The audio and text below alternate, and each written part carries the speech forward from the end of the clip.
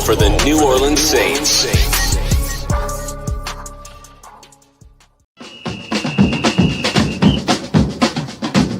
Who that say they gonna beat them Saints? Who that?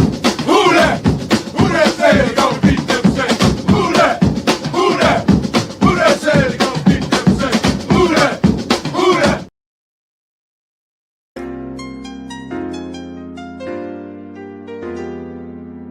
Yeah. Like Vincent, I'm a who that. I'm a who that. Long as I'm living, I'm a who that. Lose or winning, I'm a who that. Sports Coma, yeah, this is where we do that. Where we do that. Where we do that. Where we do that. Where we do that. Where we do that. Boogie like Vincent, I'm a who that. I'm a who that. Sports Coma, this is where we do that. Where we do that. Welcome, welcome, welcome. Somebody please better help. Running this thing like Elf. Thank God every day I'm not a felt. Go to YouTube Live with Big Q and the guys. If you ain't ride or die, the bandwagon get flipped. Been marching in, that was way for the ring. I was yelling out your shame for the championship. Bucking on town, duck down. Falcons, pluck, get shut down. Panthers ain't much touchdown. The vision really belong to us now. So much hate on the Saints, you could probably tell. Ever since Bounty Gate hit the NFL, when things seem fishy and you probably smell the crooked referees on Roger Goodell. Yeah, probably like this and I'm a who that. Every day I'm living, I'm a who that. Lose or winning, I'm a who that. It's the Sports Coma, this is where we do that. Where we do that, where we do that, where we do that, where we do that, where we do that. Boogie like this and I'm a who that. It's the Sports Coma, this is where we do that. You're listening to the Sports Coma with Big Q and the guys on the PRO Media Network.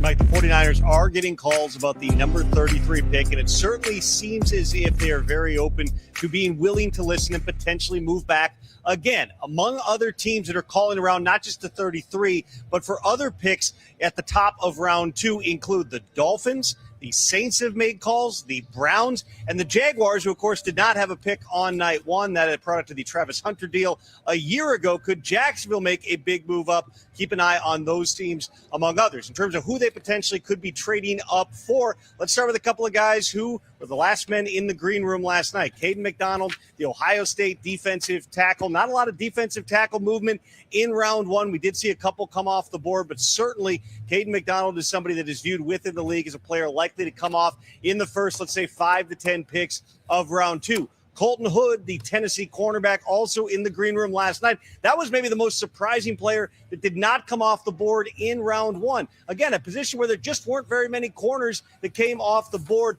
Hood is a potential target as high as number 33. His college teammate, Jermod McCoy, a top 10 talent who did not go in round 1 because of concerns about his knee. People within the league, executives I've spoken to, do anticipate we hear McCoy's name called at some point today, even with those medical concerns. He is a good enough player that somebody is going to be willing to have the risk tolerance meet the value as high as round 2 in this draft. Denzel Boston, Washington wide receiver, another potential move up target. And, of course, you've got the quarterbacks. That's always a target as we get through the rest of this rounds in this draft. Carson Beck, Mike, is the next quarterback for a lot of people. Would not be surprised, by the way, if the Steelers make a move up at some point today, maybe even up at the top. All right, that's some of it right there. Shout out to the fam. Appreciate y'all for being in the stream, please. Know that I appreciate you guys for being in the live, man. As always, as the San Francisco 49ers fire off day 2, rounds 2 and 3 by picking up Deshaun Striblin, the fantastic wide receiver out of the University of Mississippi.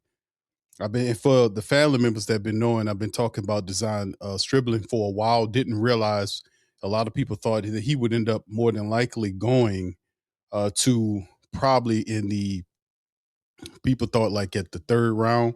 He goes at the top of the 2nd round pick. So these picks are going to roll. We know Arizona's picks in. We know the Saints are going to be vastly coming up here as well. So shout out to the fan. Appreciate y'all for being in the live. Do me a service. Hit the like button. Hit the subscribe button. By all means, feel free to share the show on your social media feed. Big Q in here representing the mighty Who Dat Nation on this episode of the Coma, man. So much love, and much love again. Appreciate you guys. Shout out to FanDuel, the official sponsor of the show. We in this thing as well, representing. And like I said, Striblin's the first guy to go down. We still know that the Saints have several different needs that they have to kind of fixate on. As we know, we'll see what it takes with the Saints. We know Jordan Tyson was originally the first pick of the 2026 class, 8 overall. Yesterday they took Jordan Tyson to pair with Chris Olave. It actually makes them have a really nice looking offensive unit. And like I said, it's a piece that's still 2 more days worth of NFL action left for things to work out. So Chase Basantis is the next selection for the Arizona Cardinals. They got one of the better interior men. That's interesting. Chase Basantis, the offensive guard from Texas A&M, he goes to the Cardinals as the Bills are now on the clock. And Basantis, that's interesting because they still got quite the bevy of offensive line talent that's available. We know Basantis would have hit, but there's still Emmanuel Pregnon. A lot of people thought he was better than Chase Basantis. He's still available if we need some guard help as well. So we'll see. We're going to get a really good player here at the pick, man. So shout out to you guys and appreciate you for being in the stream. Let me hit this draft board. I mean, it's not draft board, but the poll for the family members who haven't yet voted. There is a poll question in the chat on this side of things for the family members. If you guys would be so kind to go in there and get your vote in, that'll be appreciated. The question is, which spots should the Saints draft in rounds 2 and 3 tonight? Defensive end, defensive line, cornerback, safety, and linebacker. Those are the 4 selections. According to the poll right now, 44% of the pollers says defensive end should be the pick, while 42% says cornerback, safety should be the pick for the Saints. So we got kind of a battle. Now defensive end is kind of pulling away. It's 45% to 41%. Defensive line, meaning interior defensive line, is 11%, and linebacker is 4%. So if you hadn't got that, your call in there, please feel free to jump in there and get your vote in. All right. So anyway, with that being said, I want to start off the broadcast with that because we just known, that the New Orleans Saints, man, were a team that's obviously, looking to kind of fulfill some needs. We still got some needs left to go here. So let me hit the chatter for the fam. I appreciate y'all for being in this thing as well. Much love to the fam. Thank you, Mark. Mark, the one for the super chat, man. Safety Emmanuel McNeil Warren, cornerback Keontae Scott, or nickelback D'Angelo Pounds. Thank you, brother, for that super chat. Appreciate you. I want to say thank you very much. Picking me up, bringing me back to this world. That's actually pretty good calls too, Mark. Thank you, man. That's pretty good calls. And we'll see how it all is. We know the Bills are up on that clock next. We'll see how it all goes. But, man, I could tell you, man, it's going to be an interesting night. So y'all guys lock in, man, tonight, and we'll go from there. Thank you, Mark. Once again, appreciate you. Those are good selections, by the way. Those are really good selections, to be honest with you, there. Now, I personally, and I know the family members want to see some defensive line help. There are a couple of guys that's going to be up there. There's going to be a good player for the Saints to grab at, family, coming up, in their next pick, which is at pick 10, which if we scroll on here, you can see right here, the Saints are the Bills. Let's see, Bills, Raiders, Giants, Texans, Browns, Chiefs, Bengals, and the Saints at 42. So pick 42, which is the 42nd overall pick in the draft. The Saints, you can see their needs: wide receiver, edge, cornerback. So if we following with the established thought processes on what the player should be, they're saying the edge. I know a lot of the family members say it's either going to be defensive end or defensive back. Is what a lot of the family members thinking at pick 42. But like I said, we're going to see exactly how that rolls, fam. But we still got quite a couple of few people. We know T.J. Parker is off the board as well. T.J. Parker, the fantastic defensive end from Clemson, is off the board. The Buffalo Bills got him. So to open up the second round, Dejon Stribling from Mississippi. I'm surprised by that because I thought a lot of people didn't have design that high. I thought, even though I've been mocking him and telling family members, this dude is got speed, he got size, he a ball. I mean, the guy can ball. I just didn't know people seen him that high. They got him over, some other wide receivers that I thought, wow, hey man, some of these other wide receivers can go ahead of him. Denzel Boston, Zachariah Branch, Malachi Fields, Ted Hurst. I thought some of them guys were Chris Bell. Deion Burks, a few guys like that. Those guys might go ahead of him. But Dejon Stribling is, stepping up and stepping out. He's going to the 49ers. We see that. Chase Basantis is to the Cardinals. They need some help there. They pick up, Love. And then they had some interior help right here. T.J. Parker, the defensive end, he's headed out to Buffalo to help them out. And the Texans are currently on the clock. Texans drafted an offensive lineman last night. The other needs a defensive line, linebacker, cornerback, and edge, according to NFL Network. Then Giants, then Raiders, then Browns, then Chiefs, then Bengals, then Saints. So as you can see right here, the Texans is the pick is in. Giants are currently on the clock. But man, listen, like I said, there's a bunch of people that's still available right here. These are good players nonetheless. We'll see how it all twists and turns. But for the Saints, in terms of defensive players, there's Jamad McCoy sitting there. I don't think McCoy makes it to us. We'll see who what the rest of these teams are picking at, and see what the Giants are going to do. I know the Giants need some cornerback help as well. The Raiders, also the Browns need everything. The Chiefs could definitely use another cornerback. They're positioned there to take. They moved up to get our guy, Masur Delane. Could they then have the added benefit of Jermad McCoy falling to him? That would be crazy work. But Emmanuel McNeil Warren's another really good, solid defensive player out of Toledo. Avion Terrell, who is the brother of A.J. Terrell for the Atlanta Falcons, their cornerback. He's a bit undersized, but a ball player.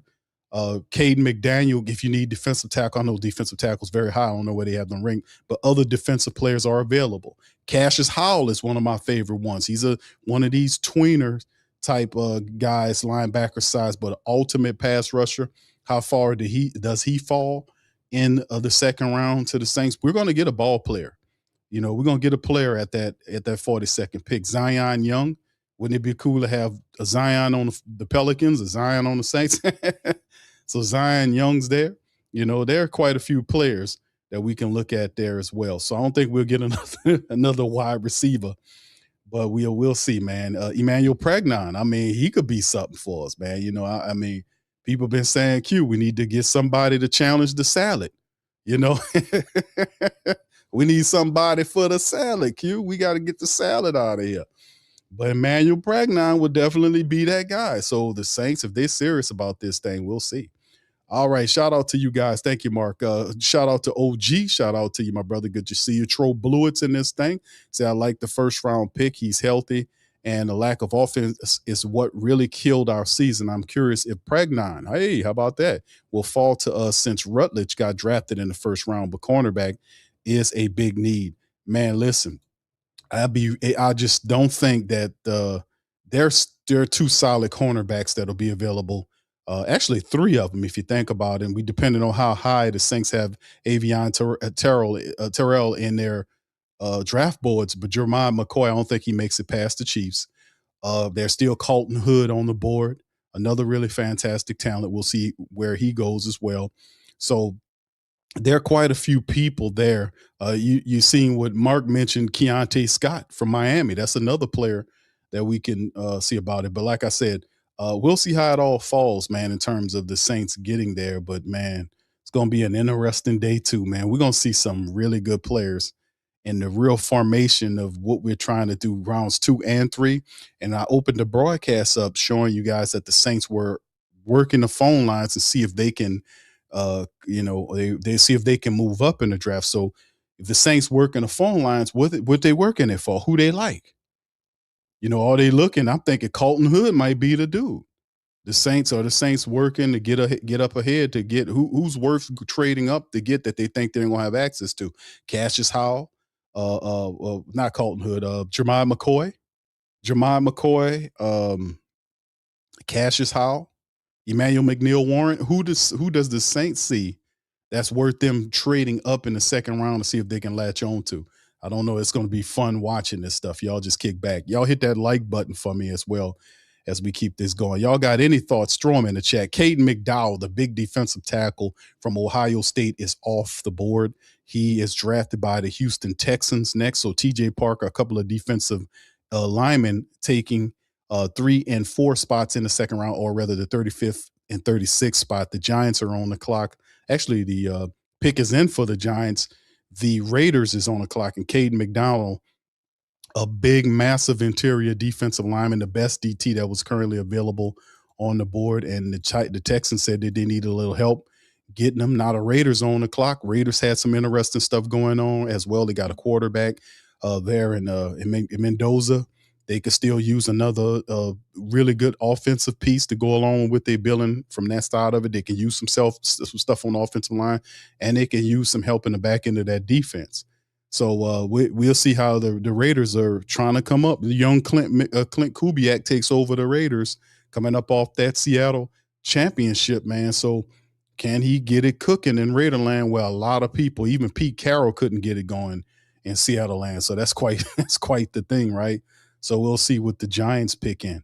We still have about 4 picks until the Raiders are on the clock, 5 picks before we get to us. Raiders, Browns, Chiefs, Bengals, Giants. Saints still looking for help. We got the wide receiver, perhaps an edge rusher is coming up soon.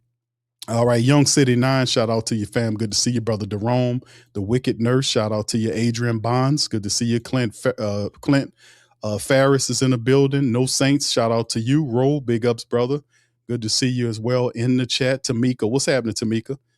Much love. Brother Byron's in this thing as well. Brother Gundam, shout out to you, my boy. Good to see you in here. Hoffa, what's up, Hoffa? Big ups to Hoffa as well. Good to see all the diehards. What's up, Sonia? Shout out to Sonia for being in the building. Thank y'all for giving y'all valuable time. I appreciate y'all, man. Hemisphere, shout out to you. Hennessy, what's up, my brother? Good to see Brother Hennessy as well. Uptown Stud in the building. Appreciate you, my friend. Brother Jack, how you doing, man? Jack Hunter is in the building as well. Much love. What's up, K-Mac?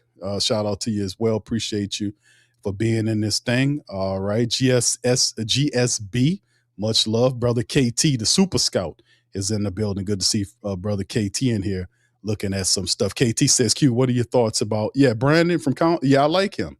I like him, man. He physical, bro. He kind of puts his hands on, to unlatch those hands at times. But I do like that cornerback, big physical cornerback. I do like him. He is one of the top 10, 15 guys that'll be taken in the second round, I believe. I think he will be definitely one of the cornerbacks that's available. I don't think there is they got a few cornerbacks that's still available on the draft boards. Currently, the best one is Jeremiah McCoy. He's gonna come off that board no later than the Chiefs. Avion from Clemson, he's up there. Jeremiah McCoy's boy, Colton Hood, is on there. He's seeing, and then you see Brandon listed as the next cornerback. Keontae Scott, D'Angelo Pounds. Pounds is undersized, but hell of a vertical.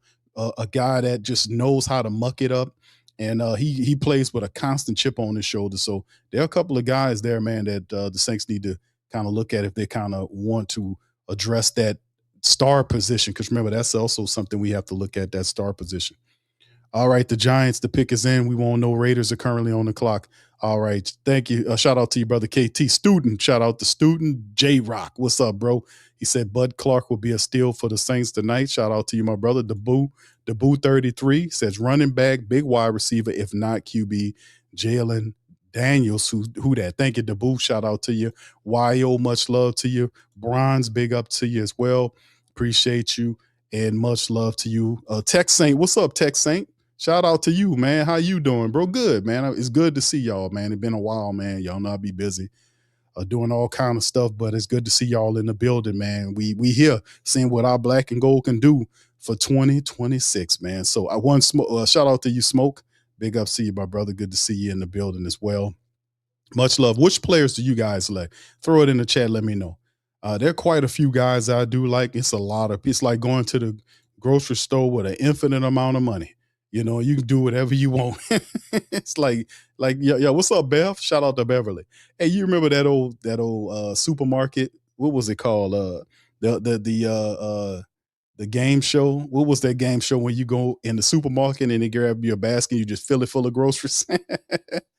That's what it is. That's what it feels like to be a Saints man, right? Or a player, a person, period, right now tonight.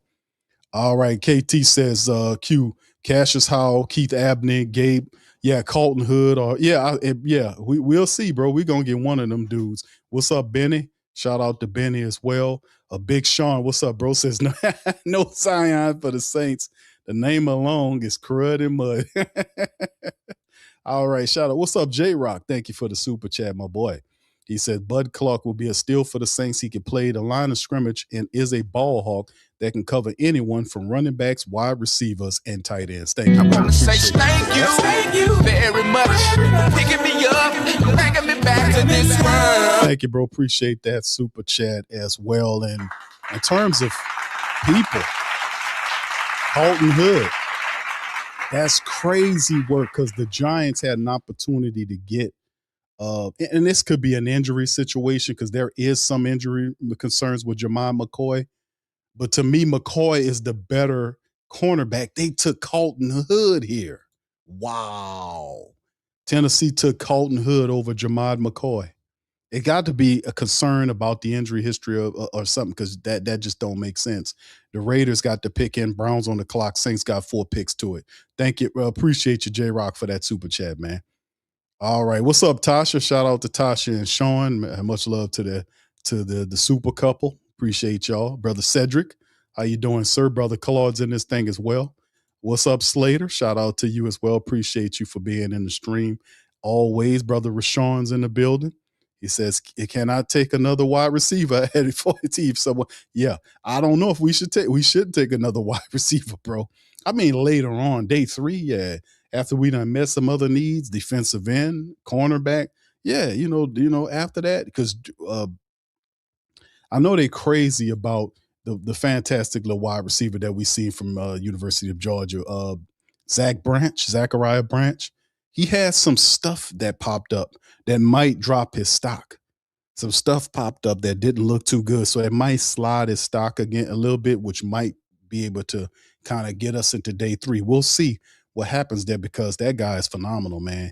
He's just a weapon of epic proportion, man. You put him in your offense, he can do everything. All right, what's up, fam? What's up, B-Lo? Shout out to you, my man. Appreciate you for being in alive as well. Much love. What's up, James? James says pregnant for the salad. That's right. We trying to get the salad. Y'all trying to get the salad out of here, man. Y'all trying to put one in the chat if you're trying to get the salad out of here, man. And Pregnine will be that guy that push him right on up out of there. Because one thing I know, that guy is a road grader from Oregon. All right, Rashawn says CJ Allen would be cool. Okay. Tim, what's up, Tim? Says Keontae Scott. What's up, Mike? Shout out to Mike Law. Who that to you, my brother? Appreciate you as well. All right, Pelicans. Nola said Hood is, to the Giants. I'm surprised by that. I thought that would be Jermon McCoy. But he will not get past them stinking Chiefs. Them Chiefs need another cornerback. They got one. I don't know if they go for another one. They may actually go for a wide receiver. The Browns might get him. The Browns can get Bengals. I think the Bengals could use him. But if Jermon McCoy falls to the Saints, that's crazy work. Tre'Dan Stukes, the safety from Arizona, is the pick for at 38 for the Raiders. So they go with Tre'Dan Stukes. Then that's the Arizona safety. So the Chiefs are on the clock. I mean, and the Browns got their pick in. So the Browns rolling on down. We'll see what their selection is. So Tre'Dan Stukes, I didn't see that either. I didn't know Stukes was going to go that high. They kind of jumping all over the board. And this is when you kind of see the differentials in how teams scout and see these players, family. That's when you see the change up, because Emmanuel McNeil-Warren, in my opinion, probably would have been is the top safety that's still on the board, but they went with Stukes. Stukes is a good cornerback. I mean, a good safety, rather. I ain't mad at that. But AJ Halsey from LSU, he's still there. I don't think I like Stukes. I think those guys are better. But like I said, it's what it is. All right. What's up, Demi? Shout out to Demi. Much love to you. Thank you for your participation and that's right. Thank y'all. Thank you, Demi, for getting them to promote them to throw the thumbs up. Y'all hit that like button. And if you're not a sub up, man, we're looking to push to that 15,000 mark. What's up, brother DeWright? How you doing, sir? Good to see you, my boy. Hope everything is blessed with you, my friend, and everybody out there, man. Hope y'all doing tremendous. JT, what's up, brother? Good to see you in the chat as well. Much love. All right, good. All the Who Dats is in here, man. Yeah, they call them ones. All them damn ones. Let's get the salad out of here. See, and y'all seen the interview that he did, that the salad did. The salad had the nerve to have an attitude. That dude had a nerve to I was like, man, this dude tripping. He got the nerve to have an attitude. He had the nerve to be like, man, people don't think I could do it. Bro, you got like 2 years left, bro. You got 2 years left on your contract, and now you saying this? Bro, I mean, are they studying tape, fam? Are they even studying the tape? I mean, is the guy obviously the man not looking at the tape? I don't know how he looking at tape. He looking at everybody blame. Look what the center did. He totally whiffed on that block. Look at me. I do what I was supposed to do. No, brother. Nobody. What's up, Robert? I think all of what's up, brother Ernst? Much love, fam. Good to see you in the chat as well. All right, yeah, all the ones, man. The ones is out saying, man, let's get the salad on up out of here. People not playing with you, man. They have identified the salad as the number one weakness of the line. If anything is a weakness on the line, it's the damn salad. You got two bookend guys that's going to be good for you for the next 10 years. You got a left guard and David Edwards, who's a solid, one of the solid most veterans that we have. You got Eric McCoy, when healthy, is a phenomenal player, and then you have the salad. The salad is he's a weak guy. He's one of these weaklings that's that's put in there. Hemisphere says, Q, I hate to sound mean, but the Saints have been known taking chances on injured players. Like yesterday's pick is a reflection of Mickey front office taking chances on injured players. Bro, you got a point about the history of the Saints taking injured players in the draft. I can think back to Marcus Davenport and others.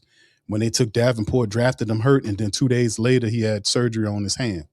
That was an ominous sign for how his career, if you won't call it that, turned out. I think he's one of the greatest bust for us in the last 10 years is Marcus Davenport taking that high, traded up to get there, and then passed up on guys. They literally passed up on Lamar Jackson. Let me remind y'all of that. Maybe I shouldn't. Well, I can now because we actually got a quarterback now. But y'all remember that. The Saints, and that was Sean Payton trading up to get to that spot. And we thought, oh, crap, they about to get Lamar Jackson. No, they went and got some unknown defensive end out of the University of Texas at San Antonio. Not even University of Texas, but the University of Texas at San Antonio, the damn Roadrunners. And let me tell you something. He did a road running job. He took that goddamn money and hit the road on you. Ain't no doubt about that. But yeah, I understand the nervousness and the apprehension of the Saints with this. Like, we felt the same thing with Brian Bresee when they drafted him. He had an injury history we was kind of feeling kind of, suspect about. There was also last year was Tyler Shuck. He had one of the most ugliest injury histories I've seen in a long time. The man was in college for 7 years, had one full season that he played, and they took him at that position. I was like, wow, they got to be kidding. Plus, he was an older guy, and it was a huge gamble. But they did what they did, and they work out. Like I said, sometimes some of them work, and sometimes they don't. That's the That's the point of the gamble. But the reality is, if you as comfortable as Mickey Loomis, you can do this. That's why you can see the difference. Like some teams, they would not gamble with that because they know that they're on the clock in terms of the ownership looking at them a certain kind of way, right? These guys aren't the same. Mickey Loomis is sitting nice and comfortable in that general manager / VP chair. He can make some of these, gambles and absorb them and then not get in trouble like a regular person would, like say what Fontenot got in trouble with in Atlanta. You see? And some of these other GMs who get kiboshed to get their job taken from them if it don't work out. The difference is Mickey Loomis, long tendered, a general manager, VP personality, very secure in the Saints organization. They won't utter a word if Mickey flames out on some of these picks, whether it's Davenport, whether it's Isaiah Foskey, the slow man, and all these other type of guys that he flame out with, you'll simply forget them. And then to a point, we as the Who Dat Nation sometimes let them get away with it too, because if you hit, we give you double the credit or triple the credit if you hit, and we kind of wash away your vices. So you can have a phenomenal draft like you did last year, but it raises the floor where you should be able to not do exactly what you did, but close to it. Because if you did what you did last year, you did your research, you know what you're looking at, you're supposed to be in a position where you emulate that to a degree. Like, you know your team, you know what you need to do. In other words, you see what I'm saying? Plus, you have all that time to scout. You have all that time to talk to people. And you can, I don't know if you can get back to that because it's a certain gamble to it. But at the same time, you got to understand, if you're the New Orleans Saints, that they have to be able to at least have a plan in place. But a lot of that is because of Mickey Loomis. Mickey Loomis can absorb all of that, that upsetness from the administrators, because they're not even looking. They just want them. They just cashing out. So they're not even paying attention. But I think that's where it starts, right there. Hold on, goddammit. Hold on, let me talk. Hold on, hold on. That's right. That's absolutely right. That's goddammit. That's spot on. He's right. He's right as rainwater. That's damn right. I make a bad bet, and I just tell you, I just say you guys aren't qualified and get away with it. How about that? And that's right. It's a joke, but he done did it. I never heard a general manager tell a support base as loyal as the Saints, when they question his decisions, they simply he says to them that they're not qualified to do. So I've never heard that before. Never heard that before, and did not get chastised for that. Never heard that before until I heard Mickey do that a couple years ago. You see, but that's Mick. The answer is, how do we get away with that? Picking injured players, Mickey Loomis. Because there's questions. You got a health staff, and it works. Sometimes it works for you, sometimes it don't. For Tyler Shuck, the first year it worked for us. We still got a lot of time. Not saying that we want anything to happen to the man, because I want Tyler to be perfectly healthy. All of our guys, from Jordan Tyson to all of these men, I want them to remain healthy and have a fantastic career with us. But we understand the risks and gambles, but a lot of times people be less likely to take those risks and gambles. Like what we just seen in this draft a few picks ago with Colton Hood. I guarantee you, they know Jermichael McCoy is better than Colton Hood, his buddy at Tennessee. But those injuries, it's the injury history of them that made them take one over the other. Because if Jermichael McCoy was not hurt, he would be a Giant right now. Or not, he's not hurt, but if he didn't have that history, you see what I'm saying? That's the problem. So that's my answer on that. All right, anyway, as we keep this thing going here, Rob, the last two picks, Denzel Boston went at 39 to the Browns as they continue to add weapons there. Very good wide receiver out of Washington. R. Thomas Mason, the defensive pass rusher for the Oklahoma Sooners, went to the Chiefs. So the Chiefs got a lockdown cornerback in Mansour Delane and our edge rusher in R. Mason Thomas. The Chiefs are serious about getting back into this thing. The Bengals, their pick is in. We'll see what it is. And the Saints are on the clock. Our black and gold is on the clock. So who's aboard right now? Let's talk about who's available for our black and gold right now. Jermod McCoy. Do the Saints pull the trigger, or rather press the button more accurately, and get Jermod McCoy? If they pass on McCoy, that lets you know there could be something wrong with McCoy, or, in terms of them feeling him getting a certain place. There's also Zion Young. For my edge rusher guys out there who want to see an edge rusher, Zion Young, 6'6", 250 pounds. He's there from Missouri. You got Gabe Jacobs from Illinois is available. He's a really good one, Illinois pass rusher. He's on the board. There's Danny Dennis Sutton that's available. There's Derek Moore from Michigan. Both the Michigan defensive ends are available. I don't think the Saints reach at none of them.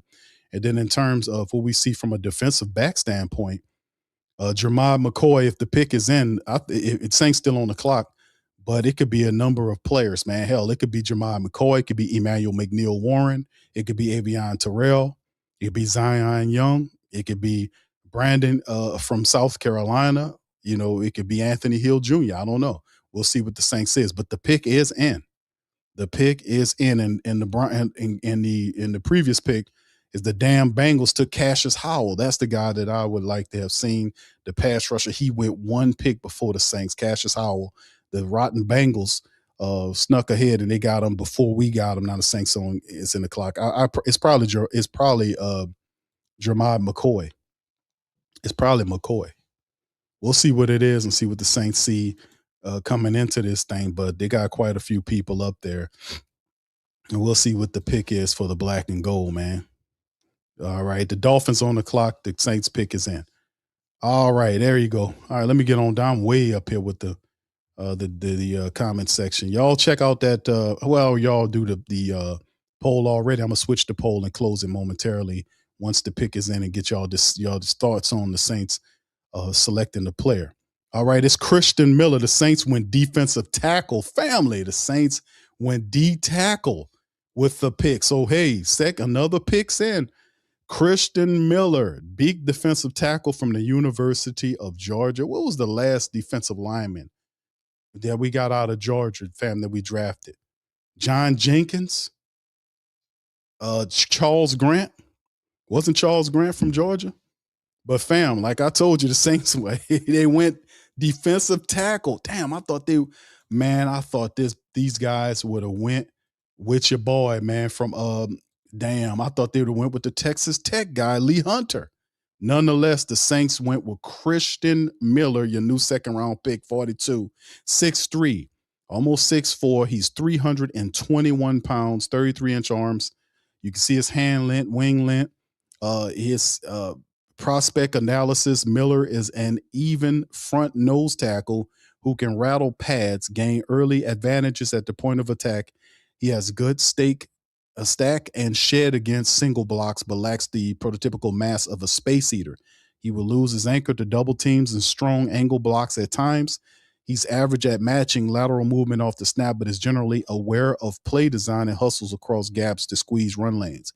He'll continue to bulk up and should become a good starter who is more consistent than dominant along the interior line. I've been questioning and telling family members about the Saints. And I said, fam, listen, I've been warning people about the Saints interior defensive line position for the longest. That's like, fam, that Saints defensive interior line. I was telling fam, hey, fam, listen, we have two defensive linemen that are on 1-year contracts. Divine Gacho looked horrible last year. Nate Shepard did well. Both of those guys on 1-year deals. After this is over with, Christian Boyd's in the last year of his deal. We signed John Ridgway to a 2-year deal. You have we have other defensive tackle who just signed. His name escapes me right now. I'm thinking of some other guy, but who y'all know what I'm talking about, who just got his option right here. So, but the reality of the situation is the Saints felt this is a need to address it damn near at the top of the second round with Christian Miller. Wow. Let me give y'all this game too. Let me share this one with y'all too. Christian Miller, Saints feeling good. 6'4", 321-pound Georgia, plays with power and strength as a run defender at the point of attack, shows good balance and core strength, allowing them to stay square, control blocks, heavy hands, but is more effective working vertically and pushing the pocket than when attacking the angles. On film, he shows the footwork and skill to work off stunts and twists, though he has the tools to be disruptive. It could play more violently, specifically against double teams. His pro comp is Kenny Clark, which actually is pretty good. So, I mean, Kenny Clark is a solid defensive lineman and been one for a while. And look, they got the little draft profile here. Let me see if I can get it to play. But nah, it's not working. But anyway, the reality is how the situation is. Uh, the Saints used the second round pick on a D tackle. Wow, that's something else. How y'all feel about this pick? No edge rusher. The Saints just go with a defensive tackle. What y'all think about this pick? This was a surprise. I guess it wasn't a surprise, but I was warning people, that the Saints, uh, you know, from an interior defensive line standpoint, we got a lot of guys kind of shaky in there. And the Saints addressed it with the second round pick. I guess they had it as a high priority coming into the rest of the of it coming into the season. But getting him there, man, like I said, Divine Gacho and Nate Shepard, 1-year deals. Christian Boyd's on the final year of his rookie deal. We know Vernon Brockton's going to play on that edge, that left end position. Brian Brissy will play the opposite end, and you have a chunky space eater like this guy is going to be Christian Miller. So this is going to be interesting. Let me see if I can pull up some film for Christian Miller's for him online and see what I can find from him, fam. But y'all, while y'all doing that, matter of fact, before I even do that, let me close out this other poll and let me give the family members an opportunity to chime in at the poll. In other words, later on tonight, I'll open the phone lines up. What's up, 985J in the building? What's up, brother? Dr. Gregory, how you doing, sir? Big ups to you. All right, hold on, fam. Let me put this poll question.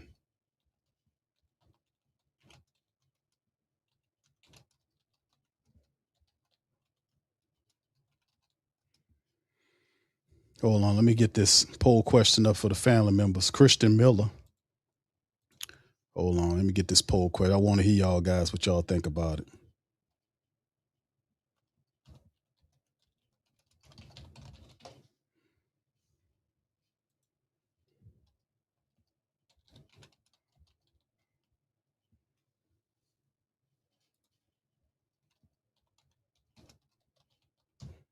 All right, let me get this up for you guys. That the poll question is up, fam. Y'all let me know what y'all think about it, man. Hit that up. He let me know if it was a good pick or a dumb pick in your estimation. I mean, y'all let me know. Put it in the comment section. I mean, actually hit the poll with it. This is interesting. Saints pick up an interior defensive lineman with this selection, man. This is most certainly an interesting pickup or a call for the Saints to land a 320 plus pound, 6'4" defensive tackle out of University of Georgia. Wow. Then Jacob Rodriguez, the linebacker, follows up at the next position behind Saints. So Jacob Rodriguez, another fantastic linebacker, very productive for Texas Tech, goes to Miami. That's a solid pick. Lions got the pick in. Ravens on the clock as well. So we got a few more picks after that. The Saints done with the second round unless they make a move or whatever. But the other rivals coming up, the Falcons get their first pick. The Buccaneers will be on the clock after the Ravens do.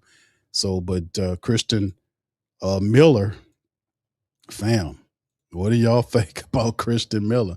The Saints throw a little curveball on the family members. Yes, indeed. The Saints throw a curveball and they pick up Christian Miller, man. All right, so we'll see. Welcome to the Saints, Mr. Christian Miller, man. I ain't mad at it, man. We can use a space eater, man. The Saints looking into the future, man. They looking into the future on this thing. They looking into the future. They looking to the future on this damn thing. All right, hold on. Let me see if I can pull up some footage of Christian Miller, man, from University of Georgia. Yeah, but I've seen film footage of this man play before. Hold on, let me see. But Marcus, hold on. Let me show y'all the pick from NFL Network, and then I'm gonna show y'all. Hold on here. This is the footage right here. Marcus Colston announced the pick for those who didn't watch NFL Network. But this is Marcus Colston announcing the 42nd pick in the 2026 NFL Draft. The New Orleans Saints select Christian Miller, D tackle, Georgia. Yeah, this is a big, powerful dude. We talked about the D tackles at the top. Now we've seen a couple of them, McDonald and now Miller, come off the board. This dude. With the 42nd pick. That boy standing up there like he about to start rapping. Look at this dude.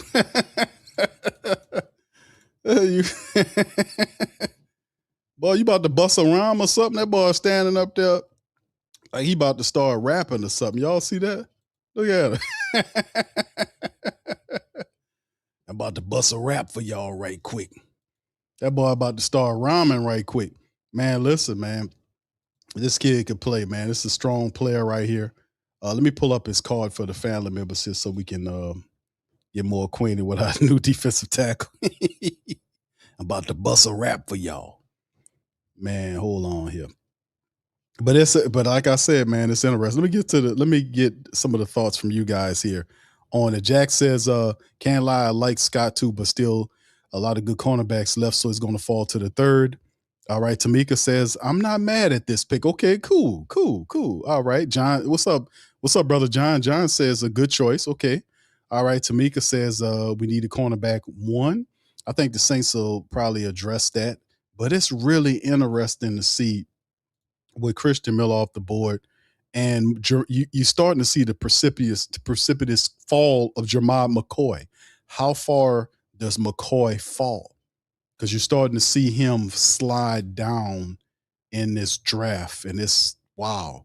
When they took Colton Hood over him, that was a surprise. But Jermod McCoy is, the best cornerback there. We know that's some injury history or something going on there. So that probably is why he's, what's going on with him. But that boy about to bust a rap. All right, Hemisphere says, Q, pull up the depth chart and look at the defensive in-depth, very thin. You talking about for the black and gold? Yes, sir. I have that always pulled up. Here we go right here for the family members so they can see firsthand. Thank you, Hemisphere. William Broughton, they got Tim listed as the left defensive end with Nate Shepard there. Keziah Izzard is a practice squad defensive lineman. The nose tackles, Divine Gacho, Christian Boyd. The new guy you drafted, Christian Miller, he will slot right in here. Brian Berse's on the opposite end position. You can see, and we run in, and this is a 3-4, but the Saints operate, and this is according to what they're showing us here, because this is set up like it's a 3-4 situation where we know the Saints don't run a 3-4, but they use more of a modified front defense. Sometimes we see them with the 4, they pretty much operate a 4-2-5. 4 down linemen, 2 linebackers, and the rest defensive backs. So that's the lineman that you're looking for. But, they could definitely use another pass rusher because you got Chris Rump there. Outside of it, the rest of these other guys are not real edge rushers. And, of course, you got Carl Granderson with the 4-2-5 front. You use Carl Granderson and Chase Young as guys there. Some of these other guys, you kick them inside. And you use them there. So we'll see what Brandon Staley's operating, what he's using. Do you have 2 of your best linebackers out there, which, currently Caden Ellis, Pete Werner, and 5 DBs, right? Which would more than likely be Kool-Aid McKinstry, Quincy Riley, whoever the third cornerback is going to be, Justin Reed, and Jonas Sanker. They got Julian Blackman moved up there, but it should be Jonas Sanker. Blackman should be his backup because it should be Jonas Sanker's job unless they talking about using Jonas as the nickel back. We don't know what the Saints thought process is on who plays the nickel position. There, I would think they would probably address that, in the next 2 rounds. We got the defensive tackle. Maybe the 3rd round pick will answer up some more opportunities. We'll see. But that's pretty much what it is right there. But the Saints operate as a 4-2-5, 4 down linemen, 2 linebackers, and the rest defensive backs. So we'll see what that looks like going forward. And we still got to ferret it out and see what it all looks like. All right, Derek Moore, the Michigan defensive lineman, I just talked about him. He goes to the Detroit Lions. How fitting. He goes from the Michigan Wolverines right to the Detroit Lions as their new second round pick edge rusher. The Ravens have the pick in. The Buccaneers are on the clock. Remember, the Bucs did get Hurricane Bane from Miami. He stays. So if they clean, they might get Jermichael McCoy. And we saying, damn. If them people get Jermichael McCoy, they'll have Hurricane Bane and Jermichael McCoy. You can't make it up. And they just sitting there waiting for shit to fall to them. Yeah, still Bill say goodbye, Divine Gacho. Yes, indeed. Alex says, hopefully we can get Dennis. Yeah, Danny Dennis Sutton. Yeah, Alex, good call on that, bro. All right. English says, I like this pick better than okay. It's the exact opposite energy. The family members feeling good about it, getting the defensive tackle in the second round. Okay, yeah, y'all. Okay. I like that. B-Lo says trade up here to get back in. I hear you. Beefed up. He says beefed on Mickey, but do we go back in on the secondary here? I mean, that's a good question. Let's take a look at your draft picks, man. Let's kind of make an educated guess right here, because what you have remaining, you got the third pick, the third, 2 4s, 2 5s, and the 6. You can kind of package a couple of those picks and slide back up into the tail end of the second round and end up getting you a ball player, because they got quite a few of them that's still available there, whether it's Gerard McCoy, Avion Terrell, Brandon from South Carolina, Zion Young, if you're looking for another edge. There are quite a few people that's still available. Emmanuel Pragnon, Keontae Scott is another guy that's a bit. A.G. Halsey, if you need defensive back help. So, I mean, there are a couple of people that's still available that you can slide back there. D'Angelo Pounds is another dude that we don't want to disrespect. We got to label him as well. Let's see. All right. So, anyway, the pick is in with the Ravens. Buccaneers are on the clock. All right. So there you go right there. Shout out to you guys. Let me get the other one on here. There we go. So, yeah, you could possibly do that, see what they got going on. And it ain't like the Saints are not considering. They were talking about trading up in the draft before the second round started. So we'll just be keeping an idea. Michael says Cam Jordan's coming back. Okay. All right. Okay. All right. Young City says, okay, I love it. All right. Brian says, great pick. Thank you, Brian. Shout out to you. All right. No Saint said, I think we need to stop the run. So great pick. Thank you, No Saint. Appreciate you, brother. And then Zion Young is off the board. He goes to the Baltimore Ravens. From Missouri to Baltimore, Zion Young is a Raven. And it's the crazy part about it, he's about the same size as Zion Williamson. Zion is like 6'5", 300 and something odd pounds. I don't think he's 380 like this guy. Let me see. He's 6'5" and almost 6'6", 360 pounds. So he's not as heavy as our basketball Zion, I think Zion's like 270 or something right now. Buccaneers, the pick is in. Colts on the clock. We got Colts, Falcons, Vikings, Jets, Panthers, and Packers coming up in the next 5-6 picks. We'll be looking out, see if the Saints trade up for something else. Clint says, good pick. We have rather than corner. Bobby says, I like the pick though. Bilo says, I don't have to flash it, but I don't mind that pick at all. Steve says, I like it. Thank you, Steve. Shout out to you, man. All right, Tron. What's up? Tron says, not mad, and I'll trade up and go get McCoy. How about that? I just hope McCoy is not the pick for the Tampa Bay Buccaneers, who got Hurricane Bane last night. They put together a hell of a team if that's the case. All right, what's up, Don? Don says, solid pick, true nose tackle. Thank you, Don. Smoke Dog says, but he's a Charger player. He produced well coach players. Okay, thank you for that. Kevin Nola says that is a need pick. No problem here. Indeed, bro. And a lot of people, we talking about the sexier positions, wasn't we? But I kept warning the fans, I say, fam, that an interior defensive tackle position. And remember, Mickey's philosophy is what? What is it, Mickey? Oh, hold on now. I always draft a year ahead of a need. Oh, yeah, you got damn right. Yeah. So that's Mickey's philosophy. Always draft a year ahead of a need. Hey, he likes to try to sound deep with that one. Dr. Gregory says maybe Mickey's looking serious at the DN from the Giants. Could be. There was talks about that as well. They talk about their rumblings, rather, of whether or not he will be what he is, and we'll, let me show y'all that as well, because that was something that was also mentioned by one of the insiders Jordan Schultz, he had that up. He talked about this little situation here that the Saints were in communique. The Giants have engaged in trade conversations involving defensive end Kayvon Thibodeau, and the Saints are among the teams showing interest. If a deal happens, it could be as soon as tonight. Giants have been open to listening. Well, the Giants picking up personnel and players, so it could be interesting that Kayvon Thibodeau, former LSU Tiger, could be coming to town as they pass rush role. And he's a guy that can give you some pass rush help for the black and gold. So that just give y'all a little information on that as well. If that happens, we'll see what goes on there. All right, the 46th pick is Josiah Trotter, the linebacker from Missouri. He's now a Tampa Bay Buccaneer. So the Buccaneers going defense on first and second picks that they did. They have Bain and now Trotter, going to defensive line linebacker. I guess the next pick will be a secondary. They're trying to get that defense together. The Steelers, the pick is in for the Steelers. The Falcons are on the clock as well. Let's see the Falcons. Their top need is a wide receiver. So the Falcons looking to kind of add some help at wide receiver. And the top wide receiver that's available, it depends on who they're looking at. Now, do they get a big wide receiver to go along with some of their other wide receiver talent, or do they get a little small guy? Zachariah Branch from Georgia, they're very know about him and what he can do. He's undersized, but you can use him all over the field.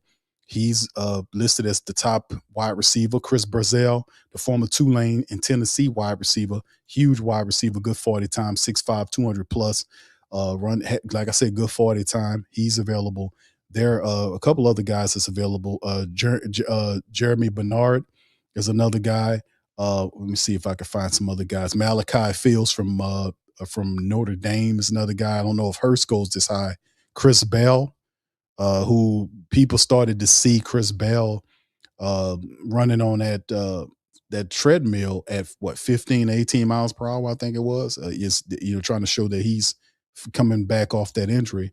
So we'll see what the Falcons do. Give us a good laugh, Falcons. Give us a good laugh. All right, Claude says, I forget the young man's name, but the rumor is the Saints have been in talks with it. Yeah, I just mentioned that. Thank you, brother. Appreciate you. All right. The Hemisphere says Christian Miller is strong, technically sound, run stuff. Yes, indeed. Yeah, and that's what you need. A guy that just plugs it up, plugs up that middle for you. And remember, for a long time, we were dealing with tweener type defensive tackles. We were kind of hesitant to get like a bona fide nose tackle that can really just stink it up and clog the middle up. Not no more. Brandon Staley, we seen Kellen Moore get an offensive player that he wanted in Jordan Tyson for that offense. That was big yesterday. And now we get a nose tackle to clog up the interior to stop the run. That's big because we need to keep them people off our guys. The Pittsburgh Steelers take Jeremy Bernard. Just talked about him out of University of Alabama. He's headed to Steel Country with the Steelers. 6'1", almost over 6'1", 200 plus pounds. Versatile wideout with ascending production over the last 3 years. Good size, accelerates to top speed quickly. Smooth route runner, well disguised breaks, clean footwork, getting in and out. Can line up outside in a slot and is capable of running a full route tree across 3 levels. Impressive run after the catch ability. He's really good in space if you watch the tape on this guy. Second gear as a field stretcher is fairly ordinary. Don't see that. He got speed, fast speed on tape when I see him. Doesn't always play to his size when it's time to compete for a catch. Bernard projects as an above average wide receiver too. He's going to definitely help the Steelers, man, get more explosive with their game. The Falcons is on the clock, followed by the Vikings, Jets, Panthers, Packers, Colts, Eagles, Chargers, Jags. As of right now, the Saints are waiting for their 3rd round pick. And that's where we are right now. And like I said, their pick was Christian Miller out of University of Georgia.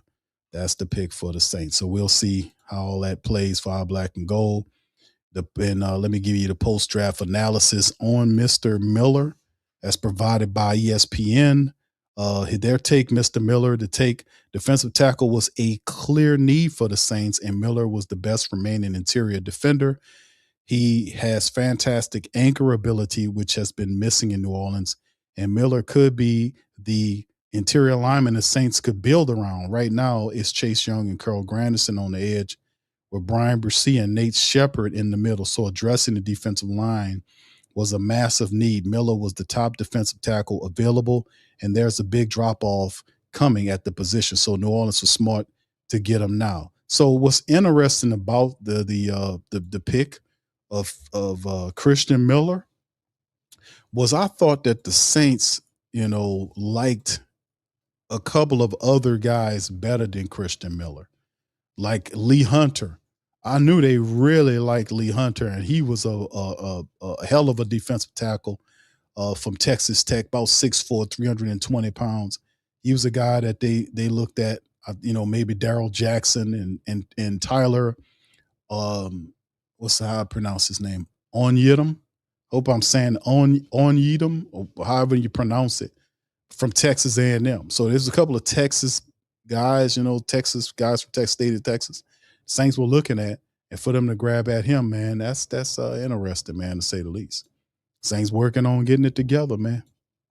Getting it together, baby. All right. Anyway, let's keep it moving. The Falcons still on the clock. They haven't made this suggestion. They're always confused. All right. Yeah. And Tron said that boy a dog. Okay. Yeah, he's a Georgia Bulldog. And he a dog. Yeah, double dog. Young City says good pick. John says good pick. YO says, I don't know, but chat says yes. Yes, chat likes him. Let me look at the poll. There's the poll question up right now. Let me see what the poll says about it. Wow. Boy, y'all are real generous on this one, man. Wow. I said, what's the poll right now, man? Thoughts on second round pick, defensive tackle, Christian Miller. Good pick, dumb pick. 90%. And it's all over 130 people polled. 90% of the family members saying good pick, just 10% saying dumb pick. So this is an overwhelming blowout in terms of the family members showing Christian Miller major love. So hey, about that, let's get a clap for that. We can get a clap for that, can't we? I don't think they get mad at me for giving a clap for that. All right. Anyway, shout out to y'all. JT says, Q, why the front office uniform is always clean and the back is always dirty? Explain. The front of Ruiz is okay. Ruiz is why is the front clean and the back always dirty? Because they pushing him on his ass. That's what it. But the front got to be dirty too a little bit. They got handprints around the chest area because that's where they push him over. Fold them like a cheap tent. So they got a little smudge up here around his side of things when they got to push him over. All right. Anyway, shout out to you, JT. Much love, man.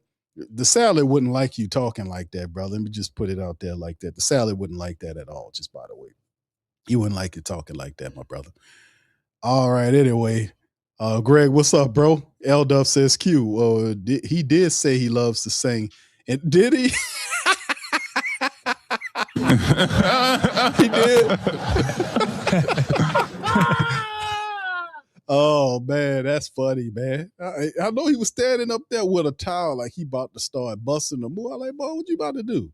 You about to get drafted or about to go and sing a hymn or two? What you doing? All right. Anyway, much love, fam. All right, big ups to y'all. All right, thank you, Michael, for that, man. He said he's a beast against the run. Thank you, my brother. Appreciate it. Thank you very much. Picking me up, bringing me back to this world. Thank you, bro. Appreciate it. I was looking at film of him right now. And I can't really show the stuff because they'll tag you, man. These people just be tripping. They don't want you to see shit. I'm like, damn, I was showing my people something, man. They don't want you to see nothing. That be hitting you. Oh, no, you can't throw that. Oh, my goodness. But guess what? You got to be kidding me. You got to be kidding me, man. The Atlanta Falcons drafted AJ Terrell's brother, Avion. You got to be kidding. The Falcons drafted the brother. 5'11", 100. The brother, the dude can ball. But to take him, so you're going to have two brothers playing on the same team. So he's going to second round pick, so he's going to be a starter. So that's interesting that the Falcons would actually do that. Who's the Falcons head coach again? Listen, the Falcons got a lot of stuff that they can use. I don't know if cornerback was one of the needs. Like, you knew, yeah, we definitely could use a cornerback. Well, maybe he play in the slot. Avion's a good player. He's undersized. He's a ball player. But having him and his brother on the same team, how about the Falcons, man? Keeping brother love going. All right. Okay, here we go. All right, Phil Kynes. Not really impressed with that pick, but, whatever. All right. Tron says, Q, let's get I got a couple more there, brother. I got a couple of rushes there. All right. Joshua says that's a good pick. He's going to be stout. Indeed. English says, is this a message for the sun, the possum, Yeah, maybe. Jack says Vernon Brockton is a starter. Yeah, but it can't be these older guys, right? And that'll be interesting how the Saints defense looks, right? Going into it with the full, with 4-2-5 look, you're gonna have one of them. It's gonna be Brian Bresee. One of them gonna be Brian Bresee, interiorly speaking. The other one should be Vernon Brockton, Chase, Granderson. Up front, the 2 linebackers, 5 DBs. Now, this could throw things off, fam. Now this is a caveat I've been kind of telling people about outside of the Saints having an issue with the defensive tackle prior to the pick, leading up to the draft, is did the Saints already find their star position player? Did they already find them? And like I said, when I was showing people in weeks leading up into the draft, the unofficial depth chart showing people that shouldn't be in the slot, but they're there. Like, what do you guys know? Like at the nickel position, Jordan Howden, who usually plays safety, is there. So is it the fact, and I know some of the unofficial depth chart be wrong, just throwing this out here. But did the Saints find a star already in his defense right now, and all they're going to do is just move around it? So we'll see what they do tonight, because the third pick should give us some indication. They can even go into the 4th round if they care to. We'll see. But the bottom line is this. Avion Terrell is drafted, but Jermod McCoy is still on the board.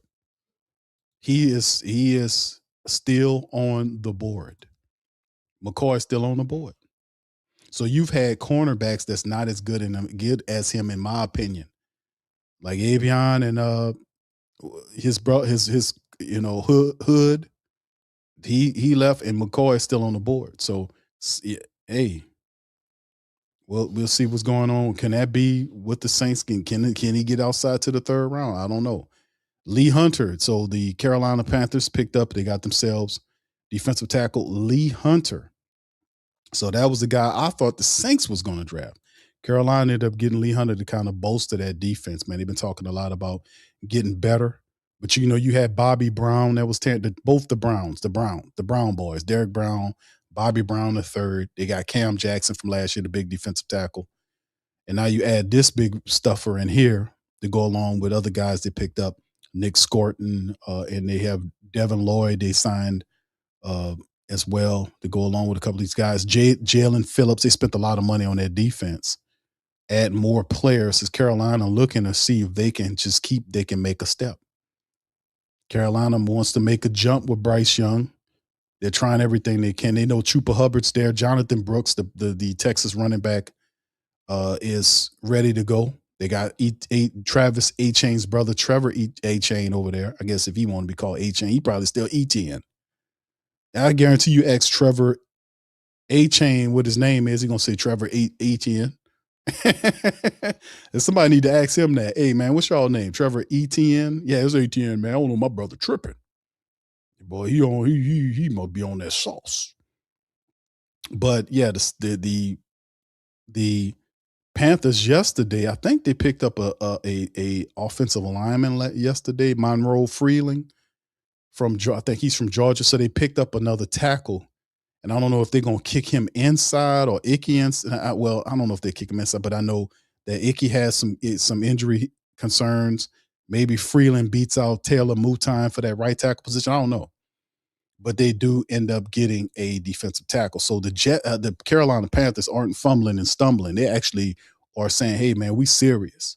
We putting together a team. And they did. That was a solid selection getting Lee Hunter out of Texas Tech.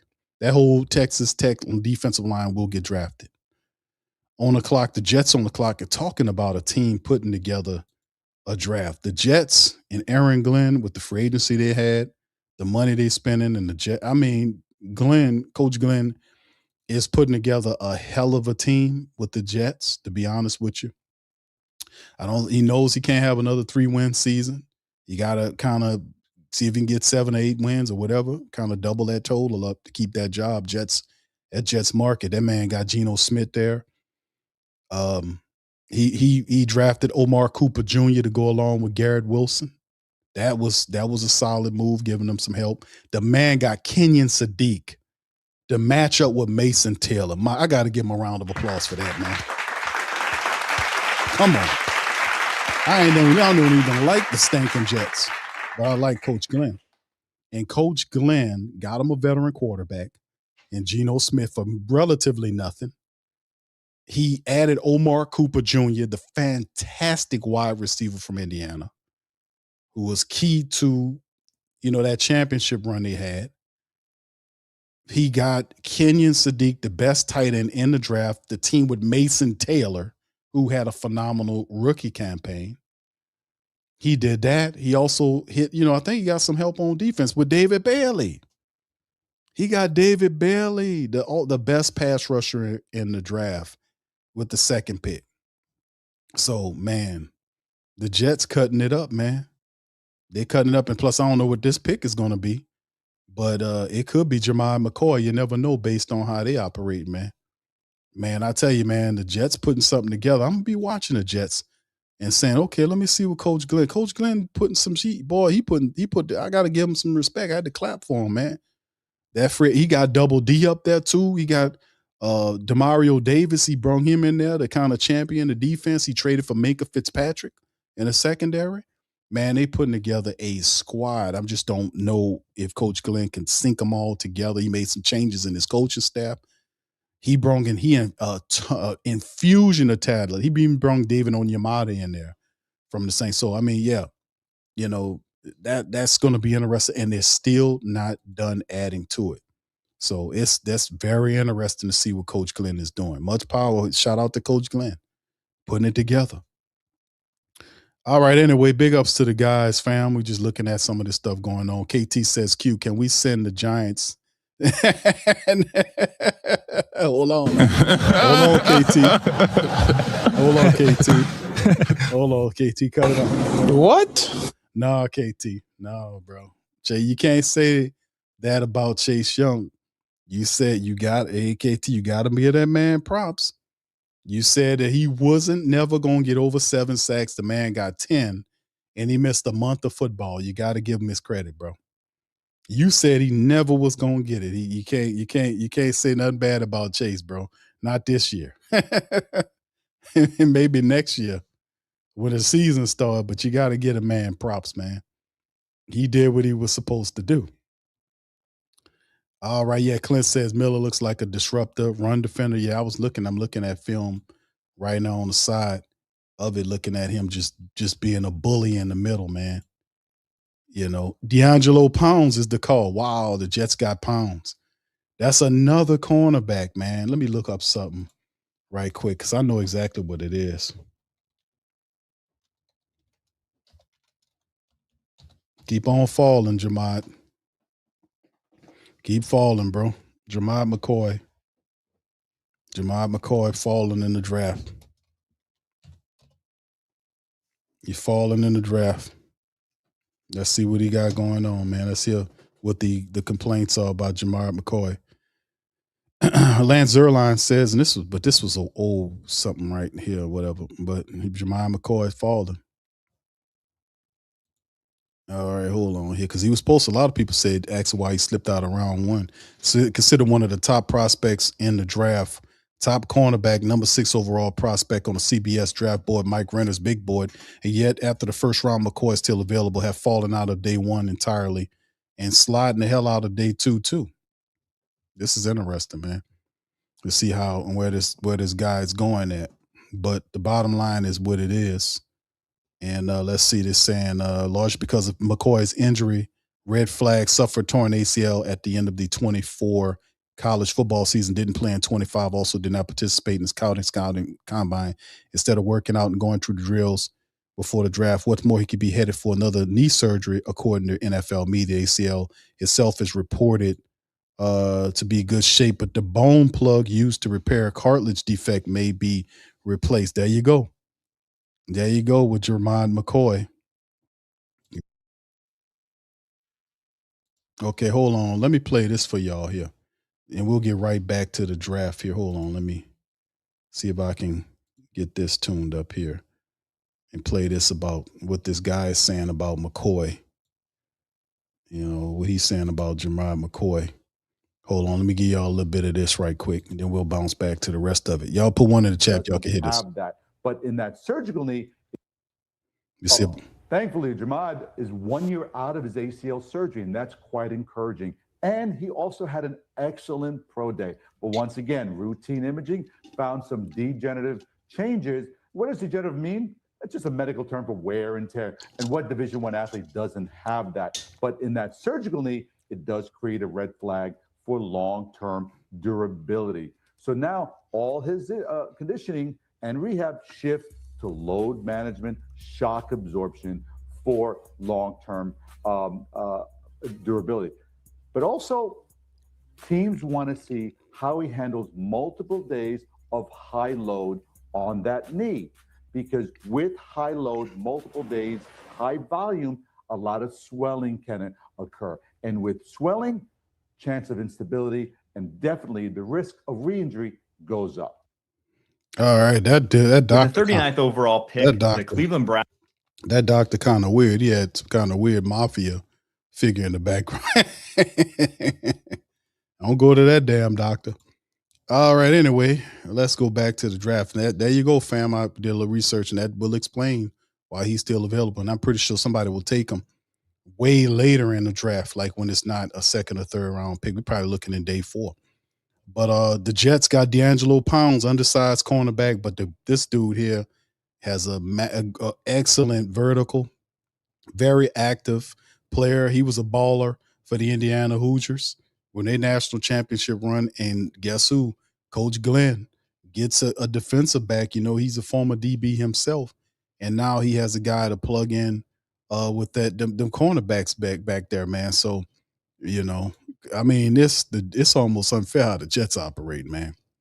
They're getting so much talent. It's ridiculous.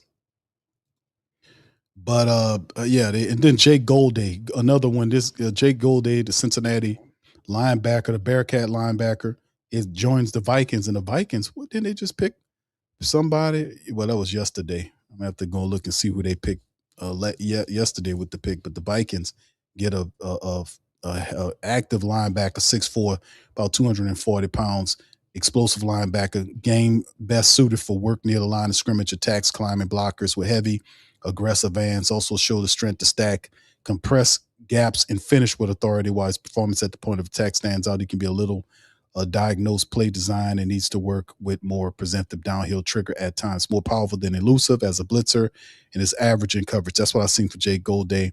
Has some limitations athletically, dropping into coverage, covering those athletic tight end, those big guys. But the guy's a solid, very solid and productive player for Cincinnati. And Golday is going to be with the Vikings. So they get a need right there. The Packers up next got a need of an edge rusher. Colts on the clock. Currently, the remaining picks for the second round: Packers, Colts, Eagles, Chargers, Jags, Bears, Niners, Texans, Bears again, Rams, Broncos, Patriots, and the Seahawks round out rounds number 2. So currently, nothing happening in terms of with the black and gold, and they just patiently waiting until the third round. All right. Belo says Bobby Brown killed Whitney, so he gets no love. I don't know if Bobby Brown.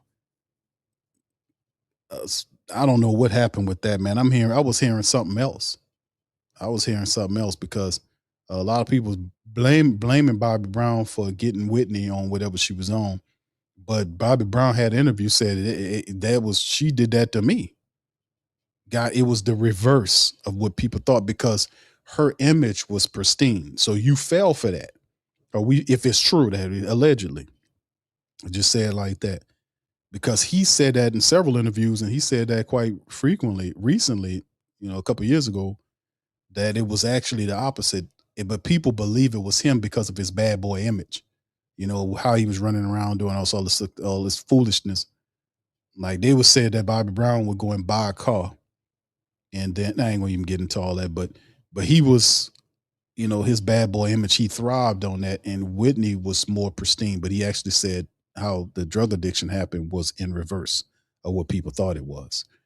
Belo says that's crazy how Terrell is good, but damn, you don't have to kill your spot with your little bro. I love mine, but good.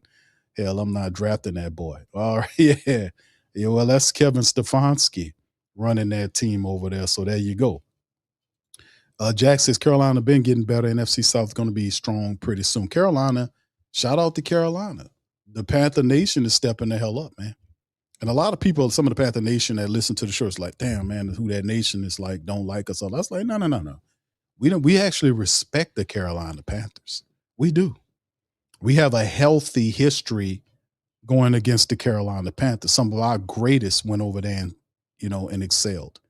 That came from New Orleans. They went over there and had great success. The great and legendary Sam Mills. They built a statue of Sam Mills in front of their stadium. That's the Dome Patrol captain. There was no Dome Patrol without Sam Mills. Jake Delhomme, who was with the Saints, went there and had a lot of success with the Carolina Panthers. Jake Delhomme. And there were others, but those two are the more legendary ones in terms of their contribution to Carolina Panther culture. So yeah, indeed. All right, yeah, but we have a healthy respect. What it do, Pippi? Shout out to Scoob. What it do? What's up, my boy? Good to see my brother Scoob in the building, man. Good to see you, bro. Hope everything's well. All right, Adrian Bond says, yes, he did. Building something special at the Jets. Yes, indeed. That's why I was like, man, been watching this Jets draft. And man, listen. And it wasn't just the draft. It was free agency. Like he had a plan. He ain't just like Geno Smith. A lot of people was talking about Geno Smith.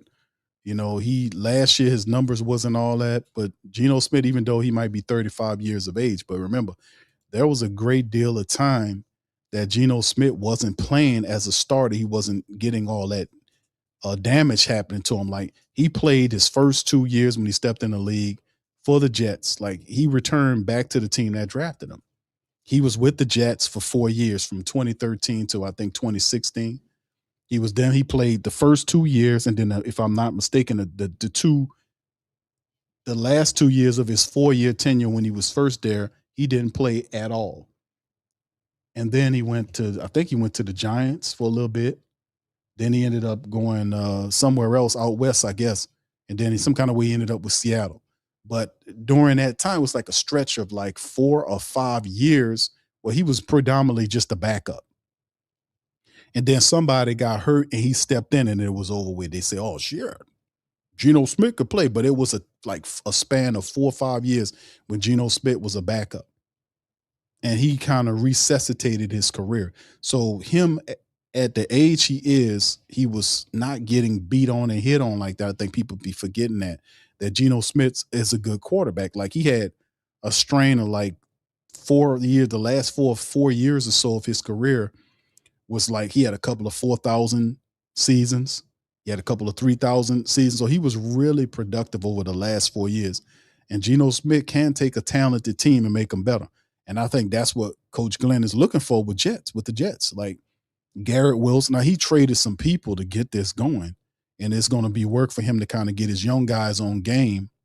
But we'll see how it all works. But that's got to give it to him, man. All right, the Packers got Brandon from South Carolina, the cornerback that KT liked. He's off the board. 5'11", almost 6 feet tall, 189. Explosive athleticism. Like I talked about him, I think he has good size, physical, gets a little handsy, but a solid cornerback for a second-round pickup for the Packers. So they adding in, getting some help there in the secondary role with him. The Eagles are on the clock. The Colts pick is in. Chargers, Jags, Bears, Niners, Texans, Bears, Rams, Broncos, Patriots, Seahawks, and then the end of round number 2 in the start of 3. So, like I said, tonight the Saints have 2 picks as it stands. Yesterday, Jordan Tyson, the phenomenal wide receiver, was the first pick. The second round pick tonight was Christian Miller, big defensive tackle out of the University of Georgia, 6'3", 320 plus pounds. Will plug in immediately at that tackle position. When you take a guy in the second round, this is a starter. This is a starter. This will be a starter. The Colts get C.J. Allen, fantastic linebacker from the University of Georgia, about 6'1", 230, sideline to sideline type player. Like, reminds me of a big safety, like a big safety. And that's like a lot of these linebackers kind of come out as they look like just big safeties. So the Colts get them a linebacker right there. The Eagles on the clock, followed by the Chargers. All right. No, the pick is in for the Eagles. The Chargers actually on the clock. But yeah, congratulations to Coach Glenn, man. What he been building up there. And that ain't easy because they haven't won anything in a while. They did that. They had all that much to do about getting Aaron Rodgers, and then he gets right. I think it was the first game. Everybody celebrating. I think it was the 1 play in or 2 plays in. He gets lost for the whole season. Y'all remember that? I was like, wow. They had to go back to Zach Wilson, who's currently on the Saints squad. That's crazy work how all this happened. But yeah, that big defensive tackle, Christian Miller, should plug in as a starter for the team, barring injury. All right. Anyway, let me hear from the fan. Who should we pick up next, fam? Who should be the next pick? Let me go ahead on and end out this poll right here because that poll has been eviscerated. The thoughts on the second round pick, Christian Miller, good pick, 89%, dumb pick, 11%. The good wins, 89% of the family members, they kicked the no people's backside. Let's just put in that poll, man. They eviscerated them. All right, so let me go and set up the next poll for the family members.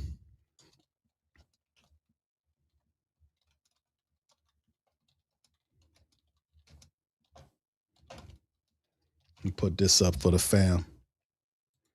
Let's see which position should we be going in the next round, fam. Let me get that up there.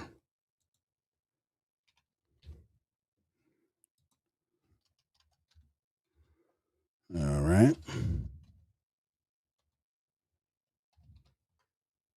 All right, the poll's up, fam. Y'all let me know what y'all think. Appreciate the voters on the poll. Got another one coming right on at you, fam. Let me know what y'all think. Who should be the next? I should be pick, but who should be next in the third round? I got cornerback, safety, defensive end, or linebacker. Please feel free to vote and do me a service by smashing upon the like button. If you had an opportunity to hit the like button, I swear you can smash it. It won't hit you back. You can also, if you're not subscribed, you can hit the subscribe button as well. And I guarantee you, just hit the subscribe button and I'll take care of the rest. I thought that was it. You know, they're selling you, you can't sleep, so you got the home shopping network on or whatever it is. Remember them old networks? You know, remember back in the day, they had the cable packages that they throw, and then they say, we got a package for you, and they give you a couple of channels you like and throw a bunch of them home shopping channels in there. You got like 20 home shopping channels on that, and then they'll tell you, hey, man, if you buy this right now, you get the Ginsu knives next, and you got a bunch of shit on that you know you don't need. But wait, there's more. If you get this right now, they got a little clock on the screen. You get this right now. Before this clock run out, you get another pair for free or half price. That's what they'll do. You get the next price for half price. Yeah, well, I can only tell you this. You know, you hit the like button or the subscribe button. I do the rest. It's free. We're throwing the subscribe button with it. You hit the like button, we'll throw the subscribe in it for free. It's a deal that can't miss, baby. Let me tell you something, the best deal in town. KT says Malik Muhammad should be the next pick. Thank you, KT. Shout out to you, my brother. I want to say thank you very much for picking me up, bringing me back to this world. Yeah, let me take a look. Yeah, because we know Jermad McCoy is not coming off that board anytime soon, bro. After reading the report, and if he does come up off the board, it won't be until like day 3. You know, and you'll get a steal there, right? But Keontae Smith, we talked about him at the cornerback position. Malik Muhammad was another guy KT's talking about. He is, a player that a lot of people don't talk about, KT. That's how I know you study film, because there's a lot of other people that has flashier games that you'll hear people talk about. Like you heard a couple of family members mention Keontae Scott, or they talked about a few other people, even Will Lee III. That I studied tape on. I like how he played. Devin Moore out of Florida was another player. So there's a couple of people that that you can look at. But Malik Muhammad out of Texas is a good call as well too, my brother. Appreciate that. All right. Boo Vadoon, what's up, bro? Says Harold Perkins. And that's another thing. Where do y'all think Harold Perkins goes here? Where does Harold Perkins go? You think the Saints will take a linebacker like Harold Perkins? Anthony Miller Jr. is looked at as being the top linebacker still available on the board. I think the most versatile linebacker you have on the board is Harold Perkins, but there's still other linebackers that some people will have ahead of him. Like I mentioned, Anthony Hill. What's the linebacker out of Alabama? I forgot the man's name, but Harold Perkins. To me is another guy. Where does Harold Perkins go, family? Where does Perkins go? Y'all let me know in the chat. What round does Perkins go? Because if the Saints drafted Harold Perkins with the 3rd round pick, he can play that star position for you. Now he's listed as a linebacker, but he's really the guy's like a DB. He's like a DB linebacker hybrid. You get what I'm saying? That type of dude. That's what Harold Perkins is to me. Watching him at LSU, DB skill set, will come up and hit, can cover linebacker. He covered tight ends. He covered wide receivers. He's special, but it's like he's a bit undersized for the position, but people have, a confusion in their head of how will we fit a guy like Harold Perkins into our system? How would you use Harold Perkins? I think Staley would know how to use him perfectly. Clint says Pregnon or Keontae Scott in the 3rd. Yes. Would not be mad at it if the Saints took an offensive guard with the 3rd round pick. Emmanuel Pregnon is still available. I don't think he makes it out of the 2nd. There's still other guys there. Jeremiah Wright, Arnaz Cooper. What was the other guy the Saints looked at? What was the dude? I can't think of the man's name, but he might be somebody further. Jeremiah Wright. Jeremiah Wright is another dude. I can't think about the other dudes, man. They got a couple of your boy from Texas A&M. Reed Adams. Ahmad or something. Ahmad Reed Adams is another dude. So they got a couple of people to my memory. Who that daddy says Q always had that hookup in the night. Okay. Shout out to you, brother. All right. Full Circle Saints podcast. What's up, brother? Said it's lots of cornerbacks left. Indeed, bro. I was looking at the a list of some of these DBs, man. There are quite a few still available that can go. Emmanuel McNeil Warren is a good DB. A lot of DBs out there, man. A lot of solid DBs still available. They're still out there, man. McNeil Warren is the top one. AJ Halsey, Jalam Kilgore. Saints scouted him and Zakee Whitley. So those are two guys the Saints looked at. We talked about Bud Clark from TCU. He's another guy. So, there are quite a few guys that's out there if you want to talk about things. Shout out to you, my brother. All right, Brian. What's up, Brian? What's happening, Brian? Good to see you, my brother. Keontae Scott is the call. Thank you, brother. Appreciate you. Thank you very much. Picking me up, bringing me back to this world. Indeed, bro.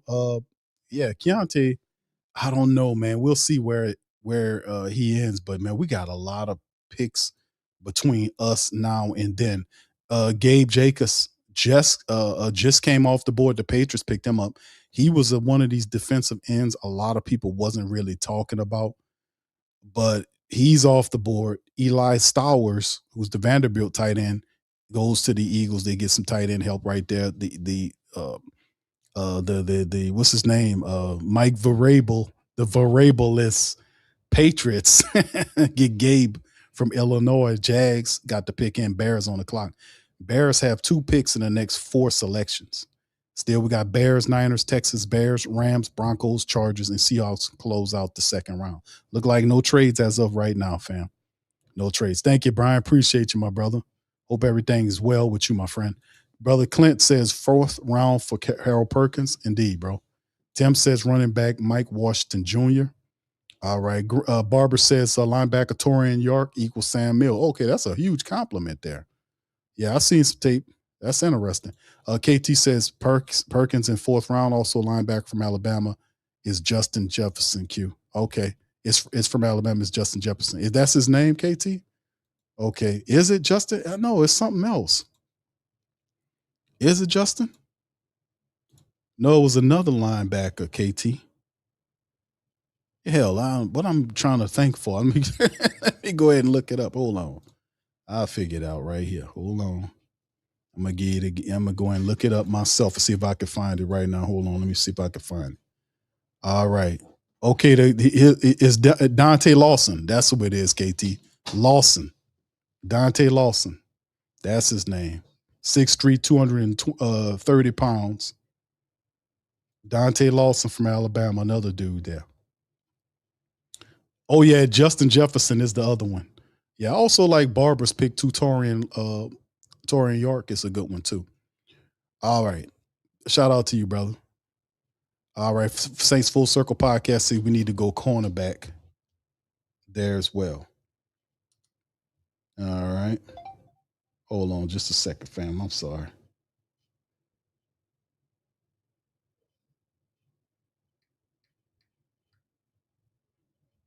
Hold on here.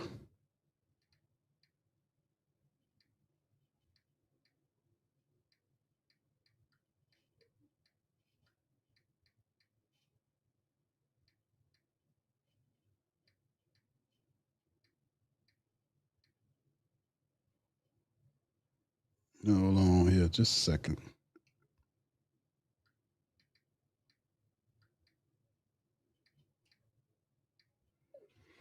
All right. Thank you, fam, for that. All right. Idris says, absolutely, Q. All right. Shout out to you, fam. Appreciate you. Cajun says, McCoy from Tennessee's out for at least 8 months. He won't play this season. Thank you, Cajun. Appreciate you, man. I just seen a report I just played by a spooky doctor who did mention that did talk about him having that issue there as well.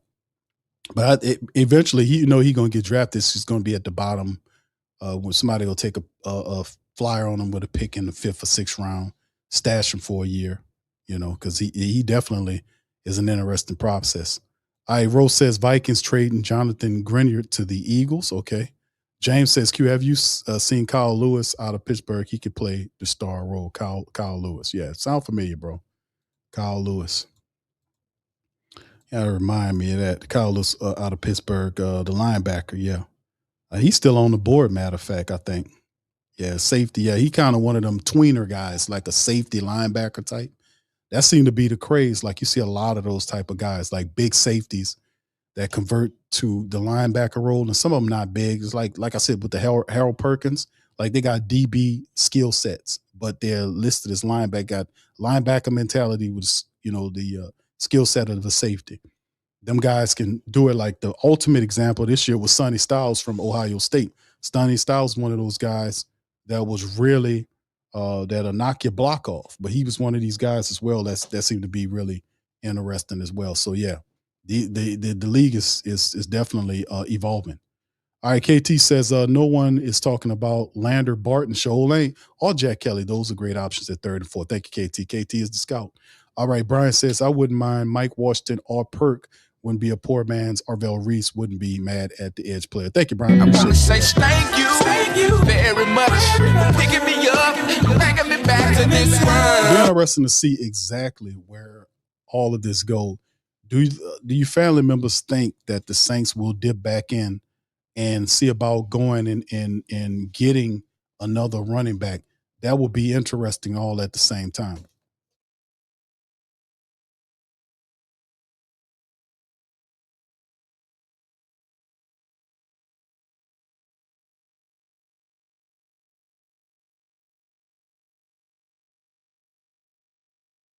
All right. Shout out to the fan. Appreciate y'all, man. All right. Appreciate that, Mike. Shout out to Brother Brian.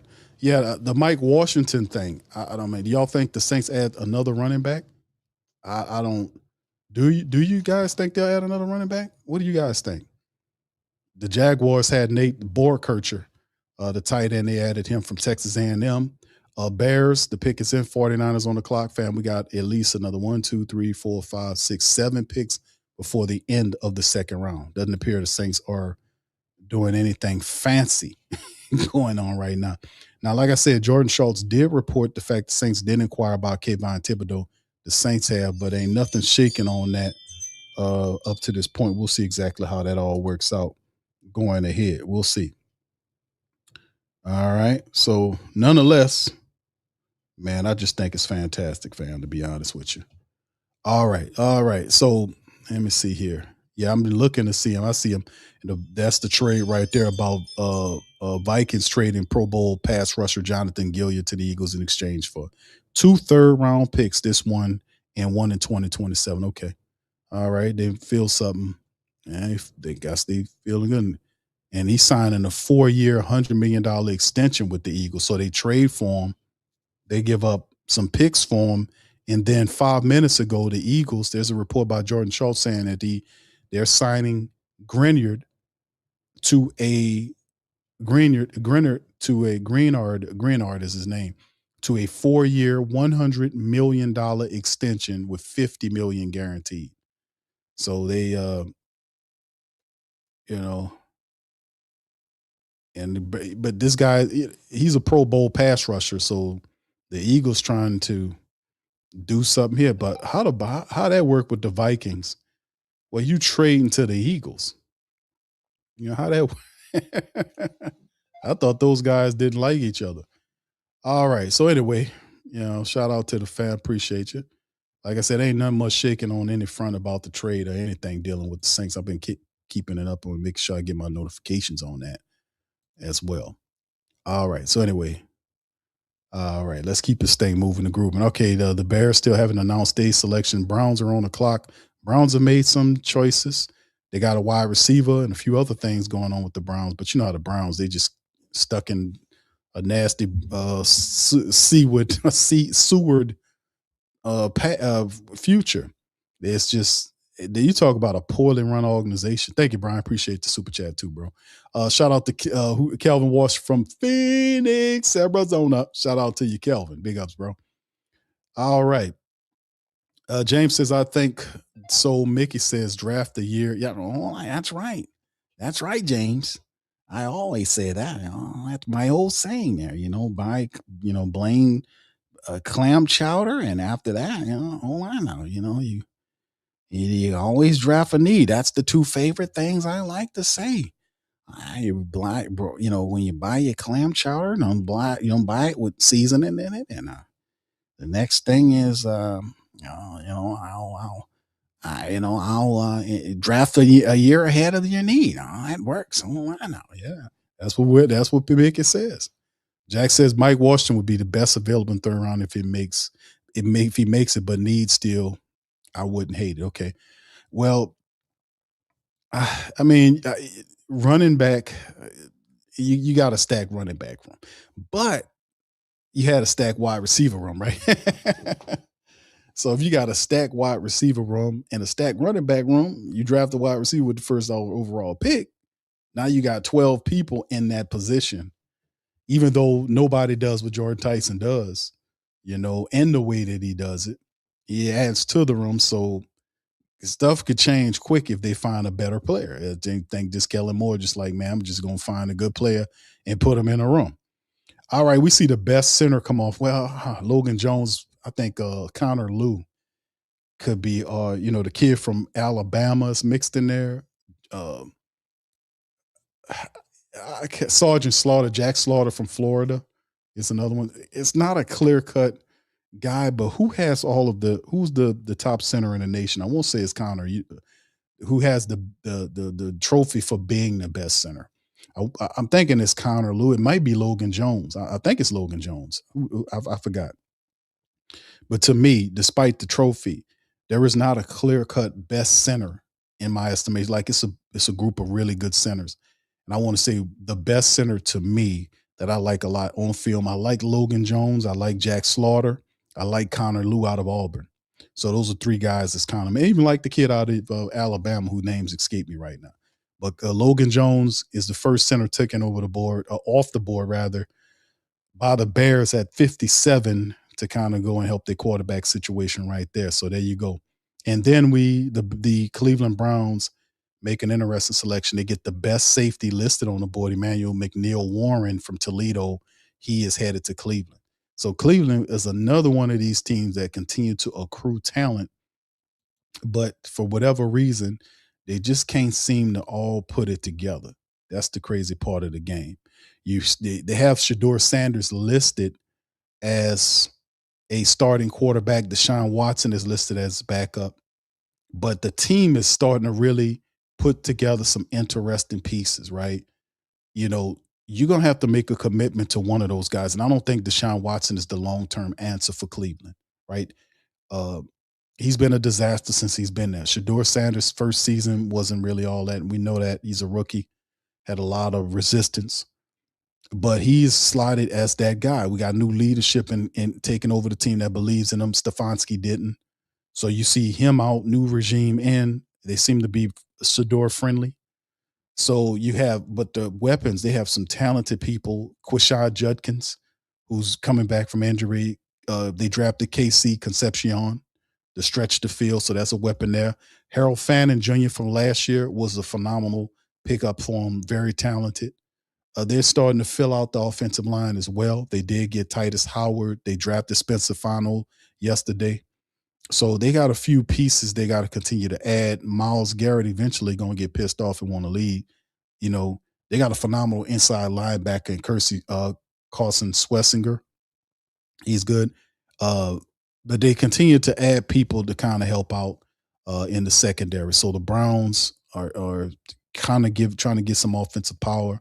They added a few pieces, and now they add to the defense and Emmanuel McNeil Warren at the safety level.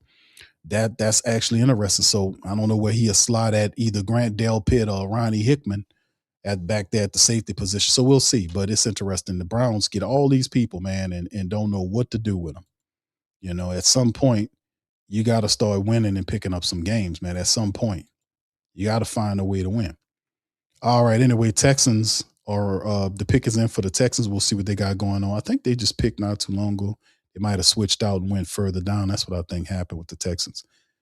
But yeah, they got the pick in. We don't know what it is yet. The Titans are on the clock here. Cam Ward could use some help on the offensive line. They do have some weapons that's still available in the offense for these people, if that's indeed the case. They still have Emmanuel Pragnon is available. Jennings Dunker is another dude there. We just seen his buddy go off the board not too long ago. So they got a few people that's there. And that's when he really started picking through the people as well. So we'll see which direction they'll decide to go in for the Titans to kind of help out the situation. Yeah, Mike Washington, I think, is listed as one of the best running backs still available. All right, KT says, Q and fam, go look up Nadam Tucker, edge rusher from Weston. I've heard of him. I don't remember me studying film on Nadam Tucker. I was, it's so many different people I was looking at, and sometimes guys get lost, in the shuffle, when we start talking about edge rushers, because you're looking at just everything. But let me see if I can pull him up and look at him right quick. Yeah, they got him buried way down there, bro. Mm-hmm. Yeah, he got him way past Patrick Payton and all these other guys. He way Jack Pyburn, our guys, way down there. Marvin Jones and Lucas. He's ahead of Max Llewellyn, according to these people on their board from Iowa. A couple of guys from Iowa getting drafted in this draft. Yeah, he's undersized, 6'2", 250, more like a tweener type. Athletic cut and has muscular build for his size. At the point of attack, he's not an overpowering force. Could develop a stronger punch. Flashes good use of hands. He's a bit inconsistent and will sometimes allow blockers into his chest. Tucker has some good tools, including a quick first step, but needs to further development from a technical standpoint, according to Scouts Inc. for KT's Nadam Tucker, senior, from birthplaces New York, New York. I'm trying to see what I can see what his statistics look like for this brother. Yeah, that's crazy work because he's literally a 1-year player. KT's guy. Look, this guy here, man, Nadam Tucker. This dude, 1 year. He spent 3 years at the University of Houston. Didn't bat a fly, but went to to Western Michigan for 1 year and had 14 and a half sacks and 65 tackles. He ain't bat a fly till he got to to Western Michigan. Damn, that's the typical 1-year player right there. Yeah, he was a firefly in that 1 year, KT.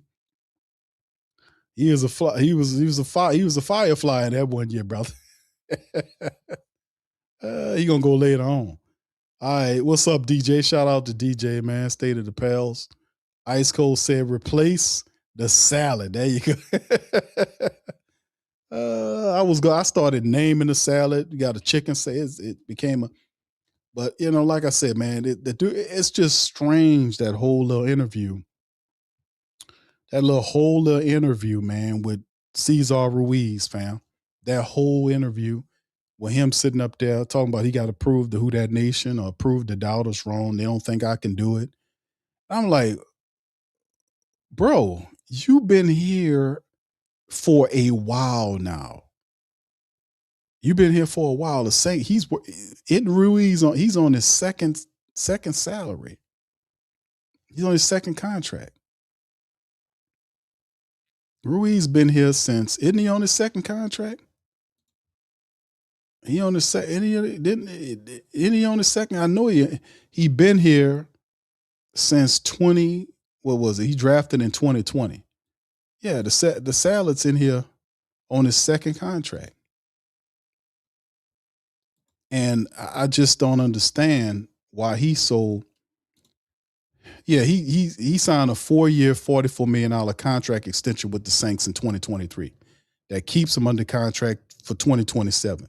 The deal included $30 million in guarantees. With a $7.5 million signing bonus, the contract has a max value of $46 million and includes significant injury guarantees. That's crazy. Saints restructured his contract in February of 2024, converting the $8 million roster bonus into a signing bonus to create $6.4 million in cap savings. 2024 cap hit approximately $4.4 million. So yeah, this dude. So basically, they're gonna probably do something similar like this for Brian Bursey, because basically what they did was with him, they declined Cesar Ruiz's 5th option and then signed him to a long-term team-friendly extension. Now they did pick up for Brian Bursey the option to pay him what, $13 million, 13 million for Brian Bursey, picking up his option. But at some point, the Saints going to work out a long-term contract with Brian Bursey between now and then. But I'm thinking it's once they get Chris Olave's deal out of the way, then that kind of creates a lane for Brian Bursey's contract. And then, of course, the picks from tonight, you see with the defensive tackle that the Saints picked up, Christian Miller, works with Brian Bursey on the inside. That'll be your interior guys. Granderson, Chase, inside Bursey. In some kind of way, you'll see Vernon Brockton fit in this. Some kind of way, seeing him fit, he'll fit some kind of way in this because his skill set where you can kick him inside or have him out extremely aggressive. So yeah, the Cesar Ruiz situation kind of was really strange because he got 2 years remaining on that contract, and now all of a sudden you saying, man, they don't think I could do it, bro. You got 2 years left. What are you talking about? What is it? But I surmise, and I'll tell you the truth. I think that Cesar Ruiz wouldn't give a damn about what the family members and supporters are saying if it wasn't for Mickey Loomis saying that Cesar Ruiz, we expect better out of him. We expect, Cesar Ruiz, we expect better out of you. Yeah, you got guys calling you the salad, and just not respectable. Well, he didn't say that last part, but he did say, I expect more out of him. Why now, goddammit? So, hey, your boss said it, but they don't think I can do it. You wouldn't care if Mickey ain't say nothing, man, because you ain't been caring. You ain't been caring. We've been saying, people been saying this for a while, man. I know I've been saying it for a long time I'm like, man, this dude need to improve. At least the last 2 or 3 years in the Patreon, I've been like pinpoint, like he always flashes negatively on tape. He's getting beat. His hand placement is poor. His leverage is poor. He leans too much. I mean, I've seen guys push Cesar Ruiz the hell down. I seen guys swim him with a simple move. I seen him get stuck on double blocks as opposed to climbing, sliding off, and going to the next level. We've seen that happen. So yes, not only the support base, but the writers are writing about him. Matter of fact, let me show you. Shit, I can say it and prove it up. It's like, this just, the Who Dat Nation don't like Cesar Ruiz. They're going to slam, bam, all this kind of stuff. No. They have writers that wrote that Cesar Ruiz was the weak link. They got people calling Cesar. They say he's the weak link of the offensive line. Y'all heard it before. Y'all read these articles. Some of that stuff I'll be showing on the show.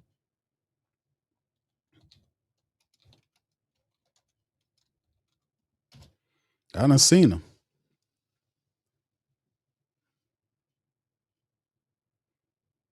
Let me see if I can pull some of these up. Here go one right here. Somebody posted from Facebook that showed that, Bob Rose. This Bob Rose's post. Yeah, brother Bob. Yeah. And let me see if I can pull Bob's stuff up here. Yeah, he talked about it. Here it is right here. Look at Bob Rose. Shout out to Bob Rose, man. Oh, hold on. I can't see it now. Now here go the post right here. Well, you can see right here, he says, lineman Cesar Ruiz continue to be a major weak link for the Saints offense. He and there's a bunch of other articles too that show you what I've been saying about Cesar Ruiz is that, man, the dude's just not very good. He's decent when he needs to be, but he's not anything close to being dominant. And that's an issue that a lot of people pinpoint. But so I was like confused, like, why is this dude all of a sudden give a damn about what people are saying about him all of a sudden? It's because Mickey Lomas. It's because Mickey Lomas. Mickey Lomas said what he said about Cesar Ruiz.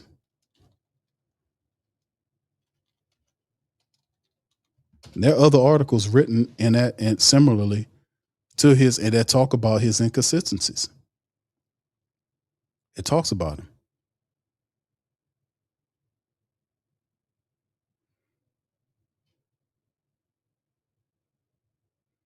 Yeah, they got stuff. Well, it was this one. I'm looking at other articles right now, fam. Pardon me.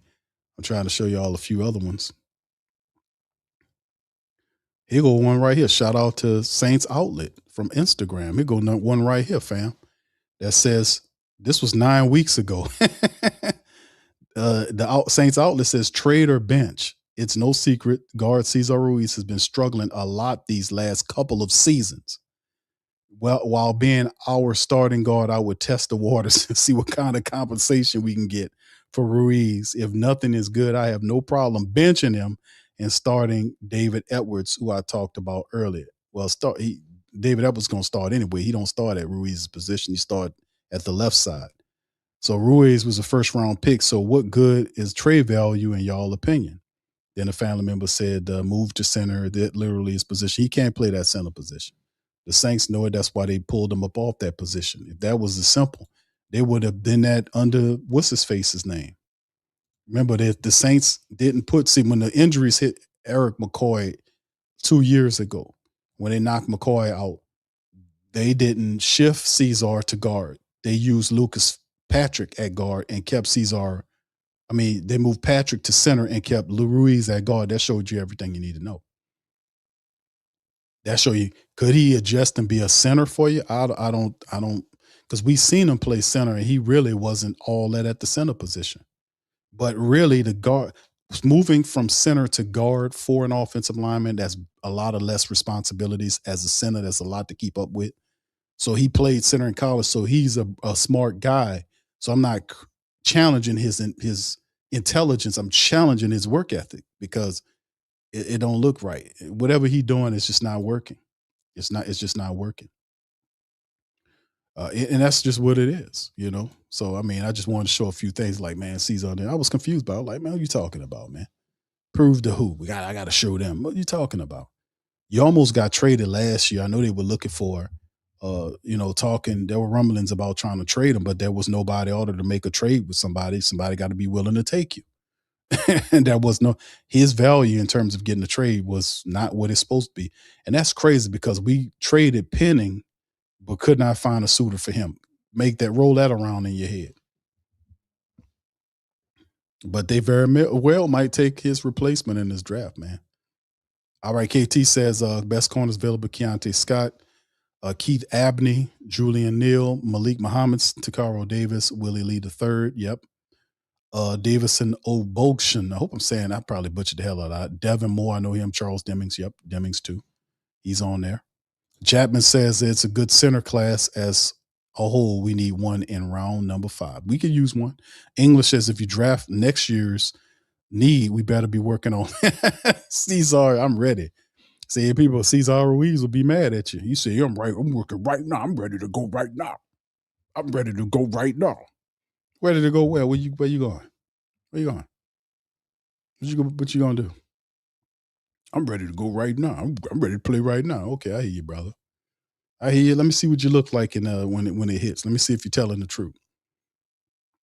Tragic said I wouldn't be mad at center or guard right now. Indeed, bro. We definitely can use a center. Like I said, I don't know what the plan is for the Saints because, well, they asked Kellen Moore about this just to let the family members remember this. Kellen Moore, they asked him about this in a interview weeks prior to the draft. And the reporters asked a question about the center position, like, the backup center position. Like, we losing Luke Fortner to the Carolina Panthers. That's another move that they got. They signed Luke Fortner to a 1-year prove it deal, but it was it doubled hours, right, from last year. So they bring him out there. So what's the backup center plan? Kellen Moore basically said that, he'll see if they can address it on team. Talking about, prior to the draft, obviously we didn't sign one in free agency, the first layer or two of it. But could there be a plan like there is a plan for a potential star player in the defense that's currently on the team? Like I did mention the fact that unofficially have Jordan Howden listed as a nickel back at the position that Alontae Taylor is. Do you realize Kool-Aid McKinstry changed his number from number 4 to number 1, which was Alontae Taylor's number? Is there a plan there? I don't know. We don't know. That's still things that's unanswered. Who plays the nickel? Saints might address it with the 3rd round pick and close that door. We don't know. We just have to wait to see how the next several picks play out to get the answer. But at the same time, like I said, the center position is interesting because you don't have anybody there. Like Will Sherman is the agreed upon backup for Cesar Ruiz on the team currently. The only guy that I could see that could possibly be considered a backup center is Torrey Sally Simpkins III, because Will Sherman beat him out the right guard backup position. And Will Sherman actually did a pretty good job playing the right guard position while Cesar Ruiz was hurt. So he came in, did a pretty good job there. Torrey Sally Simpkins kind of lost his momentum. He was strong at first, but lost momentum to Will Sherman. And I'm thinking Torrey Sally Simpkins could be the guy that they're looking at to cross-train at the center position. If y'all remember, Torrey Sally Simpkins played some center for the Saints. So could Kellen Moore be thinking about that as well? But I still see maybe they draft somebody as well and perhaps cross-train them, but a backup center is important. I would dare say, fam, like we had that defensive tackle that added that nose tackle in the 2nd round. In the 3rd round, I would not be mad if the Saints drafted a center, because that center could potentially be the replacement for Eric McCoy in a couple of years when he leaves the team. We see he's under contract for the next couple of years, missed 20-something odd games over the last, 4-something odd years. A lot of games missed. At some point, just like I know, that this is when you want to start looking at McCoy's eventual replacement when McCoy gets the next couple years. I don't see the Saints re-signing Eric McCoy after 2 years. With all this injury history, I could see them easily drafting somebody in the 3rd round, maybe the 4th round, and then having them in as a center, learning the position while McCoy is still here. And then ultimately, that'll be idyllic for McCoy once once his 2 years is up. That center they drafted moves right into that position. You see what I'm saying?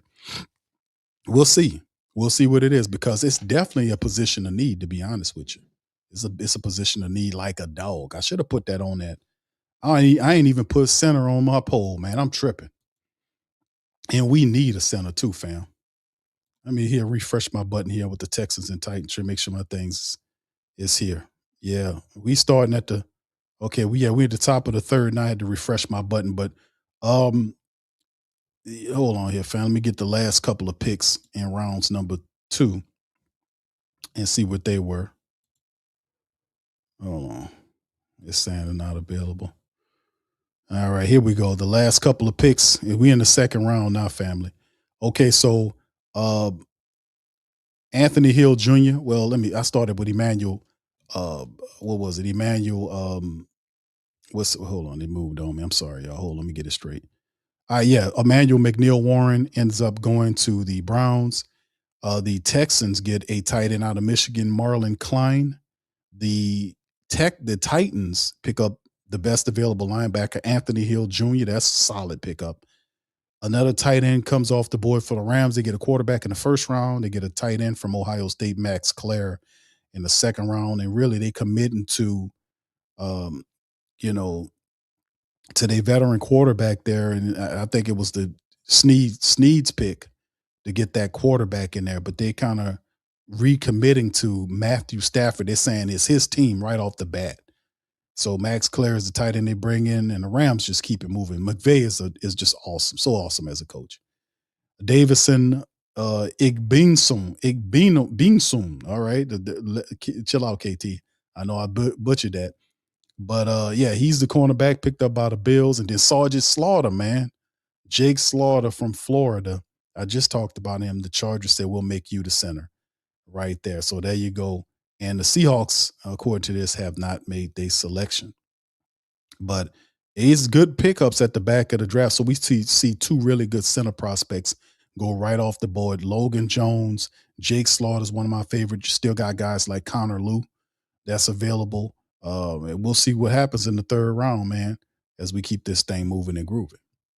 All right. Anyway, shout out to y'all, man. Y'all hit the like button, hit the subscribe button as well. As we push on, man, we getting close. KT says Torrey Simpkins has the experience. I know. I seen. Remember, he played center for the Saints. So, but are you comfortable with him being the center?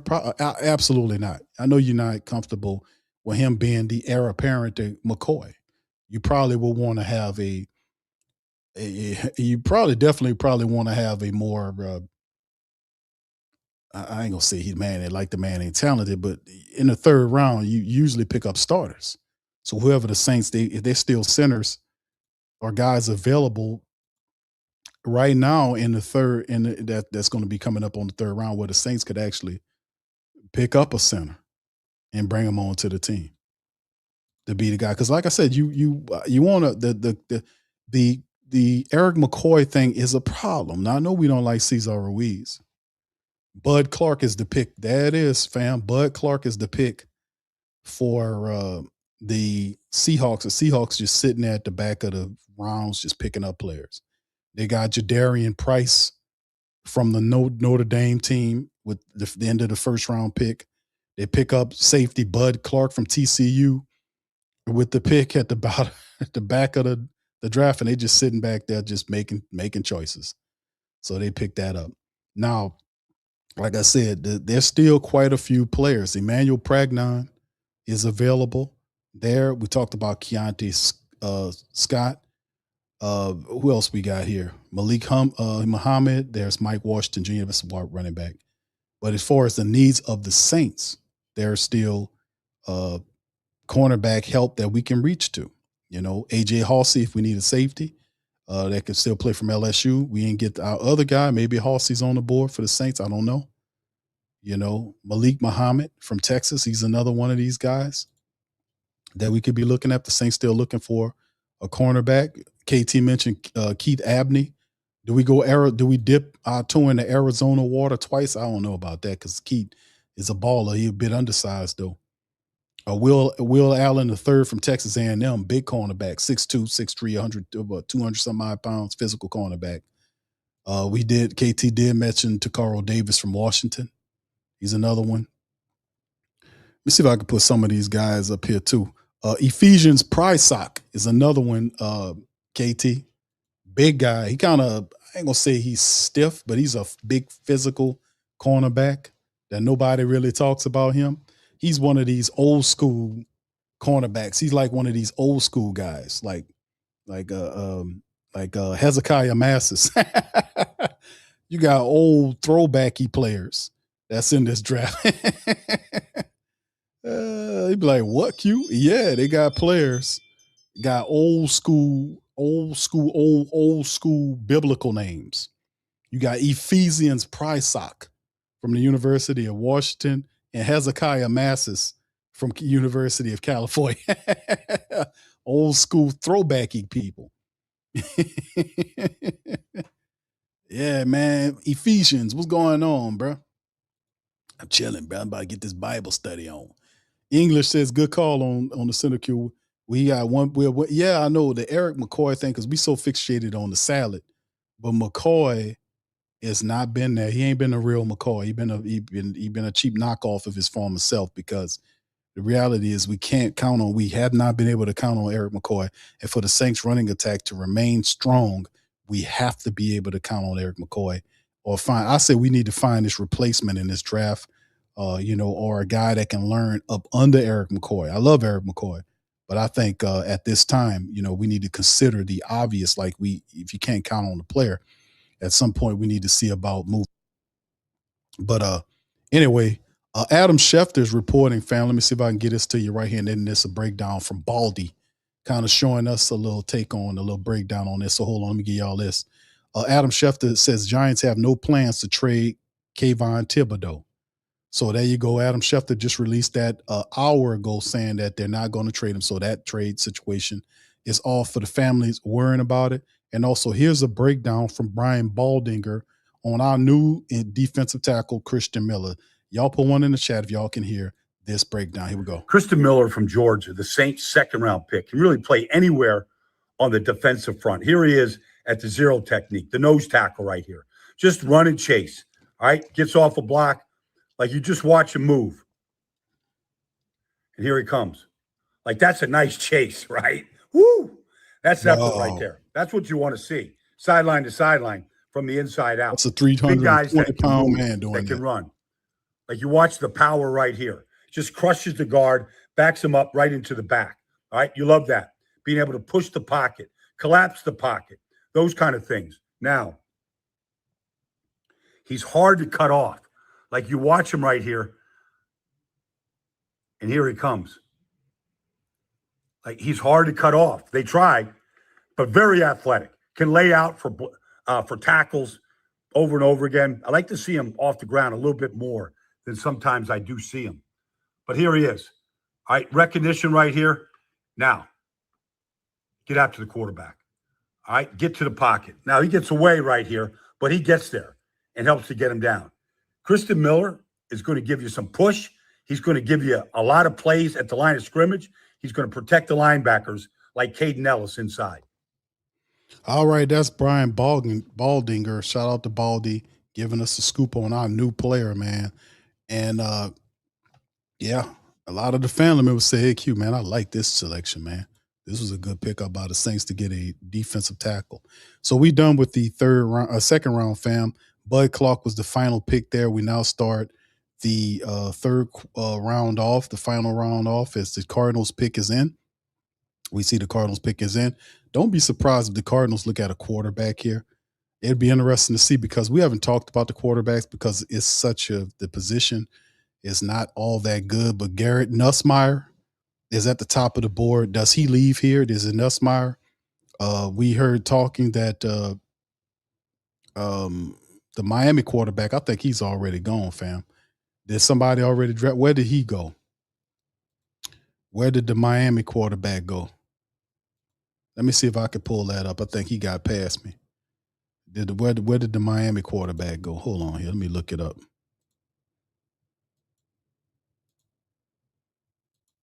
Where did he go? Let me see. Let me see. Y'all let me know where the hell did he go at? Yeah, hold on here. I know he ain't going to first. He had to sneak out of there in the second somewhere because I don't see him on the board. I don't remember them drafting that guy. There no quarterbacks was taken. Yeah, he's still out there then. I know they ain't sneaking get no quarterback in the second round. Yeah. Yeah, he's not on. So he'll be there in the third quarter. Third he'll be there. Yeah, Carson, there he is. I was looking for him because they just drafted him. I was thinking about it. The Cardinals just drafted Carson Beck. That's what I was looking. I was like, I know they ain't just drafted him. I was looking for his name on the board, and he off the board. I like because he just drafted him. So Carson Beck played a lot of football in college. He's the Arizona Cardinals quarterback in the third round. Smart call. You buy them, and of course, does it stop them from going after a quarterback next year? Not at all. It's a third round quarterback. Carson Beck goes before Garrett Nussmeier did. Carson Beck won a lot of football. You know, he played really good for Miami last year. Prior to that, he was with Georgia, wasn't he? So he was doing a lot of positive stuff, period. Guy is a hell of a player. You know, seen a lot of – the guy is a good player. Now, he has some injury history concerns that you want to be concerned about. But the Cardinals have issues at the QB position. And you got Jacoby Brissett who wants more money. So that's a problem within itself. We'll see how that kind of works out for them. But I don't know. It'll be interesting. Yeah, Jacoby Brissett waited just long enough to give him some problems. He waited long enough because the top quarterbacks are Jacoby Brissett and Gardner Minshew. That's the two veterans. They added Jeremiah Love to go along with Tyler Algieri. They still have James Conner and Trey Benson. So they have four really solid running backs. Jeremiah Love is on another level. Marvin Harrison Jr. is still out there, you know, so they're trying to put something together. Trey McBride is a baller. Jeremiah Love, Marvin Harrison. They got a good three punch. Now you add Carson Beck in there to kind of play, depending on what Jacoby Brissett does if they pay him. They added some offensive line help. Isaac Samalo was added there. They got Elijah Wilkinson and all these other guys. They still got a few other people they can add in the draft to help out to go along with the defense. Guys like on the defensive sides, Josh Sweat and Xavier Collins and all these other guys. They got Buda Bakers, Denzel Burke, and a few other guys there. They got a few guys on defense. So this team looking to kind of improve. They won just 3 games last year. They got their new coach is the brother of Green Bay's coach. You know, so the Green Bay Packers coach, Mike LaFleur, his brother is out there coaching Arizona up. So we're going to see if that LaFleur magic can happen in the desert. But my goodness, them picking up some talent like Carson Beck to go along with Jeremiah Love, man, it's a lot of talent out there. So, you know, even if they double their win total, is a plus because they can add on to what they do. And we'll see what they do going into the future. But they got a good offensive system. And you'll see what Carson Beck is. The Broncos added a defensive tackle to the mix here today. They got end up getting the big defensive tackle from what was he from? That's the brother from whatchamacallit, isn't it? The big defensive tackle. What was his name? Hold on here. Let me make sure I got it right here. Okay. The Broncos got Tyler Oyedem. Is that the proper one? I think they got him. And then the Raiders get Kieran Crawford, 6'4", 250 pounds from Auburn.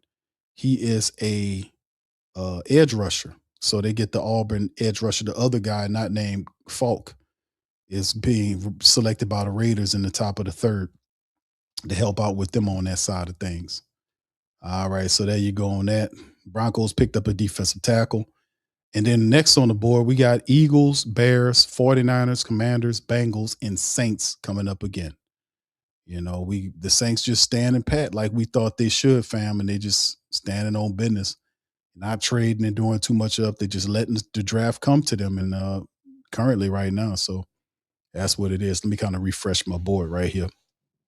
That is Tyler Oyedem, is the defensive tackle from Texas A&M that they added. Sean Payton trying to get some help interiorly. Kieran Crawford, the edge rusher from Auburn, is going to the Raiders. The Eagles got their pick in.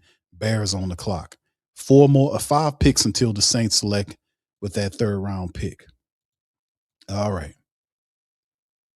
All right. Big ups to the fam too, man. Thank y'all for being here. Y'all hit that like button as we keep this thing going. I'm going to revise that poll momentarily because I know we, in a few selections, we'll be getting, we'll definitely be getting that selection, and I would love to know what it is. I so didn't have center on there, but I'm thinking it might be the center. Come think about it. I don't know.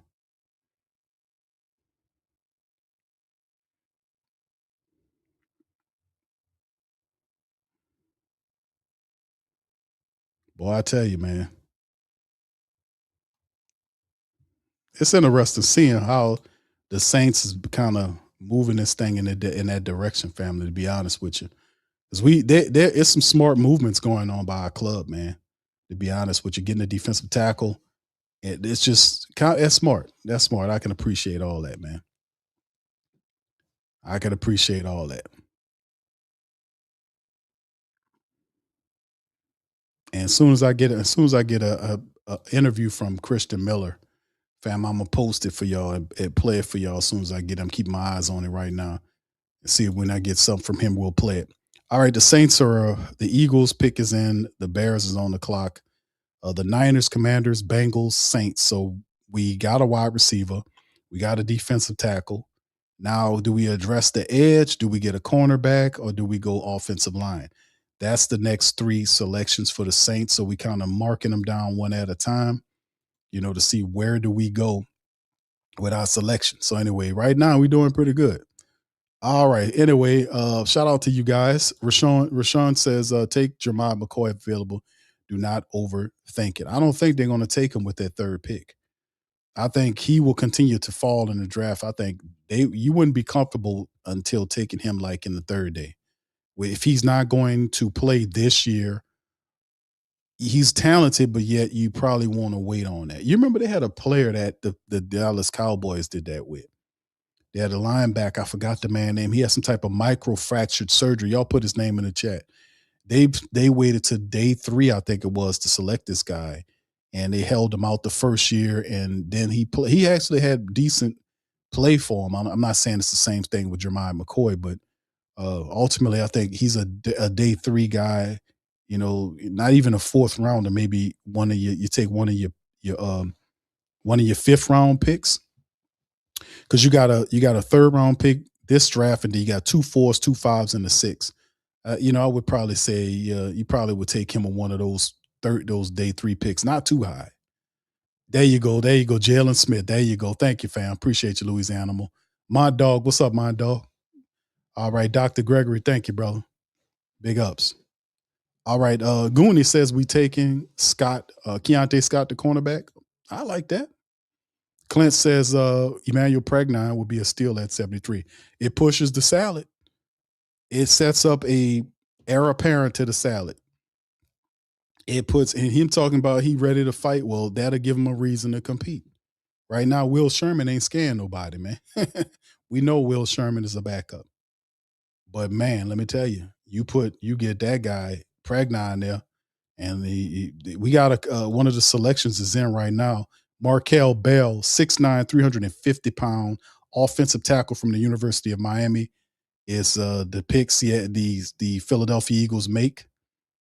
So there you go. And it's an interesting situation, to be honest with you. Markel Bell, this dude almost 6'10", a 6'10", 350-pound left tackle, is off the board to the Philadelphia Eagles. Bears on the clock. 49ers, Commanders, Bengals, Saints. Yeah, Eagles pick up Markel Bell, huge offensive tackle, huge. That guy need to be dunking basketball somewhere. He playing football. All right, yeah. I was looking at family members say, yeah, Q, he just went there. I was looking for him on the board. Like, what ass Carson Beck? First pick in the third round, Carson Beck. Not a bad pickup for Arizona. Arizona is another team that's actually trying to put together a solid draft. Like I said, the Jets, to me, they've with all the picks they have, the Jets have been really just amazing how the Jets been picking up picks, man.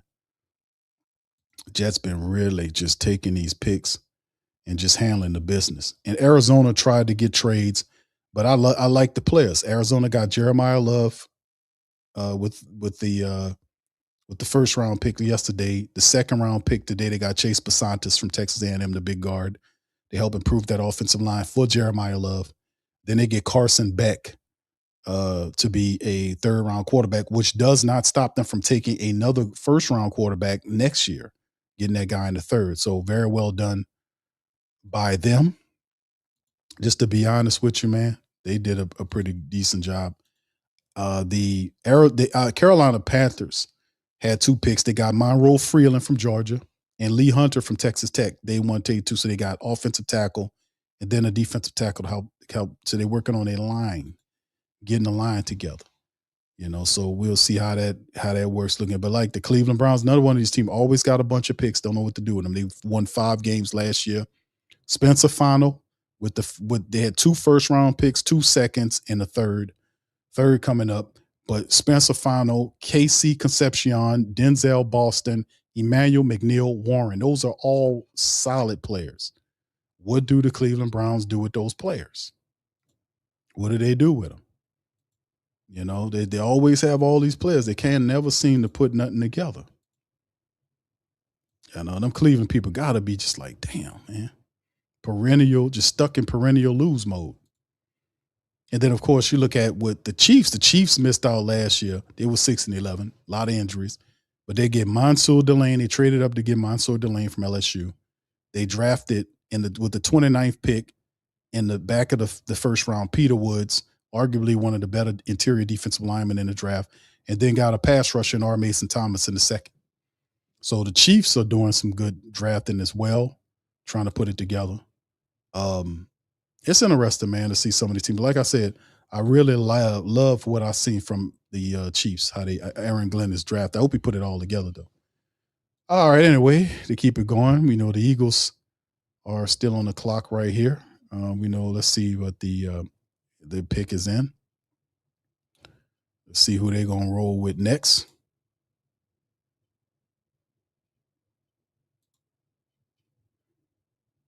Man, I tell you, man, a lot of stuff happening in this draft. There's good speed on this draft. Yeah, the Bears took Sam Roche, the tight end from Stanford. So the Bears they got a tight end there. The Bears been making some moves too, fam. Bears get their a tight end to go with Caleb at the quarterback position. All right, they keep it rolling. The 49ers take Romello Height, the other Texas Tech defensive line. Like I said, the entire defensive line for the Texas Tech Red Raiders are going to be drafted. We've seen your boy, what's his name, go high at number 2. You've seen Romello Height, the other defensive end. He went to the Niners. We've seen Big Lee. Didn't he get drafted in the second round? I think we got one more left. There's one more interior guy left that's on the board for Texas Tech. All they guys, man, all them damn dudes, all those Texas Tech defensive line, whole damn line gonna be drafted. I think there's one guy left from Texas Tech that hasn't been the other defensive tackle. Forgot his name because I know Lee went in the second. What's the other Texas Tech guy? He might have got. Oh yeah, Skylar Gill Howard. He's the other guy. He'll probably go later because he undersized 6'1", 280. But yeah, but he gonna eventually get drafted in day 3 too. Watch. The Washington Commanders are on the clock for us. We've seen what they're doing here. The 49ers. So it's Commanders, Eagles, and Saints. That's next up. Let me kind of Yeah, there you go. Had to kind of refresh my thing right there so y'all could see. See Romello Height, the other edge rusher for Texas Tech, Bailey's buddy. So he's going to the Niners to help out. Commanders is there. All right. Let's see. 2 picks away, fam. Who we getting? Talk to me, Who Dat Nation. Who are we getting? Who we getting? Y'all talk to me. Shout out to FanDuel, the official sponsor of the show. Much love to them for the prop bets. A lot of this going on. People making some money picking up on these players. Y'all hit the like button if y'all hadn't had an opportunity to hit the like button. Hit it. According to the poll, I'm about to finalize the poll, fam. 120 plus people voted at the poll. They believe that the next player that will be picked in this, coming up in a couple of selections, will be a cornerback. It's 67% of the people talked about that. 13% says it'll be defensive end. 11 says linebacker. 9% says a safety. 67% of the family members believe it will be a cornerback. So when we finalize that draft, that poll rather, I see y'all talking about get Harold Perkins, Keontae Scott or Harold Perkins. I got you. I'm not mad at either one of them, fam. I ain't gonna lie to you. I'm not mad at either one of them. I like Keontae Scott's game. And we'll see what it do, man. We'll see how it do and when it do. But yeah, there's some guys 2 picks away. The Saints gonna get somebody. How about an offensive lineman? Emmanuel Pragnon. Would y'all be mad about Emmanuel Pragnon? The offensive guard from Oregon. Would y'all be mad at him?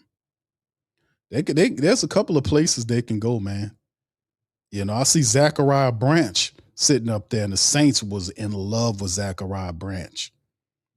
Yeah, it could be a wild card pick if you're talking about getting the best player on the board. The Saints they were in love with Zachariah Branch, and he's sitting up there. Unless I ain't gonna throw a little badness in there. Unless them rotten Bengals or the Washington Whataburgers, unless they looking at them. And the Washington Whataburgers might be looking at them. I don't know. We'll see. We'll see what it's 3 more picks. Washington, Cincy, Saints. And like I said, Saints got that pick, and then that's the end of the night. And we'll stay on the monitor to see if they indeed, decide to move up or do anything. We're going to be in the building, making sure we monitoring that whole little thing. A lot of stuff going on, man. Let's see who the Saints pick is. All right, Commander's still on that clock. Let's see what the Commander's going to do, man. Be interesting.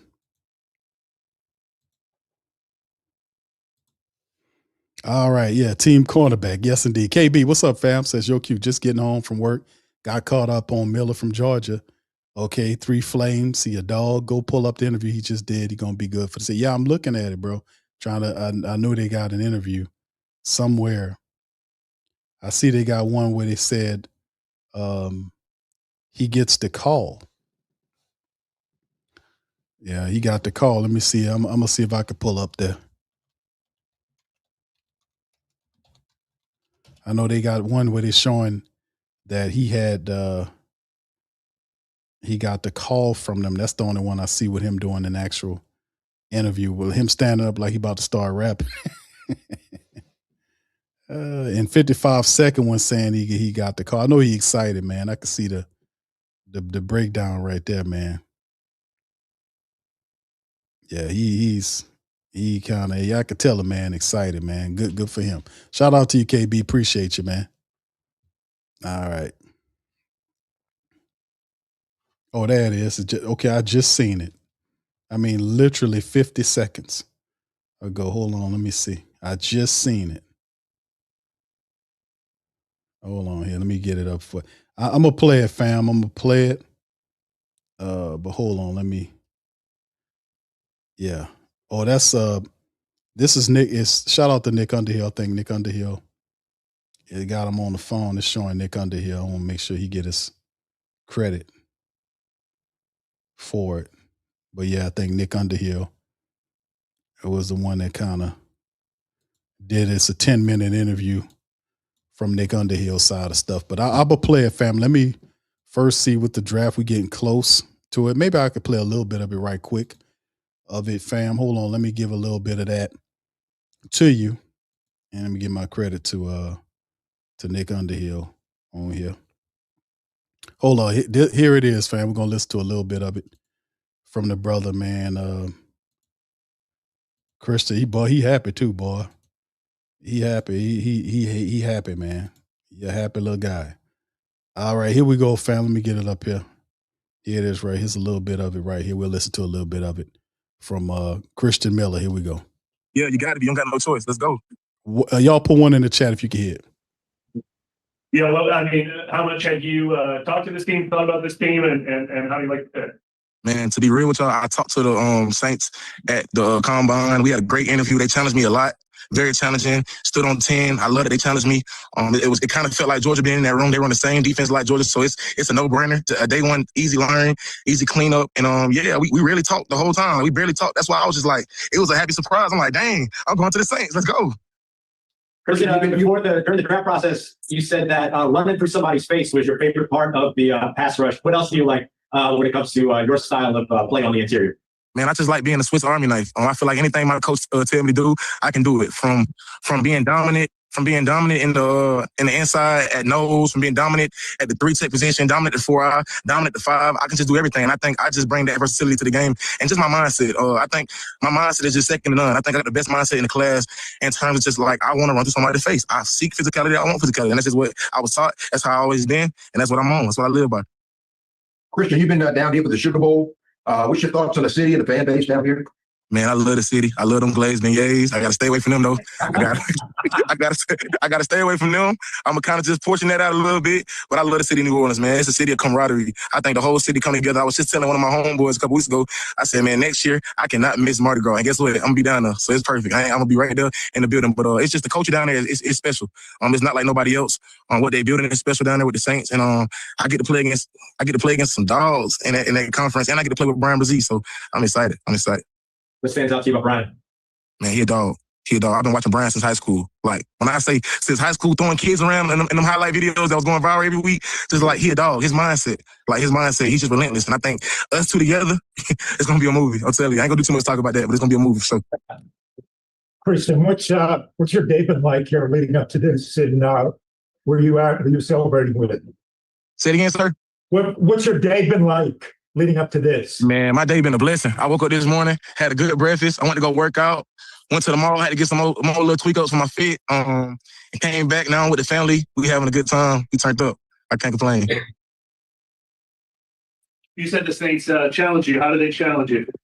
They just wanted to see what my mind was at. I think the Saints is they're big on mentality, and I think that's why I'm here. No thanks. I know that's why I'm here. Mentality. I think they want to see what my mentality was at. They want to see can I withstand hard conversations? Can I withstand hard topics? Can I take hard coaching in that meeting room? I think I stood on business, and I think that's just who I am as a person. I want to be coached hard. I want to learn. I seek learning. I think that's just what I bring to the table, and I think that's what they value. That they value me at. Man, Christian Miller, man, welcome to the Saints, bro. Shout out to that young man.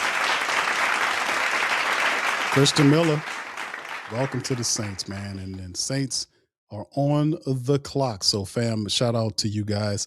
Y'all hit that like button, hit the subscribe button, as well as we keep this thing moving. Day number 2, man. We in round number 3.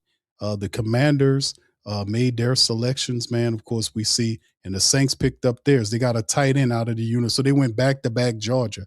The Saints drafted tight end Oscar Delp with the pick, 6'5", 245, tight end from the University of Georgia, back-to-back Georgia picks for the New Orleans Saints. They get Oscar Delp, the big, and the Saints were looking at Delp as a tight end that they were interested in. We knew at some point they would have to address the tight end position. I think there might have been a bigger need for us to kind of go after, but the Saints made a move and they picked up a tight end. His name is Oscar Delp, 6'5", 250, Delp has experience working from different alignments, including as an inline player, as a receiver. He's mainly a short to intermediate target, but flashes enough speed to threaten the team vertically or the seam vertically. Delp displays good hands and body control to adjust to passes outside his frame. He can be effective with the proper hand placement and a good base as a blocker. However, he needs to add more mass and strength to improve in that department. Overall, Delp doesn't excel in any one aspect, but could be a well-rounded depth player in the NFL. So the Saints go back-to-back Georgia picks, getting defensive tackle Christian Miller with the second-round pick and tight end Oscar Delp from the Georgia Bulldogs. So what do you guys think about that back-to-back Georgia selections? Saints grabbing a hold of another Georgia player. So the last three picks after the Romero pick that the Saints had, let me get it full screen for the family members.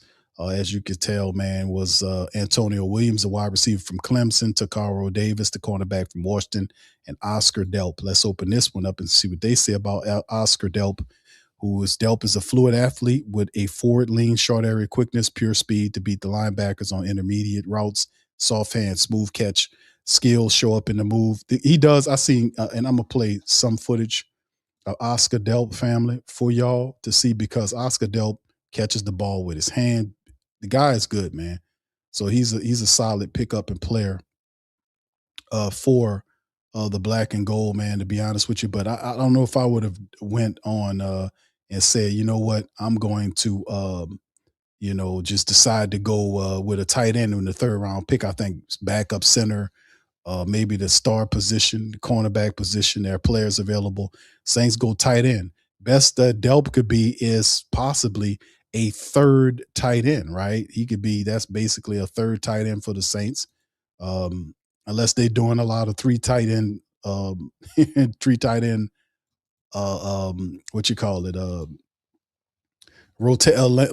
and lineups.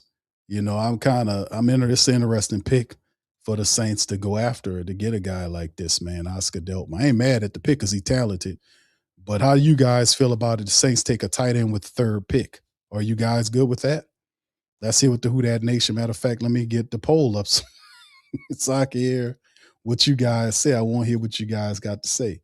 All right, hold on here. Let me get my poll up right here to make sure you guys get y'all thoughts in here.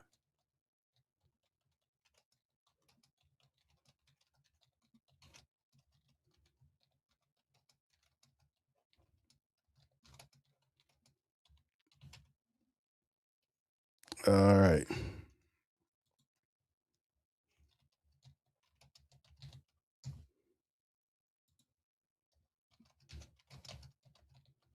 All right, let me hear from you guys. Thoughts on Saints tight end, taking the tight end in the third. Good pick, bad pick.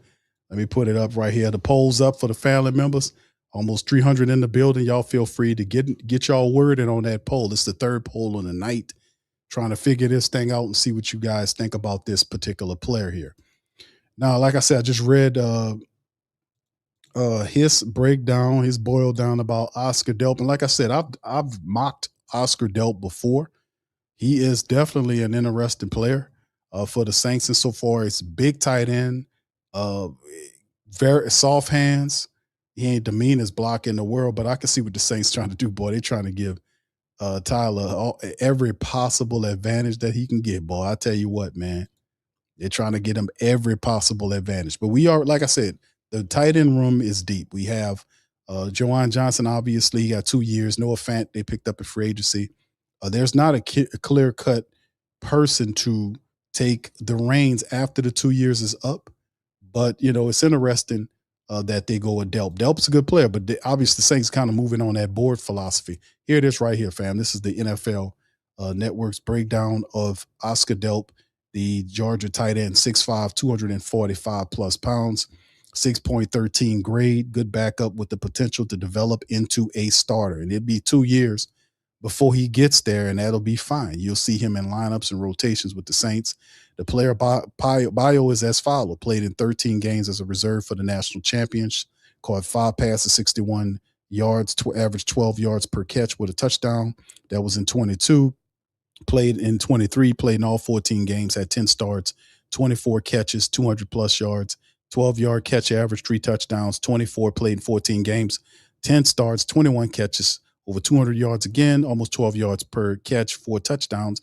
And then last year started all 14 games, 20 catches, 261, 13 yards per catch, 1 touchdown. His father, Chris, played lacrosse at Rutgers. Oscar thought he might play lacrosse too until becoming a major football recruit. His junior year of high school, brother Harry walked on to the Georgia football team as a tight end back in 2024.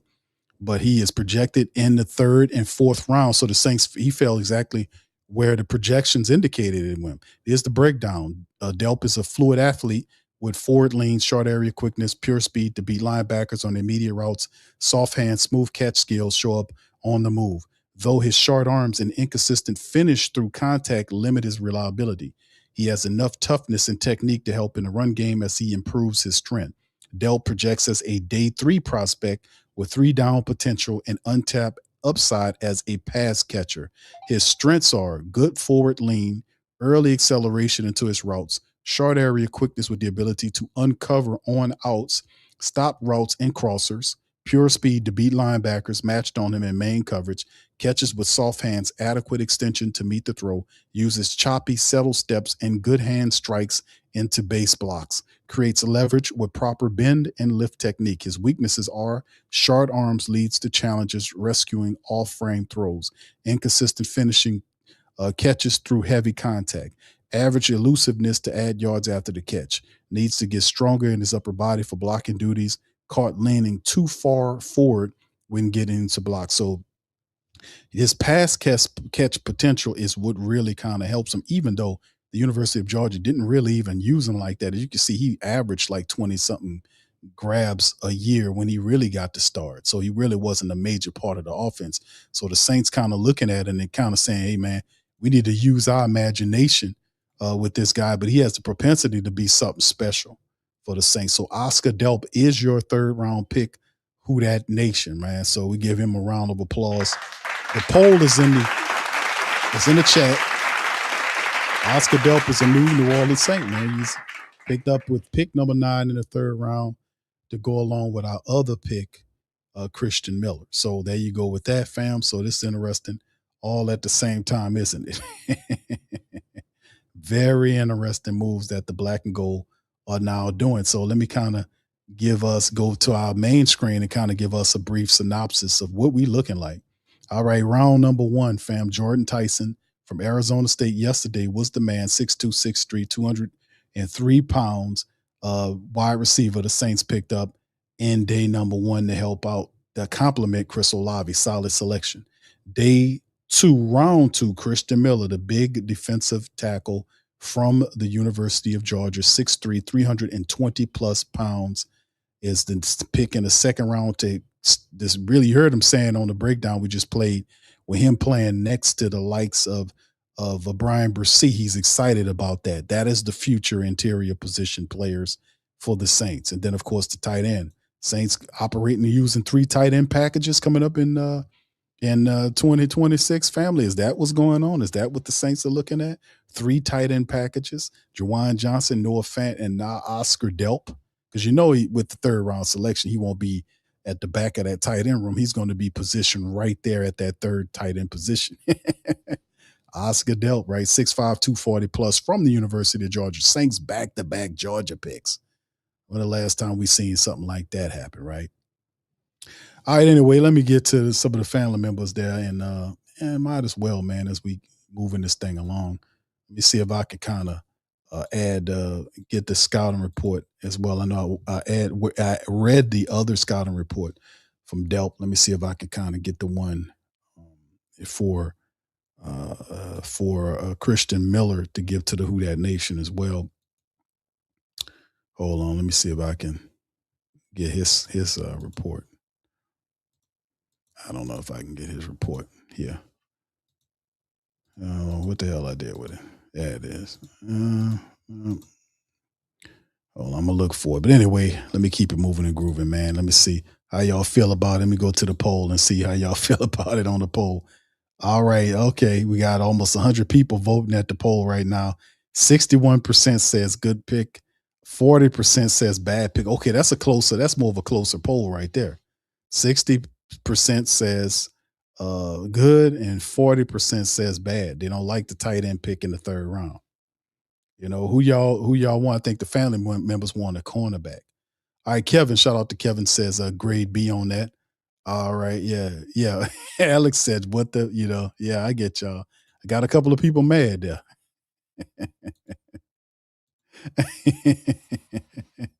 Yeah.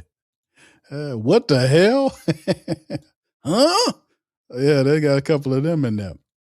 Yeah, Alex don't like the pick. Yeah, Jack says Delp was high on my list, but not here. Yeah, perhaps we could have got him in the fourth, right? Yeah. Well, yeah, 1 through 3 grade B. Okay, thank you. Yeah, a lot of people don't like it. All right. Miscellaneous Mail says got Fant, Jawan, and Matava. We need a cornerback, defensive end, and a guard. Yeah, and then the people that the Saints left on the board to select. The people they left on the board to go after a tight end, and really there were other tight ends that were, that would have been comparable to Oscar Delp that could have been in a day 3 pick. There were a couple of those guys. But my goodness, to leave the kind of people on the board the Saints left on the board, my goodness. They could have got any one of these guys. I mean, Emmanuel Pragnon was sitting there. Keontae Scott was sitting there. AJ Halsey is sitting there. Malik Muhammad is sitting there. Jalen Kilgore from South Carolina is sitting there, right? Keith Abney from Arizona State is sitting there, right? We got a couple of people here. Zaki Whitley is another safety we could have used. There's a couple of people that could have really helped the Saints in depth positions that are currently just sitting there that we passed up to the tight end. Danny Dennis Sutton from Penn State, he's sitting there. Who else we got that we could have used? Connor Lew from Auburn, the center, he's still sitting there. Will Lee III from Texas A&M, he's sitting there. Harold Perkins, you gonna take Delp over Harold Perkins? He's sitting there. So I mean, there's quite a few people, that we could have used. I like Delp, but I don't think Delp's that further. And listen, I understand the pick. I get it. I understand because they're trying to give more weapons they're trying to give a bunch of weapons to Tyler Shuck. Obviously, they're trying to run 3 tight end sets in the red zone to kind of make things. You got big guys like Jawan 6'4", 6'3", 6'4". You got the same with Noah Fant. He's 6'3", 6'4", and you have this other guy, Delp, who's 6'5". So you got Matavo 6'6". So you got big guys in the red zone here. But I don't see him, better than Joe Royer. I actually like Joe Royer. Delp and all them right kind of grouped them together, Joe Royer, Jack Andres, even Justin Jolly. It's a couple of guys that's still covered that's on the board that I probably would have, taken, or if I wanted to address the tight end position later on, than what I obviously see from them. So, I mean, it is what it is. The pick is already in. We got to live with it. Oscar Delp is the pick, and I think that's pretty much what we got going on here, fam, going into it. So, and then right behind the pick, you can see some moves being made. You can see Malachi Fields, the Notre Dame wide receiver, was picked up by the Giants. So the Giants get some help, too, in the wide receiver core to go along with Malik Neighbors. So they get Malik Fields to go up there with Neighbors. He's the big, physical, tall wide receiver. The Dolphins get Caleb Douglas, the wide receiver out of Texas Tech. Another quarterback comes off the board. Drew Allar from Penn State joins the Pittsburgh Steelers with pick 76 in the third round.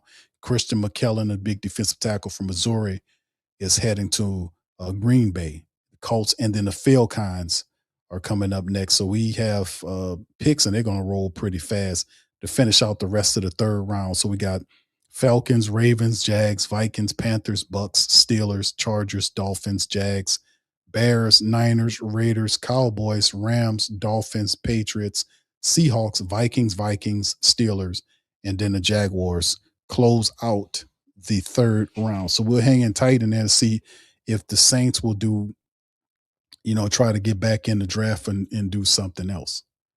But that's pretty much what it is and how it is, ladies and gentlemen. All right. So that's that poll right there.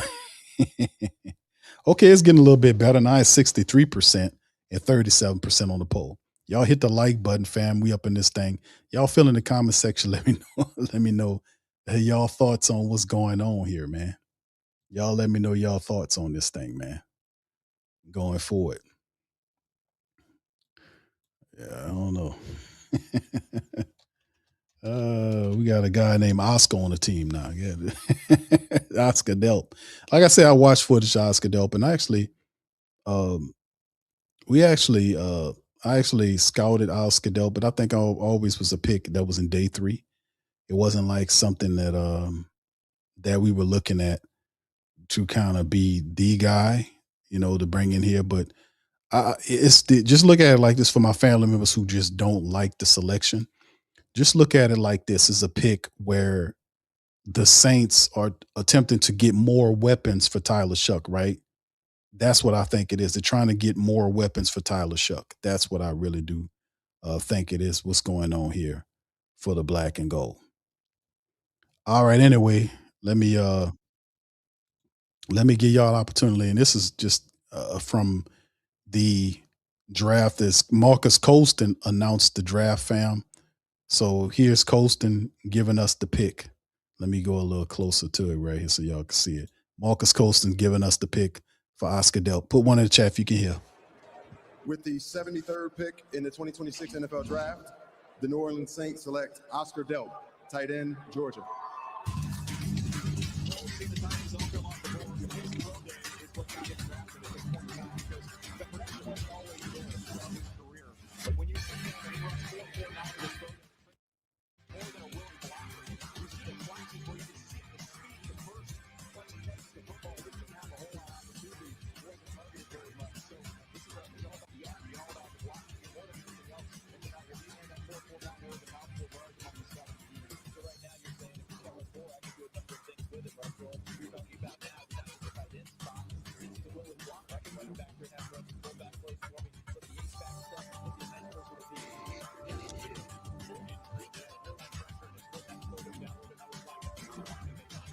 So there it is, man.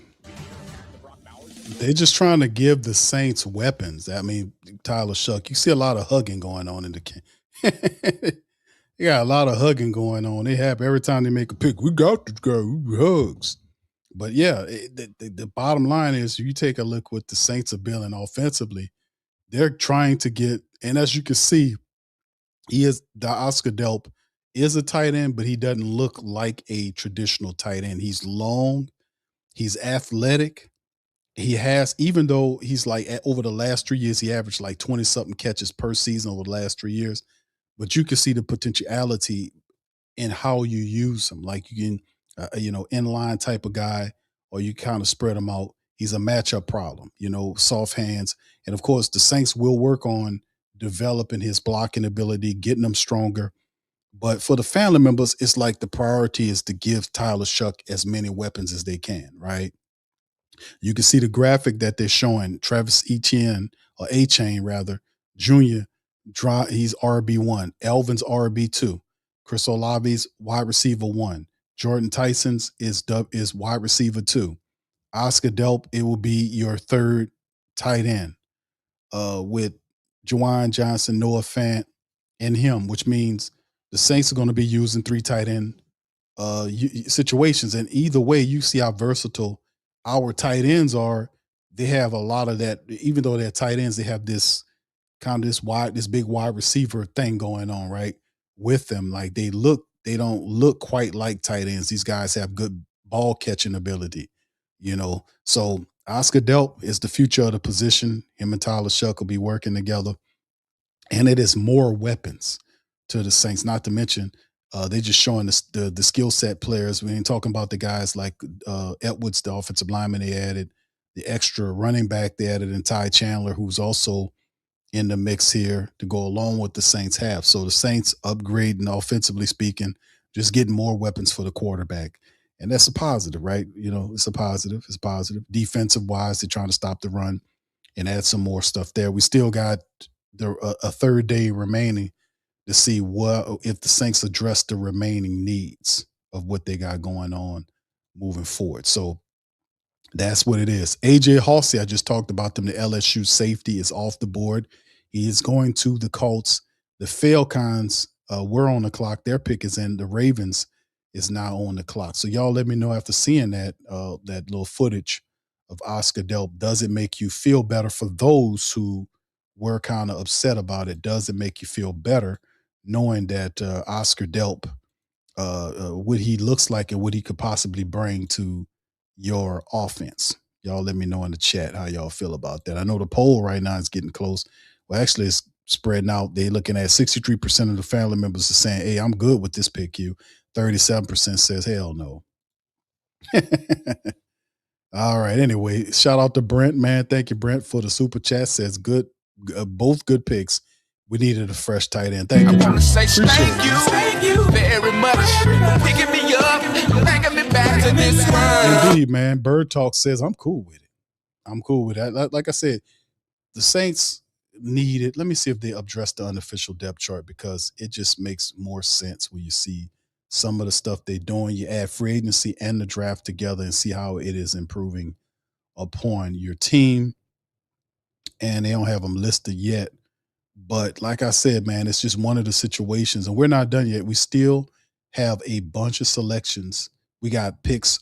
We got 2 4th rounders, 2 5th rounders, and a 6th rounders, and 1 6th rounder. If we just stay patient and still, we can still get a defensive end and a cornerback, or a deep, your DB and a DN in the next 2 picks in the top of the 4th. We can still do that. We can still get us a center. A good center somewhere along in there. We can still get it. They still got quite a few people that's available. That's there. Zachariah Branch is the call for the Atlanta Falcons. They get Branch. That's a good pickup for the Falcons. They end up getting him. And of course, they were paying attention to Branch. And I think the Falcons, they took a wide receiver before, didn't they?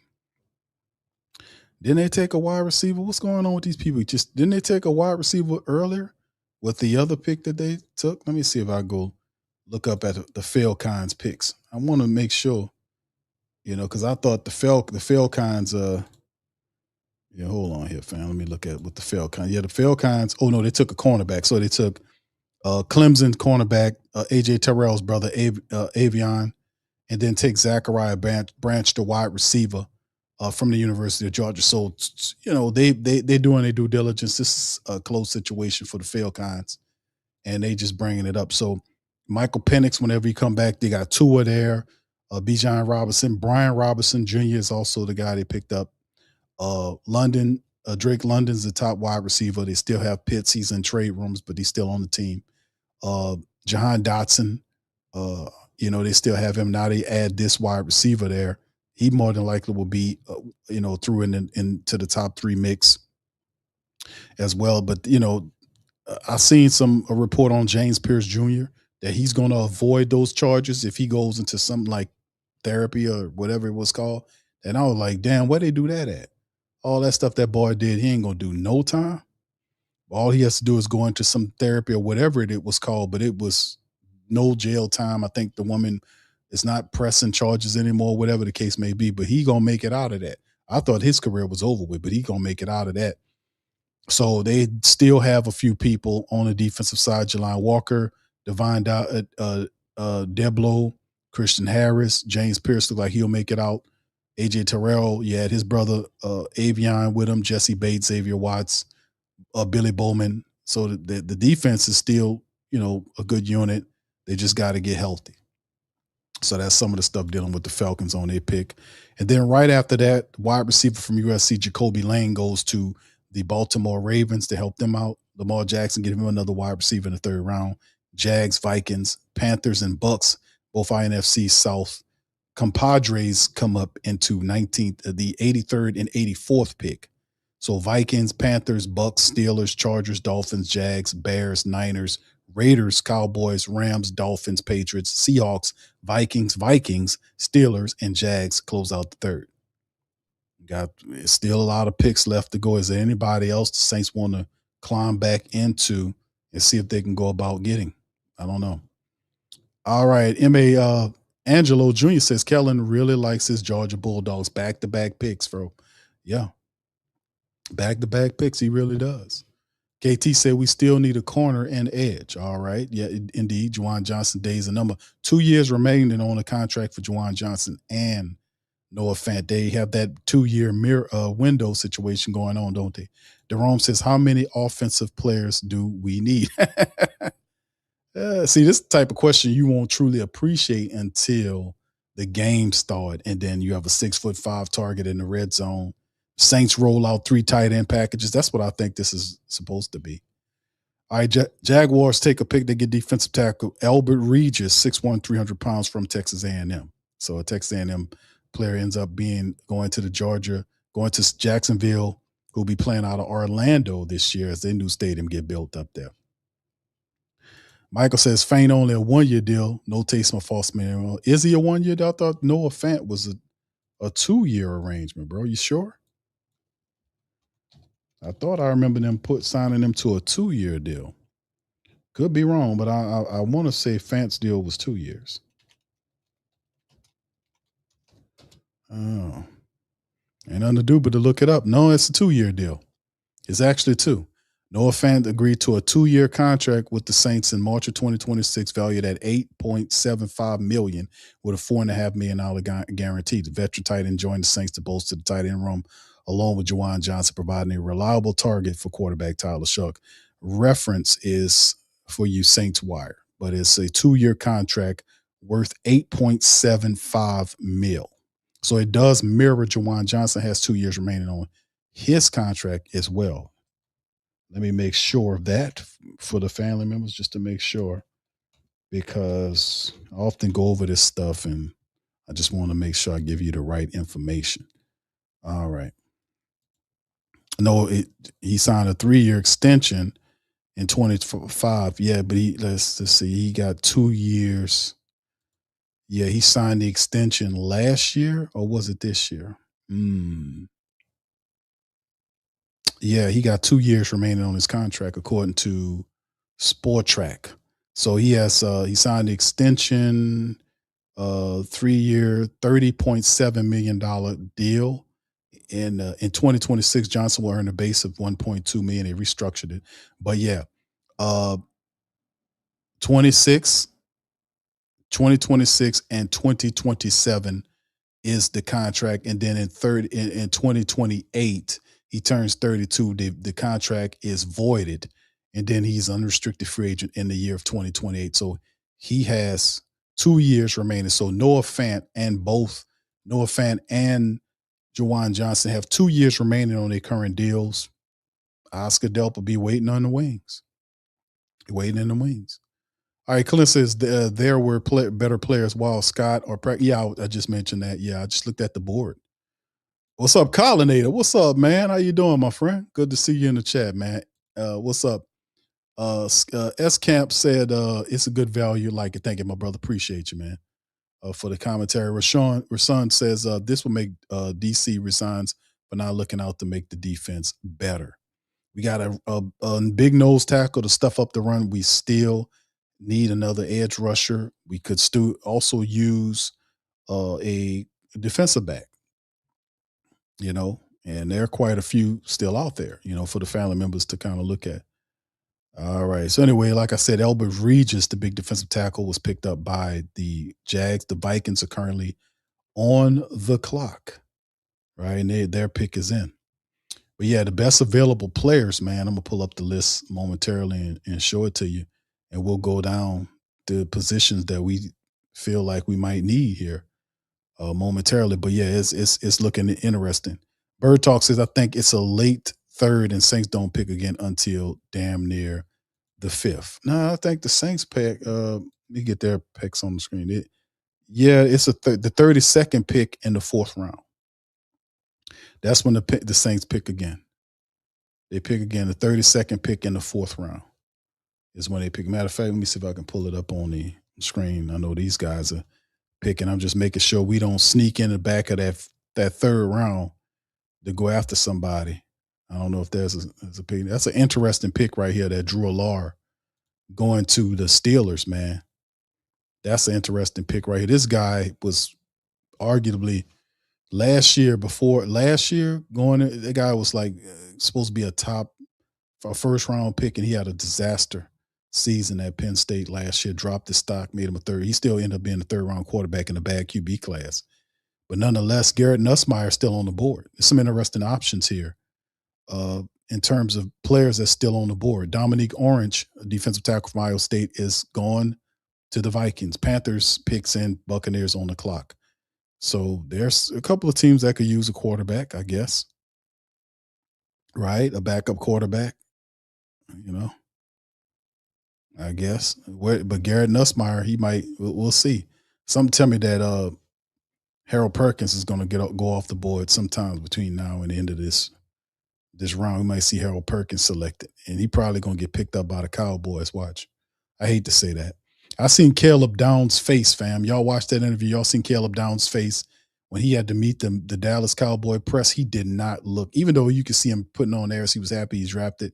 Something tell me that young man wanted to be a New Orleans Saint. And if you're a New Orleans Saint a supporter, you can't stand the Dallas Cowboys. You can see it all in his face. When you can see all in his both. I was sitting up there seeing it, man. I was like, oh, man. He was sitting up there just like, yeah, I'm just so excited. You can see in his face, because the man said he grew up a Saint supporter. And it was Saint supporter, you happy you drafted, but you're like, man, I was right there. They could have took me, man. I was, and then you go to the Cowboys and you're a Saints person. Please. Oh, man. I seen it. I was like, oh, man. Oh, man. But it is what it is, fam. It is what it is. Right? Anyway, we seeing what the Panthers pick is, what they're going to be. The Panthers be doing a pretty good job selection-wise here, man. But like I said, fam, it's one of those situations, man, where you just look at it, it's like, damn. But credit to the Cowboys. Cowboys had some good picks. Malachi Lawrence, Caleb Downs, they're addressing that defense. And they've been doing some pretty positive stuff. They're trying to, build up their team. And those are solid pickups, to be honest with you, man. I give them credit for that. All right. So anyway, let's take a look at who's remaining here. The pick is in. The Panthers pick up another wide receiver. They get Chris Brazil. So Chris Brazil goes to the Carolina Panthers, man. So the Panthers building up. I told you the Panthers are having a beautiful free agency. They're serious, man. They was fumbling and stumbling for a little while, but the Panthers are serious, man. The Panthers are serious. Panthers picked up on Chris Brazil, the former Tulane and Tennessee wide receiver. So they got them an offensive lineman in Monroe Freeland. They help out on the line at the tackle position. They got Lee Hunter to help stop the run on defense. And then they get Chris Brazil, the second, 6'4", 6'5" wide receiver, 200 plus pounds from University of Tennessee. So you got Ted McMillan, who's got good size, and now Chris Brazil, who will be, that guy, great speed on him, 50-50 ball catcher. You can see all SEC honors last season after posting 62 catches, over 1,000 yards, 9 touchdowns, has deceptive good acceleration off the line of scrimmage, using long strides to eat up defensive backs' cushion. He's not as efficient getting out of the breaks on routes as expected someone with his length, but he has flexibility to drop his body and break down at the top of his routes. Brazil's balance and body control to contort and make a catch outside of his body showed up on tape. He's not exceptionally physical for a taller receiver, but he has hard stop on deep balls last season. So Christian Watson is his player comp. But yeah, these are good selections for Carolina. Trying to give Bryce Young some more tall wide receivers, could being he's so short. You want to make sure you get a player that can actually, get up and catch the ball for him. And good selections, man. The Buccaneers pick also is in. They haven't said what it is yet, but their pick is in as well. But man, it's Buccaneers doing a good job too, fam. I mean, we got some really good drafting going on by the Buccaneers and the Carolina Panthers. Even Atlanta to a degree, those two picks I'm not mad at. Getting AJ's brother Avion there as a slot guy, and then addressing and getting a wide receiver like Zach well, I forgot the man name already. Zacharias Branch. Getting Zach Branch in there as a everything. This skill set player, you can use him all kind of ways. Not bad, man. Not bad at all, Atlanta. Atlanta trying to keep up with the rest of the gang, I guess. All right. Big ups to y'all, man. King Logic says, I like the pick. Jawan Johnson was okay, but not consistent enough. And Noah Fant in FA was good, but he's not a long-term answer. Heard Delp was a good blocker and quick. Thank you, King Logic. Shout out to you, brother. All right. Jack says Delp was a 4th or 5th round talent. I like him, but not the best available or a need. Thank you, bro. Hemisphere says tight end is one of the biggest needs on offense. I'm not mad at the pick. I just don't think what they are thinking about edge rusher Cam Jordan is up in the air. 504 Coach says, I believe that the draft tells us Cam Jordan will return. That's interesting. You think so? That'll be fun. He says, Q, what about the kid from UCLA? What we doing with him? The kid from UCLA. What we doing with him? The kid from UCLA? Hold on. I got to think about who you're talking about. You talking about the only person that's from UCLA is Christian Boyd. You talking about Christian Boyd? If I'm not mistaken, I think Christian Boyd is the only player from UCLA, isn't he? No, Christian Boyd's from Northern Iowa. Who's from UCLA? Who we talking about here? Who we talking about here? Y'all help me out. Let me throw a lifeline, man. Give me a lifeline. What kid from UCLA we talking about? What we gonna do with him? Y'all throw me a lifeline here. I'm trying to figure out who it is. All right. Y'all throw me a lifeline. I got a lifeline, man. Y'all know we hit that button, back in I forgot the name of the game show. I'm gonna hit the light. I need a lifeline. Y'all gonna have to help me out. Which player we talk about from UCLA? Y'all let me know in the chat, man. All right. Anyway, just the programming update, fam. That we'll be we'll have Kellen Moore press conference, the post-draft press conference from Kellen Moore. That'll be coming up at the end of the stream. And we'll be hearing what his thoughts on it as day 2 is concerned. If we get an interview from Oscar Delp, we will also play that interview as well. We'll get the post-game breakdown from you guys from them and see what they think as well. So y'all let me know how y'all feel about this here thing as we keep it moving and grooving, baby. Much love. All right. Ted Hurst. We go wide receiver back to back, big wide receivers, fam. The Carolina Panthers take Chris Brazell, the second from Tennessee, with the 83rd pick. The 84th pick, the Tampa Bay Buccaneers go with Ted Hurst from Georgia State. That's the 6'3", 6'4" wide receiver that we were looking at. He's very productive. Now he'll be playing for our NFC South competition.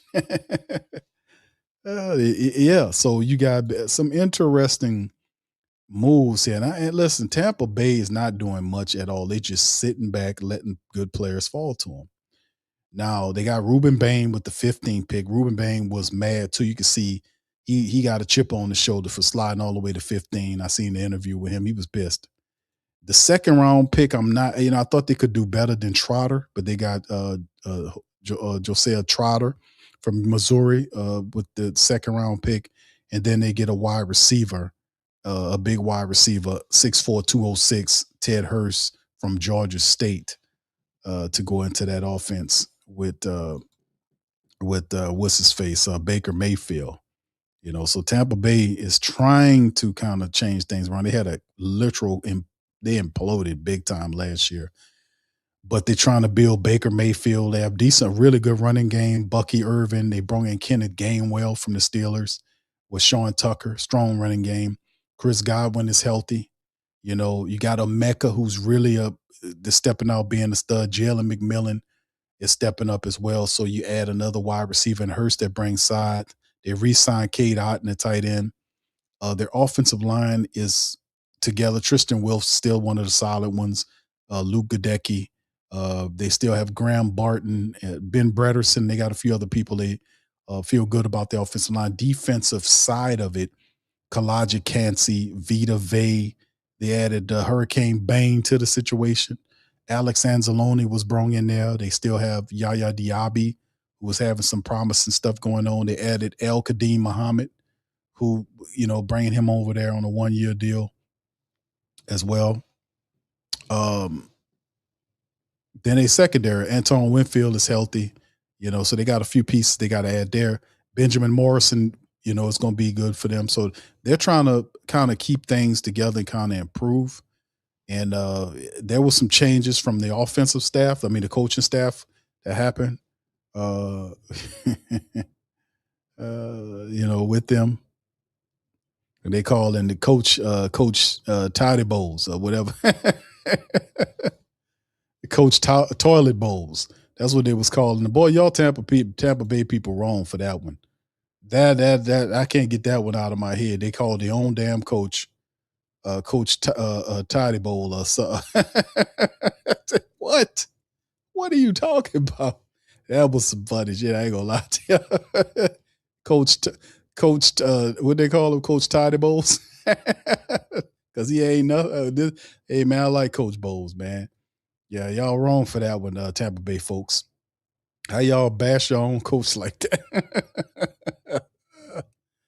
All right, Browns, Dolphins. Next up, Jaguars, Bears, Niners, Raiders, Cowboys, Rams, Dolphins, Patriots, Seahawks, Vikings, Steelers, and Jags close out the third round. We're seeing what the Saints is going to do. Are they going to jump back in there anytime soon? You know, we'll keep an eye on that thing. All right. Oh, he's saying Matavo. Okay, yeah, I'm sorry, fam. I forgot all about Matavo. My bad, man. Damn.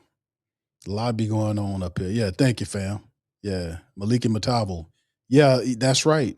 But you remember, Matavo was a 7-round selection, though, family. Go back and remember that from last year. He was a guy that is considered a long range, I guess, whatever you want to say. But it's different than you take a guy in the third round. He will be the third guy behind those two veterans. And then Matavo is there, but you still have guys like Mitchell Payton, who is still in the rotation. But the Saints have a bunch of practice squad tight ends, Trayton Welch and others. The kid that got hurt that we pulled over from the Vikings, from the 49ers, he's still there. So they have a long tight end room. It's a lot of talent everywhere, man. Matter of fact, I list all the tight ends the Saints currently have. Oscar Delp, Noah Fant, Juwan Johnson, Maliki Matavo, Zaire, Mitchell Payton, Trayton Welch. And those are all of them. I thought they had another one, the guy from he must still be on the injury list. Yeah, it is. Let me see if it mentions some of the practice squad guys. But he might be off the team. His contract might be up. Matter of fact, that's probably why he ain't on here. The guy we picked up from the 49ers, I think his contract is over with. So, very interesting. Yeah, but it's a deep tight end room. Yeah, but Matabo is a guy that's kind of seen as a project. He came on later on in the year when injuries started kind of mounting up, and he had an opportunity. But with them adding Oscar Delp, and then you have Zaire Mitchell Payton, Trayton Welch is still here. It kind of makes things difficult. I don't know exactly where Matavo falls at. I would think he would probably been like 5th amongst the tight ends now, or 4th or 5th, depending on how you see him versus Zaire Mitchell Payton, who the Saints brung in. They actually want to take a look at him for Florida Atlantic. He's been in the league for 2 years now. You know, so we'll see. He's still, if anything, a huge target like Matavo, man. I like Matavo. I think the potential is there. I mean, he's the biggest tight end you have. I mean, all these guys average 6'4", 6'5". I mean, he's 6'6", 6'7". huge target, and especially in the red zone, and has soft hands. So yeah, I think Matava would be should be looking at being developed more. All right, we have a couple of more draft picks. Dalen Everett, cornerback from Georgia, heading to Steelers at 85. The 86th pick, Austin Barber, offensive tackle from the University of Florida, to Cleveland, trying to help out on that offensive line. The Miami Dolphins pick up a tight end in Will Kaczmarek, a tight end from Ohio State. We see Max Clare go off the board early, and here go Clare's teammate going to the Dolphins with the 87 pick. Jaguars pick is in, Bears on the clock.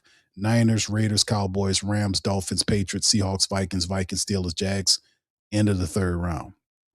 So anyway, all right, let me get a few more questions in the chat, fam. Y'all feel free, as well. I'm probably going to put up another poll momentarily because 66 to 65 to 35 right now in the poll, 140 plus voters. Is the tight end with thoughts on the Saints taking a tight end in the third? Good pick, bad pick. 66% says good, 34% says bad. So you see the good picks are winning. They are winning. All right, big up, Stan. Michael says the PFF mock draft simulator is fooling us. Their rankings is off. Yeah, it depends, man, on them rankings. Depending on how they ranking those players. Like you see NFL, some of the top maybe 30 or 40 prospects universally kind of similar to what's going on. But then when you kind of get, into that third round, things kind of go all over the place. That's what people be saying. Why did it take Delp here? They must have had Oscar Delp high on that board. KT says, Q, remember that this regime did something similar, passed on players, then started reaching in later rounds. Do we consider Oscar Delp? Jack says Oshner Delp. As long as his name is not as long as it's not Oshner Delp. Yes, indeed. Oscar Delp. But yeah, last year they was pretty solid because every draft pick made the team. This year, I don't know if the Saints keep all 8 picks. They could, I think, probably at some point they've been looking to move around and make a trade. I think sometimes tomorrow, they might end up doing that. I don't know if the Saints take 9 picks. They had 9 draft picks last year, wasn't it? And 8 this year. I don't know. That seems like a lot. All right. Wild says we should have got a center, like you said. Yeah, I mean, let's look at the board. Yeah, that's a good thing. Let's start right there because, there's a lot going on currently right now. I know we still waiting for our pick here, but let's take a look at what's left on the board. We know Jemiah McCoy is not going to get drafted. It's just somewhere in the third day, probably in the 5th round, something like that. Let me refresh because Chris Brazzell is gone. He's off the board. But you see, some of these guys are gone. Emmanuel Pragnon, the best offensive lineman left in the draft. Keontae Scott is there. Jennings Dunker, another Iowa offensive lineman. They got a couple of those guys already drafted. You see cornerback Malik Muhammad, running back Mike Washington, John Kilgore. And speaking of which, Emmanuel Pragnon just got drafted. He just got drafted by the Jacksonville Jaguars. So he's gone. So Emmanuel Pragnon, 6'3", 6'4", 350 plus pounds, 300 plus pounds is gone to Jacksonville. So there you go. He's off the board now. So you might as well forget that. We just was talking about him. He's gone just like that. So Keontae, and I'm going to go like this and just go in terms of what we consider a position of need, which we'll start with offensive guard. So we look at the guard position. These are the top guards remaining according to ESPN. Brian Parker, the second from Duke. Inez Cooper from Miami. Jalen Farmer. I know the Saints scouted a couple of these guys. They scouted Jeremiah Wright out of Auburn. They scouted him. A few of these guys, I remember them scouting. What else is another one that they scouted? I think I seen. Yeah, somebody else. There's a couple of them here. But there's some interesting offensive linemen here that you can. I know the Saints like. I remember hearing word on streets they like Jeremiah Wright.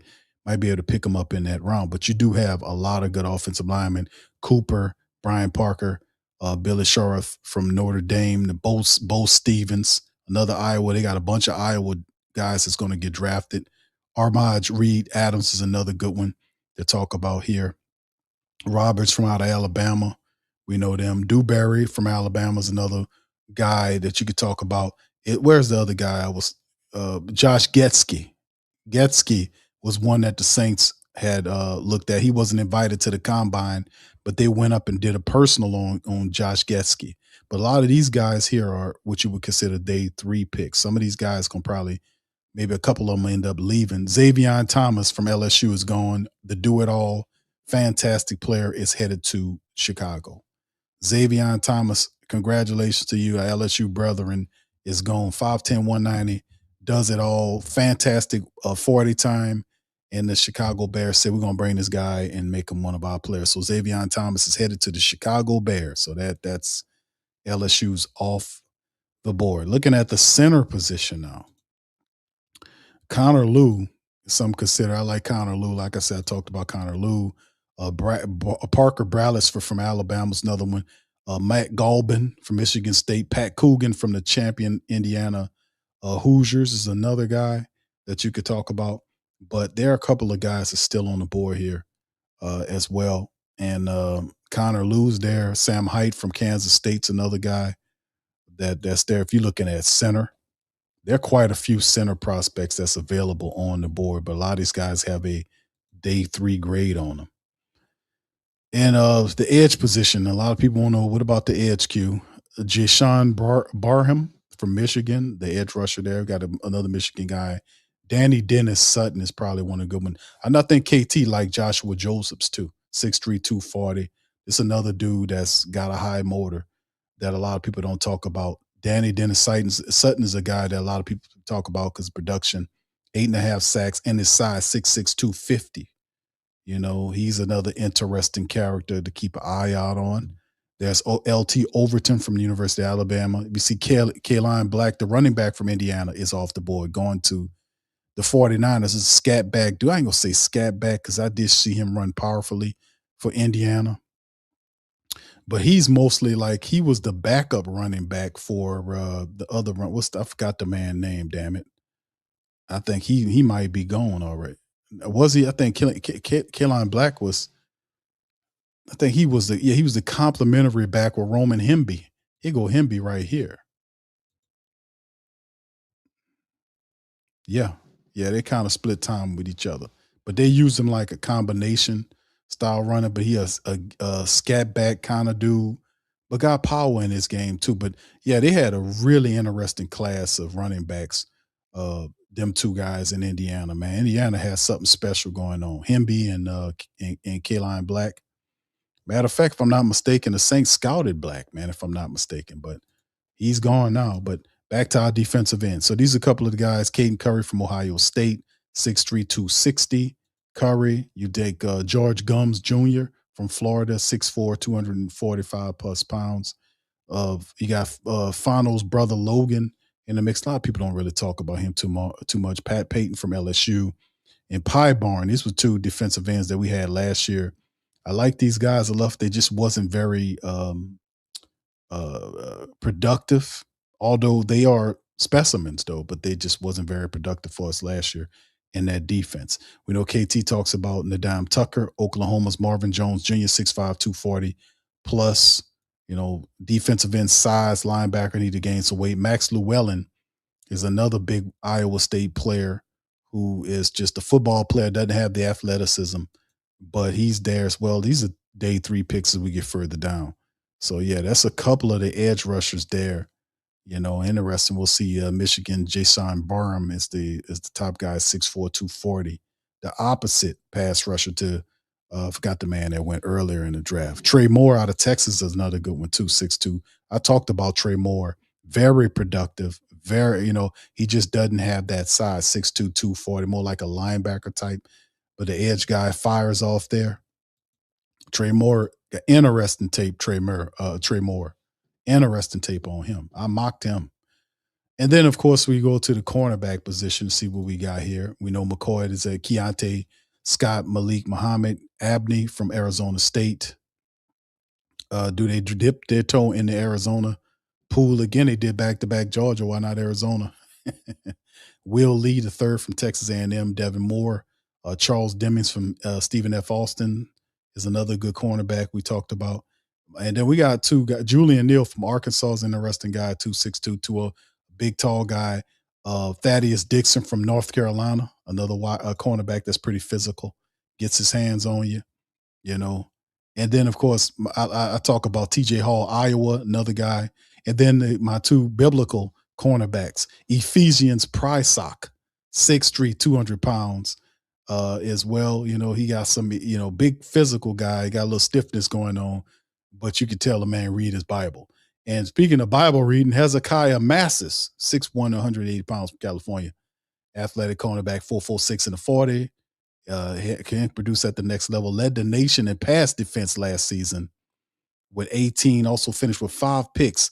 Massis has very good balance, body control, keeping smooth, fluid hips in transition, in coverage. He can be effective in man or zone, processing good anticipation and route recognition. Plays competitive with the ball in the air. To the contested catch. As a run defender, he can set the edge and pursue with confidence. How about a good biblical cornerback for y'all, Hezekiah Massis?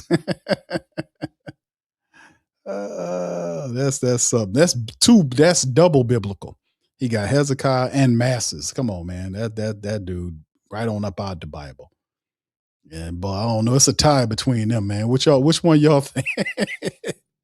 You got two hardcore biblical names. I think which one has more so of the true nature of it? Ephesians Prysock or Hezekiah Massis? You know, these are two interesting cornerbacks. Prysock does a good job mirroring receivers, but he can improve his using his length more to disrupt routes and limit timing at the line of scrimmage. He relies on a gather step when getting out of the breaks, long strides, which can affect his ability in coverage. Prysock will also have issues with idling down when he gets going vertically to come back downhill. At the top of the routes, he tries to play with physicality, but can get too handsy. When the ball is in the air, he does a good job turning his head to locate or play through the receiver's hands.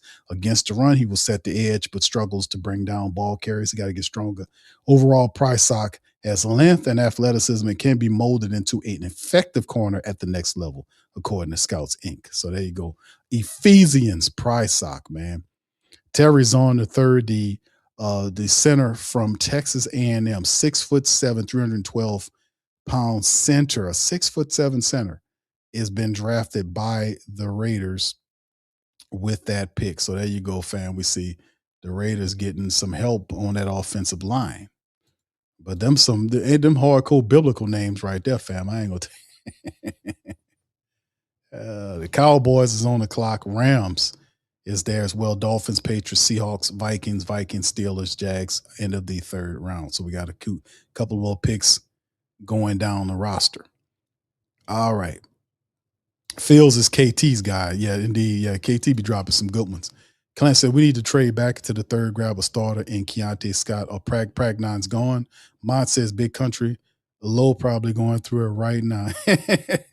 I think Low probably happy with the picks. Jack says as long as his name ain't Oscar, yeah, I covered that. Let me go on down here a little further. Yeah, KT says, why waste the pick on Bell? He's injured and runs limited route tree. Yeah, I don't think Bell is going to be a selection for the Saints. I don't think they go with Chris Bell this year I think the Bell ship ended once they drafted Jordan Tyson. Hemisphere says, I'm upset with the pick. I just don't understand why we're passing up premium position like edge rusher. All the top edge rushers were there at 8. Yeah, I hear you, Hemisphere. The Saints are trying to give Tyler Shuck weapons. That's what it come down to. They're prioritizing the offense. You know, and the strength of your unit can't be your defense. We done seen how that worked.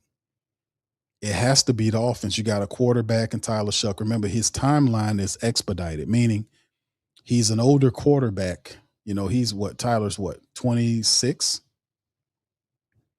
When does he turn 27? Or did he turn? He's an older quarterback, which means he got a shorter window, so to speak. I hear the Saints saying that he could play into his 30s, and that's very well, believable. I mean, you get one guy like Drew Brees, and then they think that some of these guys can do what Drew do. No, You didn't have too many quarterbacks that played almost into their 40s. And there go Jashawn Barham, the Michigan defensive end, is gone. The Cowboys picked him up. So the Cowboys been just studying, just playing on. All their picks have been defense. They know what they're doing. All the picks have been defensive. The Cowboys have made the selection to get that other edge rusher. All of their picks selection has been defensive. Let me take a look at the Cowboys, what they've been doing here. Yeah, the Cowboys, all three of the Cowboys picks have been defensive. They got Caleb Downs with the first of the first round picks at 11. The 23rd pick, they selected Malachi Lawrence out of Central Florida, which was a solid pick. So they got a back-end defender like Caleb Downs, star player that can step in, do what they do. Malachi Lawrence, an edge rusher, and then they had Jashawn Barham, another edge rusher. So they just adding on with the defense. A lot of people wanted them to get a linebacker too. I think that's another thing they want them to focus on, to get linebackers. You know, that's part of the game as well. So, but there are a bunch of linebackers that's also available for them, and they got 2 4th-round. They got 3 4th-round picks tomorrow. So you'll see them go after a few people unless they trade. They got 4 threes. I mean, excuse me, 3 4s. They got 3 4th-round picks and 1 7th-round pick. So they'll draft tomorrow and have 3 picks in that 4th round. All right. So the Rams take Keegan Trost, 6'5", 300-pound offensive tackle from Missouri. The Rams getting a little help. So they went quarterback in the 1st round, tight end, and then offensive tackle to help out the veteran in there. So yeah, we see a couple of things that the team trying to do, man. We see what the Cowboys trying to do. They know where they need to work at. So yeah, we got some interesting stuff. Yeah, but they're the Saints obviously, to me, they're prioritizing offense over defense, and not to say they're not going to address the defense, but look what they're doing. You know, they spent a lot of money bringing in Edwards, the left guard. They brought in a backup tight end for Jawan Johnson and Noah Fant. They brought in a 3rd-round back and Ty Chandler. He didn't cost a lot of money, but you can see what the Saints doing. They prioritize an offense with the draft picks. They take Jordan Tyson with the 1st-round pick. The 3rd pick, they take Oscar Delp. So they prioritize and giving weapons to Tyler Shuck to improve the Saints offense. And we'll appreciate that when the games actually played. We see some of these guys on the field. Not saying they're not going to address the defense, but like I said, there's still a bunch of picks left for the Saints in day 3.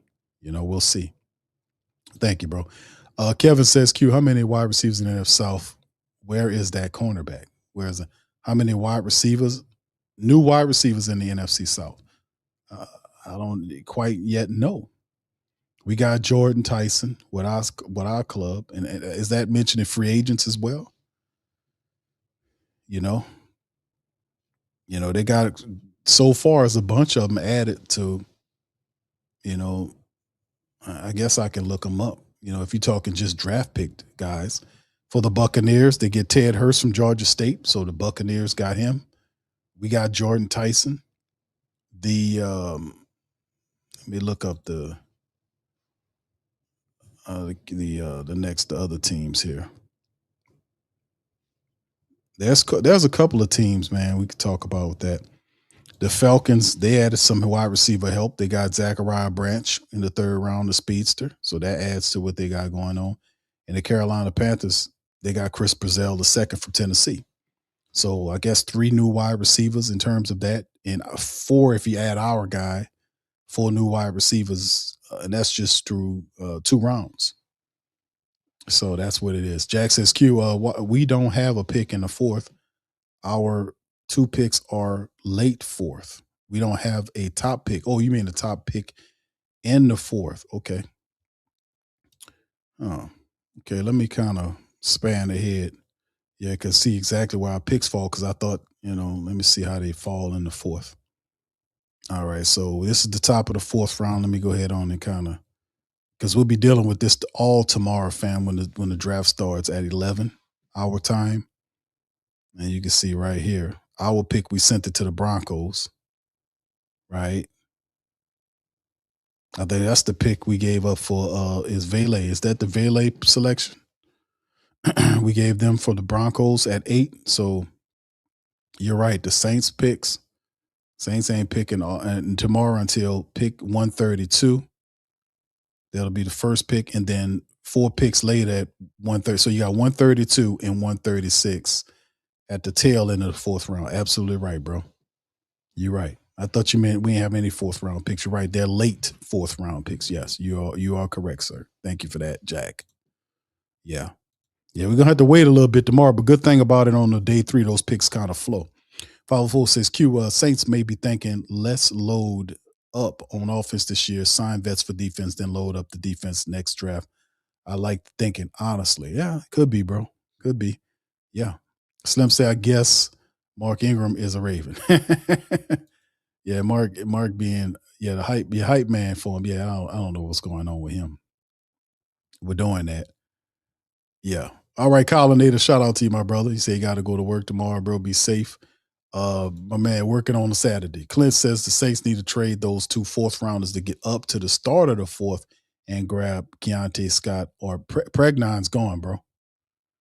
Pregnon's gone. This must be, let me scroll down a little further. Yeah, Pregnon's gone.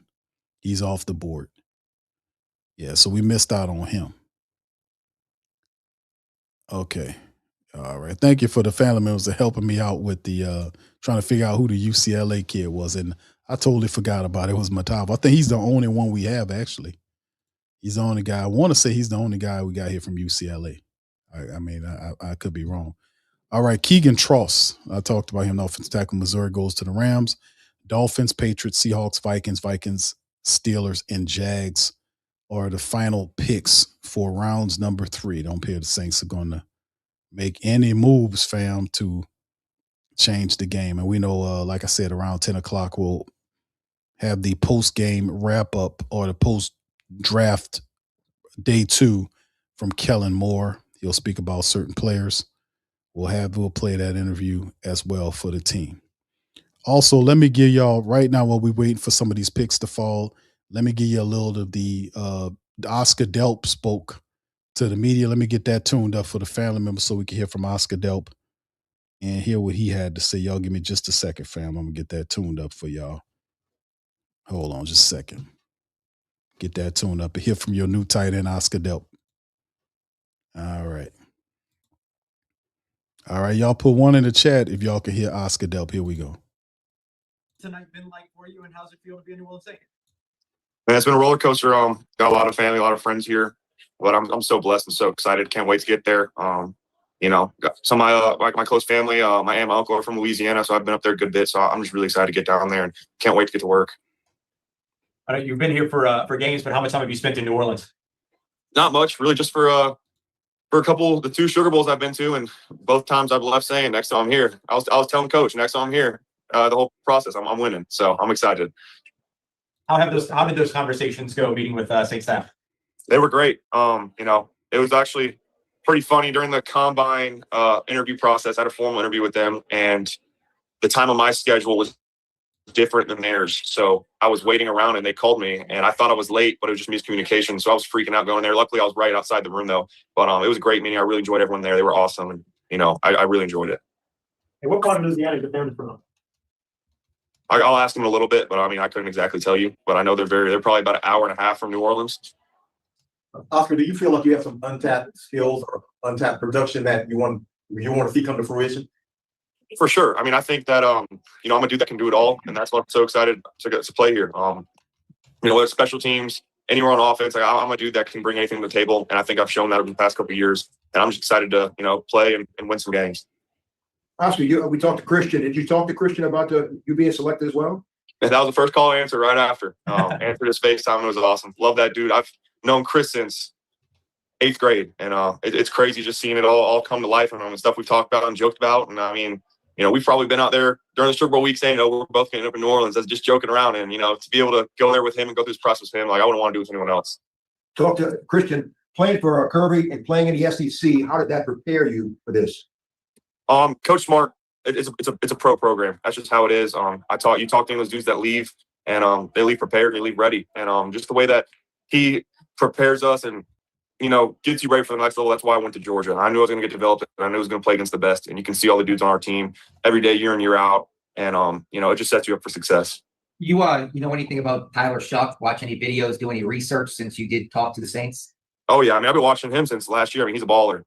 He was one of the first people that texted me. Super excited to be able to play with him. I mean, he's an elite quarterback, and, it's going to be a lot of fun.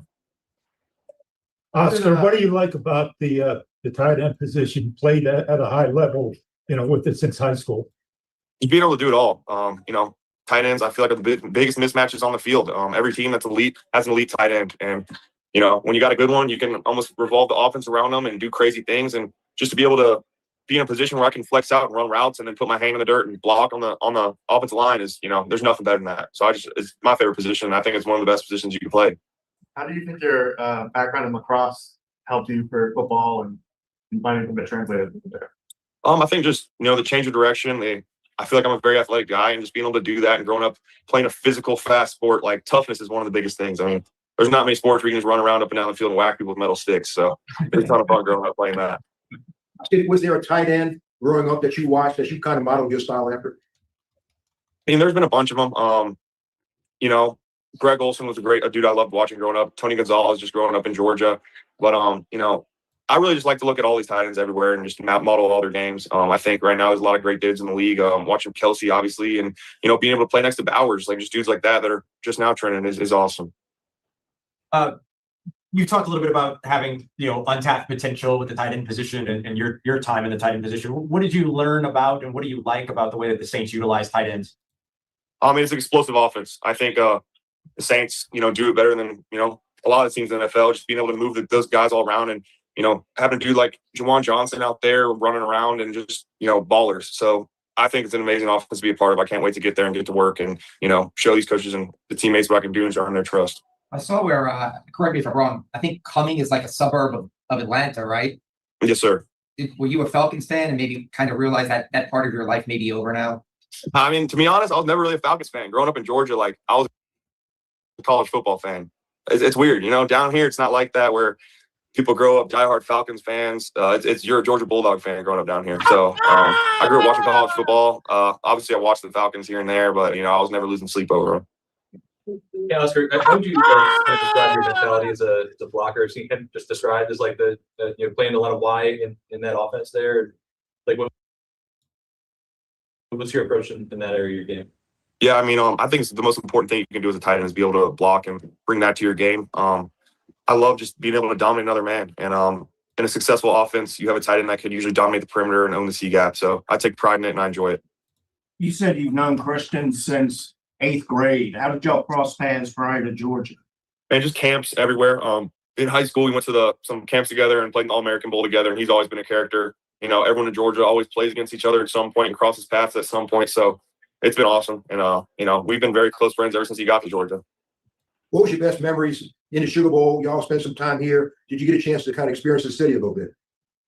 Yeah, I mean, just, be out, just walking around. Like, I guess since it's a big bowl game, there are a lot of Georgia fans everywhere there, but the streets were always alive. Fans so passionate. Even though it's a Georgia game, like you still see all the Saints fans everywhere and everyone was walking around. Trevor Etienne's a good buddy of mine who's from there, and he was kind of showing me around everything and all the food, and I'm excited to eat some of that food down there. So it's going to be a great place. You know anything about Jordan Tyson? Oh, yeah, I do. He's a baller. Trained out there with him in Arizona for the past couple months, and he's a baller, great dude to be around, great kid, super funny, super awesome. I've only got to hang out with him for a couple months, but I feel like we got a bond already. All right, so that's Oscar Delp, man. That's your new tight end, Oscar Delp. What do you guys think about Oscar, man? He said he's not an Atlanta Falcon guy, man. How about that? He said, you're a Georgia guy. You ain't an Atlanta Falcon guy. So I think that's funny, man. Let's give him a round of applause. Welcome to New Orleans, man. Good answer. Good answer. Great answer. Great answer. Great answer, Oscar, man. Welcome to the city, man. Cause we were listening hardcore to that one, brother. Good answer. All right. Anyway, let's see. That's good to hear from that young man. Nashville say, what's happening, bro? Says, not mad at the pick. Love is blocking. All right. Shout out to you guys. Secondary sucks, to be honest. Inevitable. Don't like the secondary.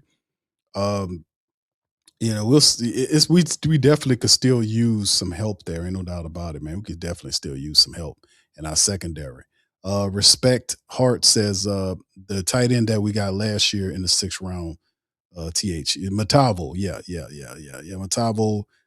And that's the plan. It's just the Saints create more competition, I guess, in the tight end room. There's a lot to talk about that tight end room. Matavo, I like Matavo, but they see Oscar Delp as an upside. Perhaps Matavo and Oscar's the future. Could be the future of the position. You know what I'm saying, fam? Because he has a 4. Oscar Delp's contract is going to be a 4-year deal. Matavo has 3 remaining on his deal. So his contract, if he doesn't get released, he'll be here a year past when the contracts are up for guys like both Juwan Johnson and Noah Fant. So the Saints just looking past it, man. Look like good. And like I said, I also think the Saints are going to be looking at doing those 3 tight end packages, man. You can see them utilizing that. L-Dub says, don't know if it's true or not, but I saw they backed out of the trade because I saw they wanted the Saints 3rd and 4th round picks. Yeah, I reported that I think it was Adam Schefter said that the Saints no longer looking for that deal for Thibodeau. KB says, yo, Q, what do you think about this trade room with the Giants for Thibodeau? Yeah, I covered it earlier in the broadcast that Adam Schefter basically talked and said that wasn't going to happen. It wasn't going to happen. So, that pretty much is what it is. They just, it didn't happen. So, but the Saints were looking, they were looking to try to make a move and see if they could find somebody.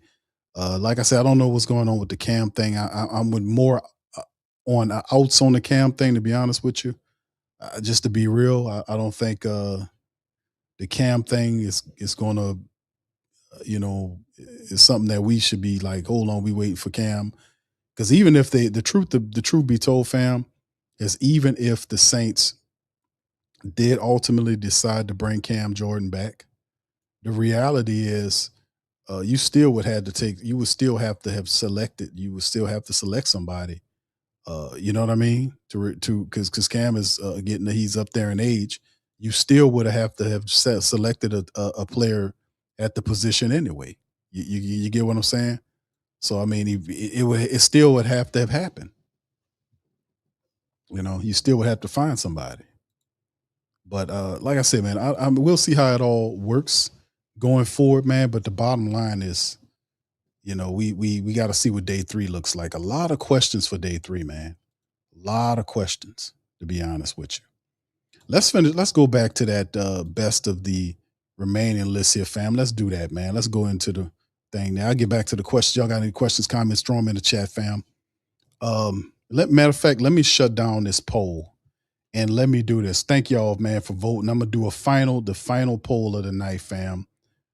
Here as I go with that finalize on that poll. Let me open up another poll. It'll be the final poll of the night. And the poll is, I want you guys to grade the Saints.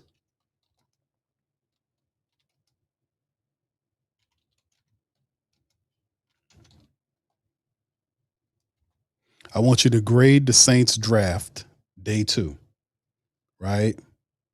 I want you to grade the Saints draft.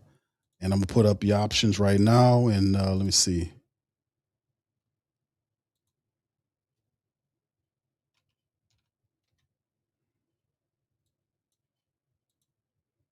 All right. I got it up there, fam. Thank you for the 170 plus people that voted on the previous poll. 67% says good pick for the tight end in the 3rd, 33 for the bad percent for the family members. First of all, hit the like button for me, fam. If you're not a sub up on our push to get 15K. We got I think we need less than 300 people subs to hit that 15,000 mark. Sports Coma representing the mighty Who Dat Nation. Serious, dedicated, keeping it real. That's what we've been doing for a very long time, fam. For a very long time. If you want to join, help us out there. Shout out to our Patreon champions, YouTube membership family. I am working I promise you guys, for my Patreon YouTube membership family, I will have a Jordan Tyson breakdown video, highlights and all that kind of stuff, breaking down Jordan Tyson up on Patreon for our Patreon and YouTube membership family.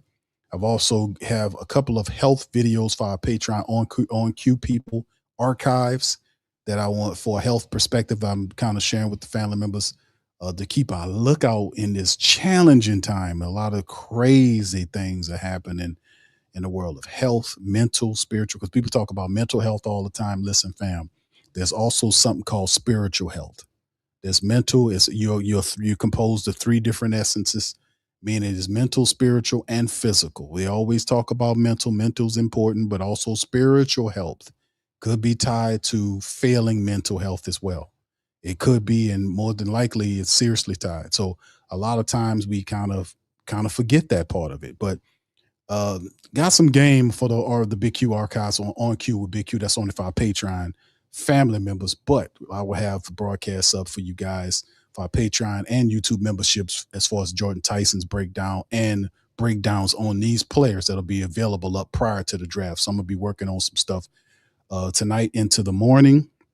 Tomorrow will be a full day. It'll be 24 hour, almost your full day of broadcasting. It starts at 11 o'clock. It'll run all the way to after 5, 6 o'clock, in from the final day of the draft into the undrafted aspects of the draft. So it's going to be a strong stream, man. So y'all kind of share the links and all that kind of beautiful stuff, and we're going to get through it together. All right. Anyway, let me get that up there. Feel free to vote in the poll, family. If you haven't, to get your word and grade the draft day number 2. How did the Saints do in your estimation? This draft, y'all put it in the come on over from the multiple. I know we, streaming across different platforms.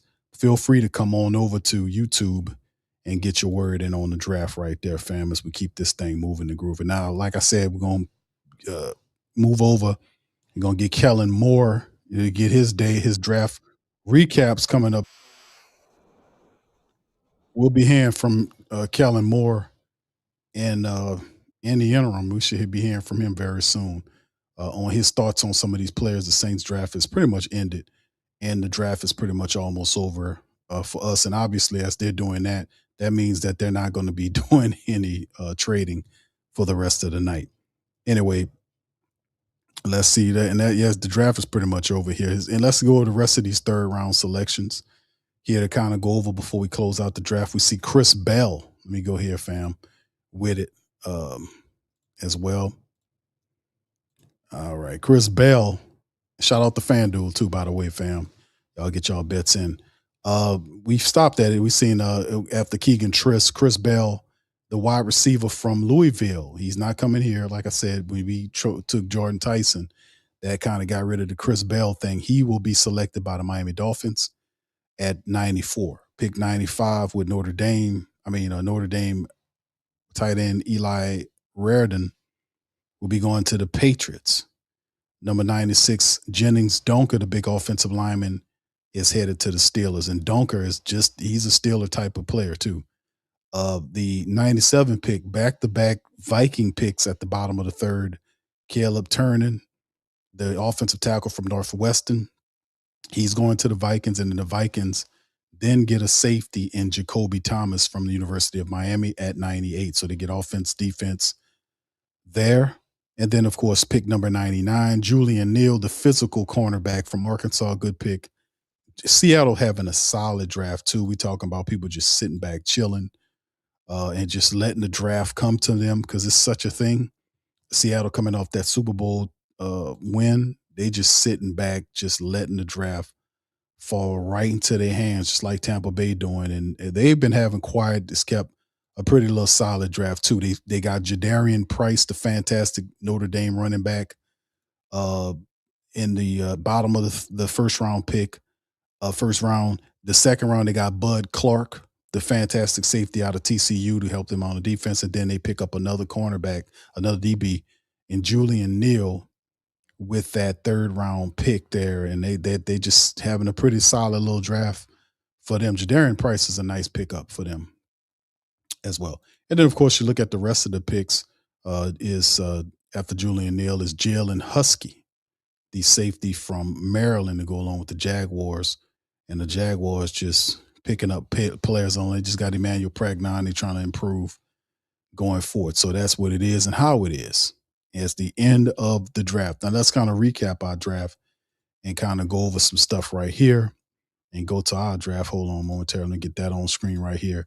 And this started yesterday for the black and gold. Jordan Tyson for the Saints at 8 yesterday, 6'2", 203, 6'2", 6'3", 200 pounds, a physical wide receiver with speed. There was some injury concerns. He's healthy right now past it, and he's very excited to come into it. I remember me and DC was talking about this today, and he mentioned what Steve Smith said about him not knowing how to fall.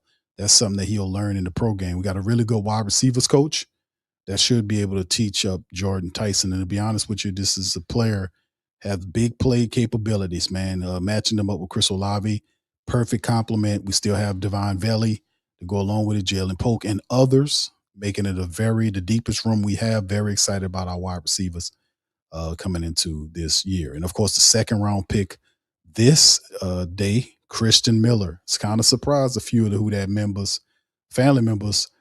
Christian Miller, 6'3", 320-plus pound defensive tackle, nose tackle. Big pickup for the team today in the post-draft analysis. Was a clear need for the Saints. Miller was the best remaining interior defender. He was fantastic anchor ability, which has been missing in New Orleans, and Miller could be the interior lineman the Saints can build around. Right now, it's Chase Curl on the edge with Brian Bresee, Nathan Shepard in the middle. So addressing the defensive line was a massive need. Miller was the top defensive tackle available. There's a big drop-off coming at the position. So New Orleans was smart to get him now. So having a big, tough nose tackle to occupy next to Brian Bresee, that is going to be interesting going forward. We still have Vernon Brockton, his youth, to see what he can do. So we'll see how it all shakes and works out for the Saints, man, going forward and picking up. So we had him, Christian Miller, very excited to be with the Saints. And then, of course, we heard from Oscar Delp. I just played Oscar Delp's interview as we wait for Kellen Moore. And speaking of which, Kellen Moore is about to jump on the mic. Let's hear what Kellen Moore has to say about his draft class. Put one in the chat if y'all can hear, fam. Here we go. Good. Double check. There we go.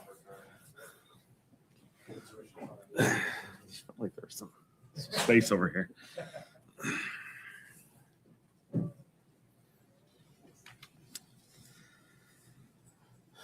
All right, guys. We got 2 Georgia Bulldogs today, so quite the coincidence there. Turned out pretty well for us. Obviously, I'll just start with some highlights. Drafting Christian in the second round. 4-year player at Georgia, 2-year starter. As we went through this process, we had a formal interview with him at the Combine. Peter Sermon actually worked him out at Georgia.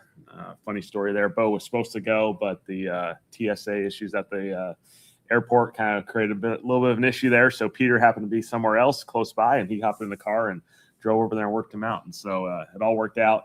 But great player. Love his energy, love his juice. I think you guys already sensed that in kind of his media obligations so far. His versatility and his play style is going to be really good for us. And so great move there. And then Oscar Delp in the third round.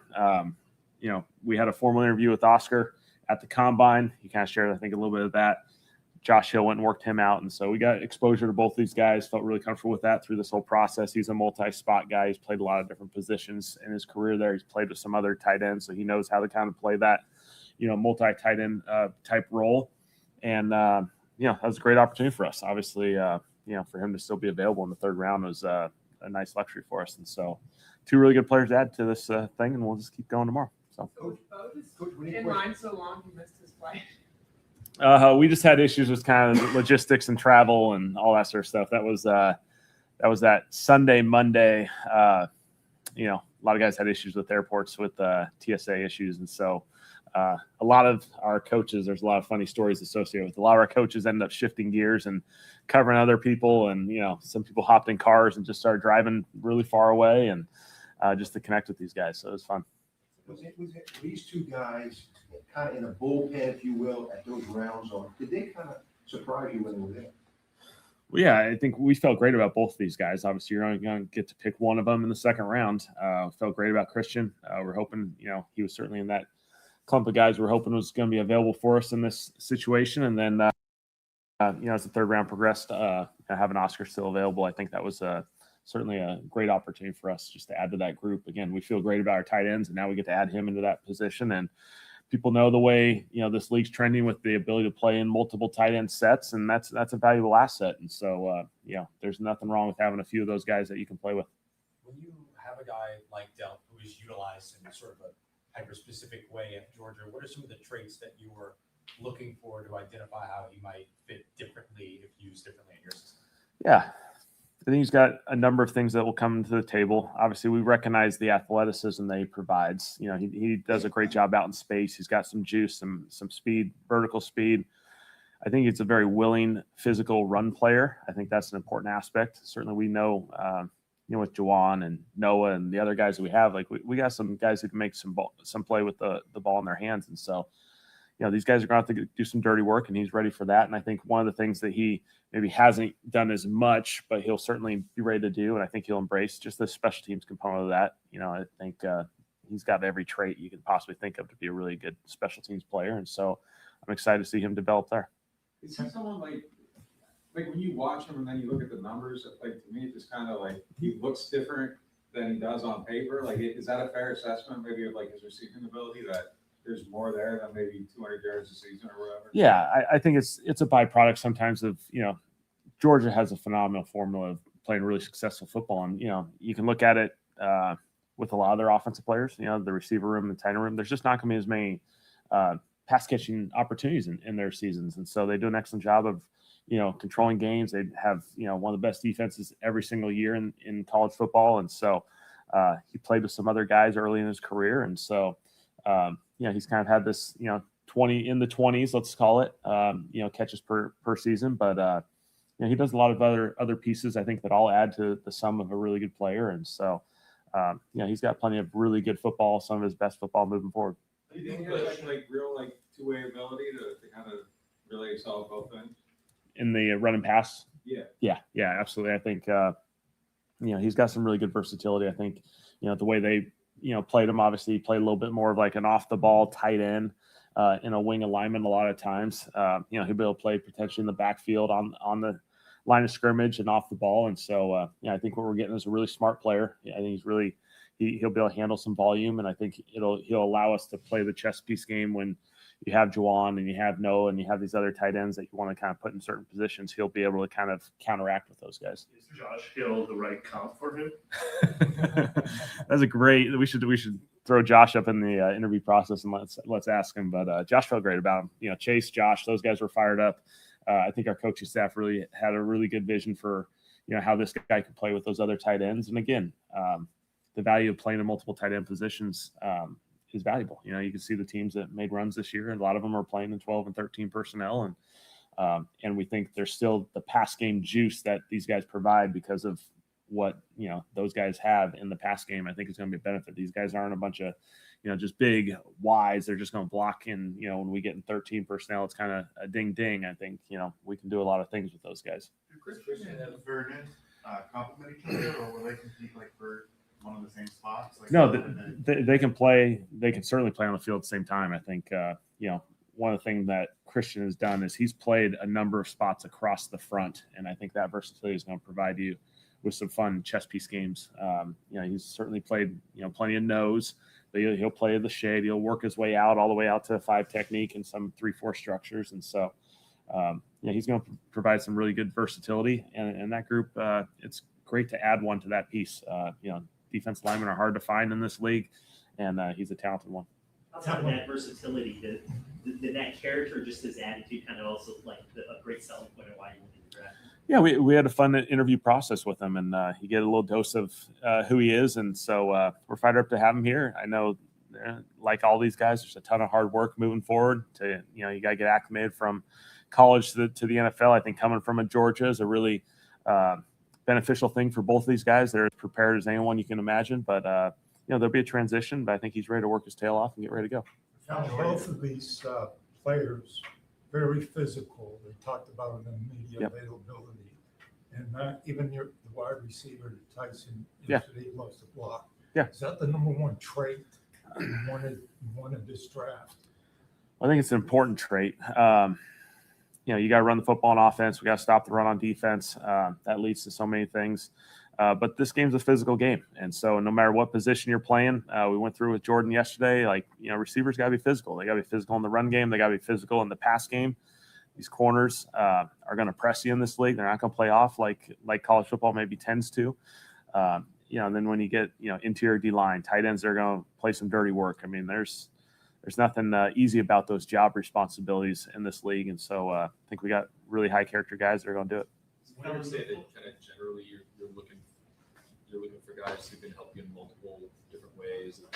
Jordan being able to play all three positions, and Oscar being pass catcher, blocker, Christian, kind of versatile. I think that's key. I think our rosters have a certain size to them, and I think it's important that you have guys who can provide multiple opportunities to help the football team. And so we feel like all three of these guys will have the versatility that they need, and they'll provide a really good role for them. We get two guys that are teammates in college like this, and like a couple times last year as well. Do you just during the pre-draft process, do you talk to them about one another? Do you ever check in? Like, do you utilize that at all? Sometimes during the draft process, we like to ask and prompt the questions of Jeff always does a great job of this is, if you're coming to our organization, like who's the culture player that you want to bring, and then sometimes who's the best player that you want to bring. And sometimes it prompts us, ideas. And sometimes maybe we ask who's the best player you played against. And so I think anytime you get to collect those different questions, get the answers to them, you collect as much information as you can. But, certainly having guys who have a relationship that kind of know each other, certainly, Tyler and Quincy last year, and we've seen that throughout this thing. There's benefits to that. Did Oscar or Christian mention one another? I don't recall. I'll have to look back through our notes. Kellen, before you got here, this team didn't used to make all the draft picks. The trade up history is elite. Has there been a conscious effort because of the state of this roster to try and lead with as many picks as you enter these drafts with, or have there been a lot of? I think there's plenty of conversations about moving up constantly. I think it's just a matter of, finding the right value and right situation. And, hey, we've done that. Certainly we've had conversations even today about that. But we understand we got great opportunities to add to this team. And, certainly when you look at it from this perspective, as many opportunities and swings as you can get, that's a positive thing. And for us, we feel like, we're still getting really talented players who are certainly going to help our team. Was value kind of maybe one of the reasons why you guys didn't take an edge rusher today or anything like that? Or you know, Well, I think there's plenty of conversations, and still certainly we have another whole day of this. You build a board and you trust your board, and you have plenty of conversations as you go. And certainly there's conversations, and you got to make decisions. There's guys that we love. I think that's the hardest part of this draft is we invest so much time into this process. We kind of fall in love with a lot of these players, and then you only get to, you got to pick one in each situation, and you got to go, and you're gonna miss out on a few other opportunities. How much are you guys also weighing that, it's all the players that are still available, but also some of the veterans that could be available in the trade market or in the second wave of free agency after the draft? How are you gonna weigh all those things? Yeah, I mean, player acquisition's year-round process. We're gonna have obviously an opportunity to sign guys here, hopefully sign some guys who maybe don't get drafted. And then there's plenty of veterans out there that you're going to have continued conversations with. And so it goes all the way through training camp and into the season. We know how these things go. And while this is a very, very important part of building our roster and building our team, it's, certainly very well recognized. There's a lot of other opportunities to keep going. Was back-to-back Georgia influencing your time in Philly at all? No, but yeah, certainly Howie's done it a few times. So what do you see as the potential benefits of having two skilled players in the passing game coming in on the heels of a young quarterback establishing himself as a starter and then kind of going through this together? Yeah, I think certainly we're trying to build a group that hopefully, has some continuity and works together for a number of years. And so, certainly when you look at what Jordan's hopefully going to provide for us, the connection with him and Tyler, and, I think Oscar is just turning into a great situation. We feel great about our tight end room, to add Noah during the offseason process, to now get Oscar on board, and to have a number of other guys that we were able to, keep on our roster. We're in a really healthy spot. And, I think the more those guys spend time together and work through this entire OTA process into the summer program, into training camp, there's a lot of time that needs to be invested into this, but we got the right kind of guys to kind of work together on that. I know you mentioned Kristen's versatility. Yeah. Does, I guess when you're first installing him, does he project as a guy playing the same position as Godchaw actually, or is that just something he'll do on occasion? Yeah, I think it's about giving guys kind of a home base to start, and then we just got to get out on the field with these guys. We got to let them go, and we'll make those adjustments as we go. But what we feel like is we're bringing a really, really talented player, a really good person for our locker room into a group that will provide some depth. Certainly, it's hard to acquire big guys, and so we'll add them to that mix, and we'll kind of see how it goes. Do you miss the acquisitions that you guys made, like in free agency and the first few picks on offense, allowed you guys to be maybe a little bit more versatile than you guys were last year in terms of personal package? If you wanted to play more 12 or 11, or just be a little bit more fluid there. How do you see that? Yeah, I think that's a fair assessment. I think we do feel like we have a lot of guys who, hey, they got a lot of versatility. They're really smart football players. More time together through this whole process, and so all that stuff will build. Kristen seemed pretty excited about the idea of lining up next to Brian Brzee. What is kind of Al's assessment of how those two can complement one another? Yeah, I think we're adding them to a group that has a nice mix. There's some veterans in there, Shep, Godchaw, but then some young guys, and so we're going to need a number of those guys. We're going to need a number of them to play. You play in 3-4 structures. We're going to play with 3 in base, but there's plenty of sub packages that you got to be able to utilize to stop the run, to play in passing situations, and so the depth is going to be important there. High character and team captains and guys with high character. You put a lot of importance on that as far as rating the players.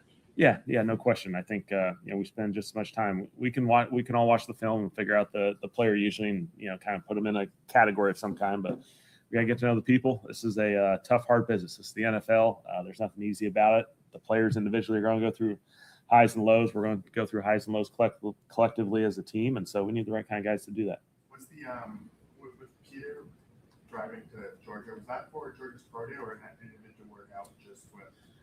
It was a private workout, yeah. Kellen, what are those moments like when you were making that phone call to those players, like that Christian was reacting? Yeah, what's that like for you? They're special. For these guys, I mean, all these guys have had such a amazing, one of a kind ride to get to the position that they're in. There's highs, there's lows, and they get, most often they get to be surrounded by the people who help them get there the most. And so those are really special moments. It's really, really cool. It's one of the best moments I think in the NFL is when you get to hear those conversations and hear them celebrate. And because, hey, these guys have earned it. Now there's a ton of work ahead. It's going to be even harder than what they've gone through, but it's a cool moment for those guys. Kellen, can you share with us, talk a little bit about the shirts you're wearing, autism awareness, we're special for the organization, for special kids. Yeah, I think it's just awesome awareness. I think, for our organization, I've been here for 2 years, but I know they've done it longer than this, just taking advantage of the opportunity and the platform that, the NFL draft provides. And so drawing awareness to it. I know, Kai and Jeff and Mickey and those guys have put so much effort into this and drawn attention to it. And I think it's really cool. Our entire war room was, all wearing these, and it was a lot of fun. Everything is good on Delp's health. I know he did skip all the combine drills, but he ended up working out the pro days. So yeah, we went through the medical process. Obviously, we feel comfortable. Is Vernon? Oh, wait. Christian's pick wasn't related to Vernon's off at all, right? Vernon's working. Vernon's working. Yeah, he's been doing great. All good. Thanks, all right, thanks, guys. Fletcher shows up in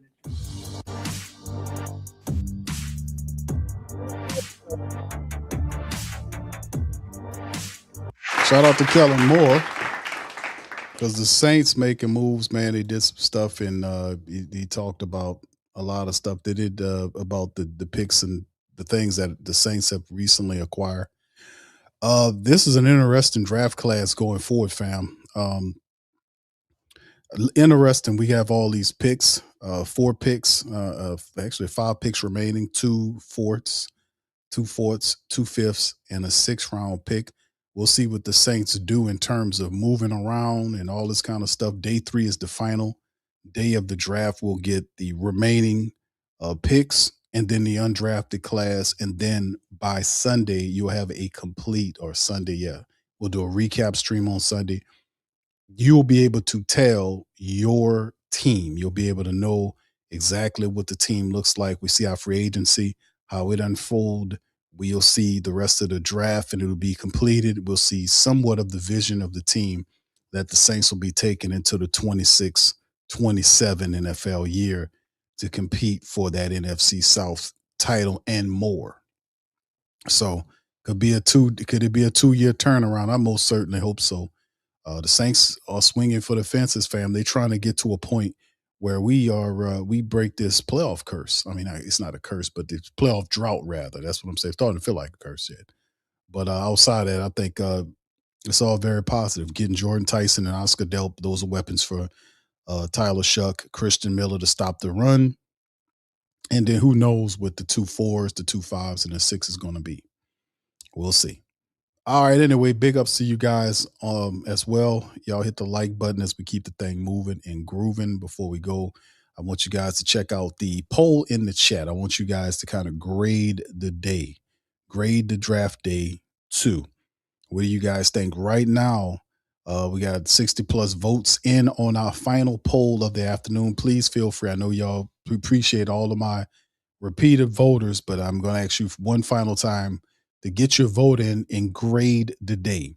What do you give the Saints for day 2? Do you give them an A, B, C, or a D, F? D and F is the same, failing grade.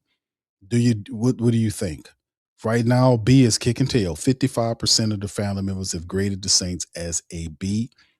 23% have given them a C, and 21% says an A. So right now, overwhelmingly, we have 55% of the family members have graded the Saints at 56%, saying that they give them a B for today. It's not bad. It's actually pretty good. All right, shout out to you. Matt Drum says, Q, what's your guess on why we didn't get a defensive back or edge yet? Saints following their board, bro. Oscar Delp is a person that was, they felt like was pretty high on their board. And they felt like the value in terms of what we're looking at, and I'm gonna show you guys just that momentarily. They feel like they can get a lot of these players in the 4th round, or some of these players. So 2 4s, 2 5s, and a 6. But I figured a lot of these guys, they have day 3 grades on them, like edge rushers, like a lot of really good edge rushers got out of here. Danny Dennis Sutton is still available. And then after that, you kind of Joshua Joseph is another guy from Tennessee. And then after that, you kind of going down a little bit there. But that's probably my best estimation of why they felt like they didn't want to address that position in there. Jeremiah McCoy obviously is not probably going to be ready for this upcoming year, but you do have several players that's available that do carry, I guess, day 3 grades. But the reality is this: the Saints won't get at any of those top guys until later on in the 4th round. Both of their picks fall like within 5 or 6 picks from the bottom of the 4th round. So it won't be like they're at the top of the 4th round and be like, oh, we got 2 4s at the top of the first round. I mean, the 4th round inside the top 15 picks of the 4th round. Yeah, we could do some damage. No, their stuff is at the back end. So, but there's still quite a few people that's on this board, man, that if you're looking at a cornerback, whether it's I don't think Keontae Scott or Malik Muhammad, those guys might be very well gone. Devin Moore, Charles Demmons. I may, talked about my 2 biblical guys in Ephesians Prysock and Hezekiah Massis. But, there are other players that carry that 3-4 grade. And then, of course, you look at the safety position. Jaylon Kilgore and Zakee Whitley, they scouted both those guys. And it could be a situation where those guys could be gone. I don't know. I don't know how far they go, but I know they were interested in those safeties and what they could do. But I don't think Kilgore or Zakee Whitley will be available when the Saints draft. I could be wrong. We'll see. But the cornerback position is another thing. They got a few cornerbacks left. As far as the edge rushers are concerned, like I said, Joshua Joseph and Danny Denny Sutton, D.D. Sutton from Penn State will be on the board. Then Trey Moore is an undersized pass rusher with a lot of good abilities to fire off. We'll see what that is. And then, of course, the linebacker. It could be also, too, that what if you were to pick up a linebacker that can do some of that stuff as well, like Harold Perkins Jr., who is listed as a linebacker but has a defensive back skill set, who can play the star for you. You know what I'm saying? Could he be a guy that you'd be comfortable with? Because the Saints had some interest in him. So they do have a few linebackers available as well. Now, as far as the offensive guards are concerned, they do have a couple of them that should be a bet. Bo Stevens from Iowa, Inez Cooper from Miami, Brian Parker II from Duke. You got the one they really, really like in the day 3 pick was two guys in particular to keep an eye out for, fam, when we see it tomorrow. Jeremiah Wright from Auburn. I heard Saints really like that kid. Jeremiah Wright from Auburn, 6'5", 330 plus pounder. Could be one of the fours, one of the day 3, 4th round selections. Or, if not him, how about they checked out Josh Gesky, who didn't get the invite. He's another interesting prospect there. DJ Campbell from Texas is another dude. So we'll see where they head with this. And in terms of the center position, what the Saints going to do at the center position, they got a couple of people. We know Connor Lewis there, Pat Coogan from Indiana. He's another guy that's given a day 3 pick. Could he be somebody they looking at? Sam Height more than likely won't. Matt Golbin from Michigan State's another center. Parker Brailsford, who's the Alabama center, is kind of undersized, 6'2", 289. He kind of reminds me of his game somewhat to Eric McCoy. If you watch him play, he's kind of an undersized center at 6'2", but 290 plus pounds. Some of his game, for whatever reason, reminds me of Eric McCoy, right? Big guy that got, that's actually pretty nimble. But Matt Golbin's another dude, 4-year starter at Wake, transferred to Michigan State, 34 total games. Could be a solid center, 6'4", 300 pounds. Jager Burton from Kentucky. He's another dude that I think I mocked. Jager Burton played a lot of games for Kentucky. So, I mean, we'll see what the Saints do. I know they got a board. They'll absolutely, they'll kind of look at and see which direction they want to go in terms of talent of player, but there's still quite a few needs the Saints have to address, like we talked about. According to ESPN, is showing you that the positions of need is edge, wide receiver, cornerback, offensive line, and linebacker. The Saints very well could meet all those needs in tomorrow and get them. I know they're going to get an edge. They'll end up with a DB. They'll get an offensive line in there. Hell, they might get, I think they'll get a linebacker, and then probably end up getting another wide receiver or running back, down at the bottom. They have a lot of running backs too that can go in the second day tomorrow that a lot of people not talking about. I know Mike Washington Jr. from Arkansas, he'd probably be gone, but there are other guys that are going to be there. Katron Allen from Penn State, Roman Hemby from Indiana, Eli Heidenreich from Navy. This is another dude that's like a Swiss Army knife type play, listed as a running back, but he can do a lot for you. Little dude, he's very intriguing. Jade Knott from Oklahoma is another one. It's quite a few guys that I remember looking at, man, and checking out, man. Jonah Coleman is another one. Adam Randall, big running back, man, big old running back, 6'3", 230-pound thumper. Emmett Johnson from Nebraska is another one to talk about. Singleton from Penn State.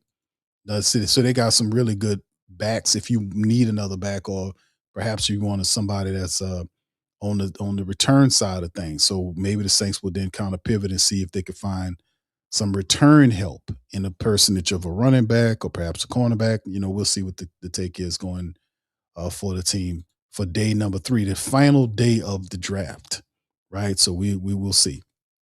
All right, a few more questions for the fam as we waiting to close out that poll. Y'all get y'all votes in. 57% of the family members say we're currently at a B grade for day number 2.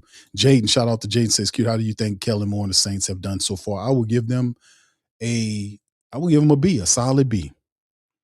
I would say I give him a B. I give him a B. I think a B is a fair grade, even close to, I wouldn't say a B plus, because I can understand what they're doing with Oscar Delp. I think, we probably would have went a different direction. I probably would have been feeling, gave him a higher grade, but I'm not mad. I think these are good pickups. The Jordan Tyson thing gives Olavi a good and a lot of these moves we'll appreciate, family, when the games are played, because we want our offense to be of exciting offense. You heard what Coach Moore was talking about with having, extra personnel in there and having those 3 tight end packages. He mentioned that a lot of the league is using the 3 tight end packages, and having a guy like Juwan Johnson, Noah Fant, and then you roll out Oscar Delp there could be interesting. The 3 tight end look, that gives the Saints offense flair. It gives it versatility. Taysom Hill's not coming back, Elvin Kamara. And like I said, the Saints, just look at it overall. Let me see if they updated our depth chart on there. Just look at it overall of what they're building, man. From just not the draft, but look at it in confab with the free agency of what the Saints are attempting to build. Yeah, they look like they added some of these guys on. Here go before we get out of here. Look at the depth chart, the unofficial depth chart right here. It gives you a good look of this stuff. Thank you, Jaden. All right, let me kind of get that there. All right, so this is the Saints unofficial depth chart. You can see the starters on the far left row. Tyler Shuck is there. Travis A-Chain Jr. is new RB1. This is just going to be a special offense, no matter how you cut it. You got Tyler Shucks, 9 starts, nets him 2,300. That's what I be saying about Tyler Shuck. Man did that crap in 9 starts. He had 2,300 yards, 9 touchdowns, 6 picks. 48.8 on the QBR. He had almost 68% completion percentage, 327 attempts. He also ran 45 times, had 3 rushing touchdowns, averaged over 4 yards a carry as a running back. When you have a scrambling dual threat guy like Tyler Shuck, you always are going to be a offense that's listed among the best in terms of the rushing attack. And then the Saints didn't settle on just having Elvin Kamara in his final year. They went and got one of the top running backs of free agency. They got a young running back to go along with Travis. I'm going to go with Tyler Shuck and Travis A-Chain Jr., who had 1,100-yard rush campaign last year for the Jags, had 7 rushing touchdowns, averaged over 4 yards a carry, and caught 36 catches and 6 receiving touchdowns. So he ran for 7 touchdowns, caught 6 of them. He averaged 8 yards per catch, which the guy is a phenomenal back. Speed, showed power, versatility. Travis A-Chain will be a explosive option for the Saints running attack. And he's RB1. RB2 is the old classic. Elvin Kamara in the final year of his deal. He fits perfectly in that RB2 role. He had to take that pay cut, but nonetheless, he comes in here and he will give you that value. He's still a menacing talent for you. He had 33 catches last year, averaged over 5 yards per catch. No receiving touchdowns last year. Tough sledding against that Saints offensive line, but they made it a priority this upcoming season. Then you look at the running backs. We talked about them. They made the addition of Ty Chandler. This was another guy a lot of people don't talk about. Consider him like a special team / third down option. This is a scat back type guy who did a lot of positive stuff. I know when he played the Saints, he tore the Saints up when they played him because he's so fast. He can catch the ball out the backfield. And Ty Chandler was a good weapon. So you can see it's a streamlined offense, speed predicated and built on speed that Kellen Moore is building. Chris Olave had his best year. He's sitting on that $15 million option. They're working on a long-term deal. Hopefully they get it done sooner than later. And then they had added some weapon along with him in Jordan Tyson, 6'2", 6'3", 200-pound explosive wide receivers. He's healthy. Jordan Tyson is a beast, catches a range of different play. He's just, and then excitable. You see his personality is infectious. He's one of these players that has that just awesome energy around him, and he just will wake up the Saints offense and fits well with the likes of Chris Olave. He's also another positive-minded wide receiver And then he is big, and then you get the bigger wide receiver in Divine Bailey, who had was on to his way. Now it took a while for him to see the field, but when he got on the field, he made several really awesome catches, touchdown, toe tapping. Divine Bailey showed a mixture of things. He got hurt, had 25 catches, almost 300 yards, 2 touchdowns, but he averaged 12 yards a catch when he was in there. And he will complement well the big physical. Remember, this guy could run too. Divine Bailey has this. He got a really good 40 time, and all of our wide receivers can run. They got good 40 times. Our running back got a good 40 times. So his speed is, as you can see, was an indication. Juwan Johnson coming off his best year, 77 catches, 889 yards. This man would have had 80 plus catches this year. He dropped quite a few of them. He would have had at least 5-6 touchdowns. He dropped a couple of them. But nonetheless, he played a big in some moments in the back end of the season. Hope he can kind of carry that back end of the season into the start of this upcoming season, keep that momentum. 77 catches, almost 900 yards, 3 touchdowns, 11 and a half yards per catch. He really turned it on for the Saints offense as a security blanket for Tyler Shuck. And then, of course, they added this character, Noah Fant, to the team. He had 34 catches, almost 300 yards, 3 touchdowns, 8.5 on the average, 6'4", 250.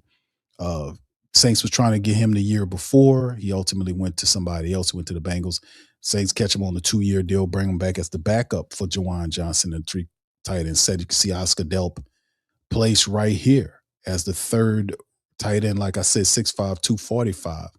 Third tight end for those 3 tight end packages. It's going to be fun watching it. So that's just the skill set players, family.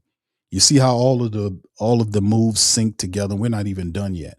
Getting Tyler Shuck weapons. Travis A-Chain is here, and Ty Chandler. These are 2 speedsters that really help float offense. Chris Olave, it's not the focal point, not so far as Saints concerned, but both defenses would latch on to Chris Olave. Now they have to worry about somebody else. That allows Chris Olave to free up. You can really, despite the fact that didn't really have a solid complement for the full summation of the season. Now he has a perfect complement now. They're going to pay him his money and then draft a complement player to make his life easier. So you can see it all starts to flow together with the additions in free agency, the additions in the draft. And it's all about giving Tyler Shuck all of the weapons that he needs to succeed. And then you go to the offensive line. We got Kelvin Banks last year in the first round. Prior to that, Tali Fuaga. Our bookends are in place, right? We get David Edwards, the big left guard, the best guard in the free agency cycle, signs with the Saints right out the gate in the first couple of days of free agency to fill an obvious hole at the left guard position. The Saints didn't read up with Dylan Reduce on the 2-year deal, bringing him in to help him out as a veteran blocker. Will Sherman is still under contract, did a really good job behind Cesar Ruiz, who's healthy. Eric McCoy coming back from injury. Torrey Simpic is more than likely will be a potential backup at McCoy. We'll see who they draft in day 3. Asim Richards is a player we brought in the trade last year who did really well in reserve time when Tolly went out. So we do have some components. And of course, you see the Saints need to kind of draft the center. They need another tackle prospect and perhaps another. They got guards, but maybe a tweener guy that's a tackle / guard, a guard that could play the center / guard position. They cross train a few of these guys. We'll see. And then of course you cross over to the defense. You see Vernon Brockton. They asked him about Vernon Brockton. Said Vernon Brockton's doing well. He's on. So we'll see Vernon Brockton healthy and see what he can do. 6'5", 300 pounds. Bo Davis, the defensive line coach, loved this kid, think that he will be a big-time player for the Saints.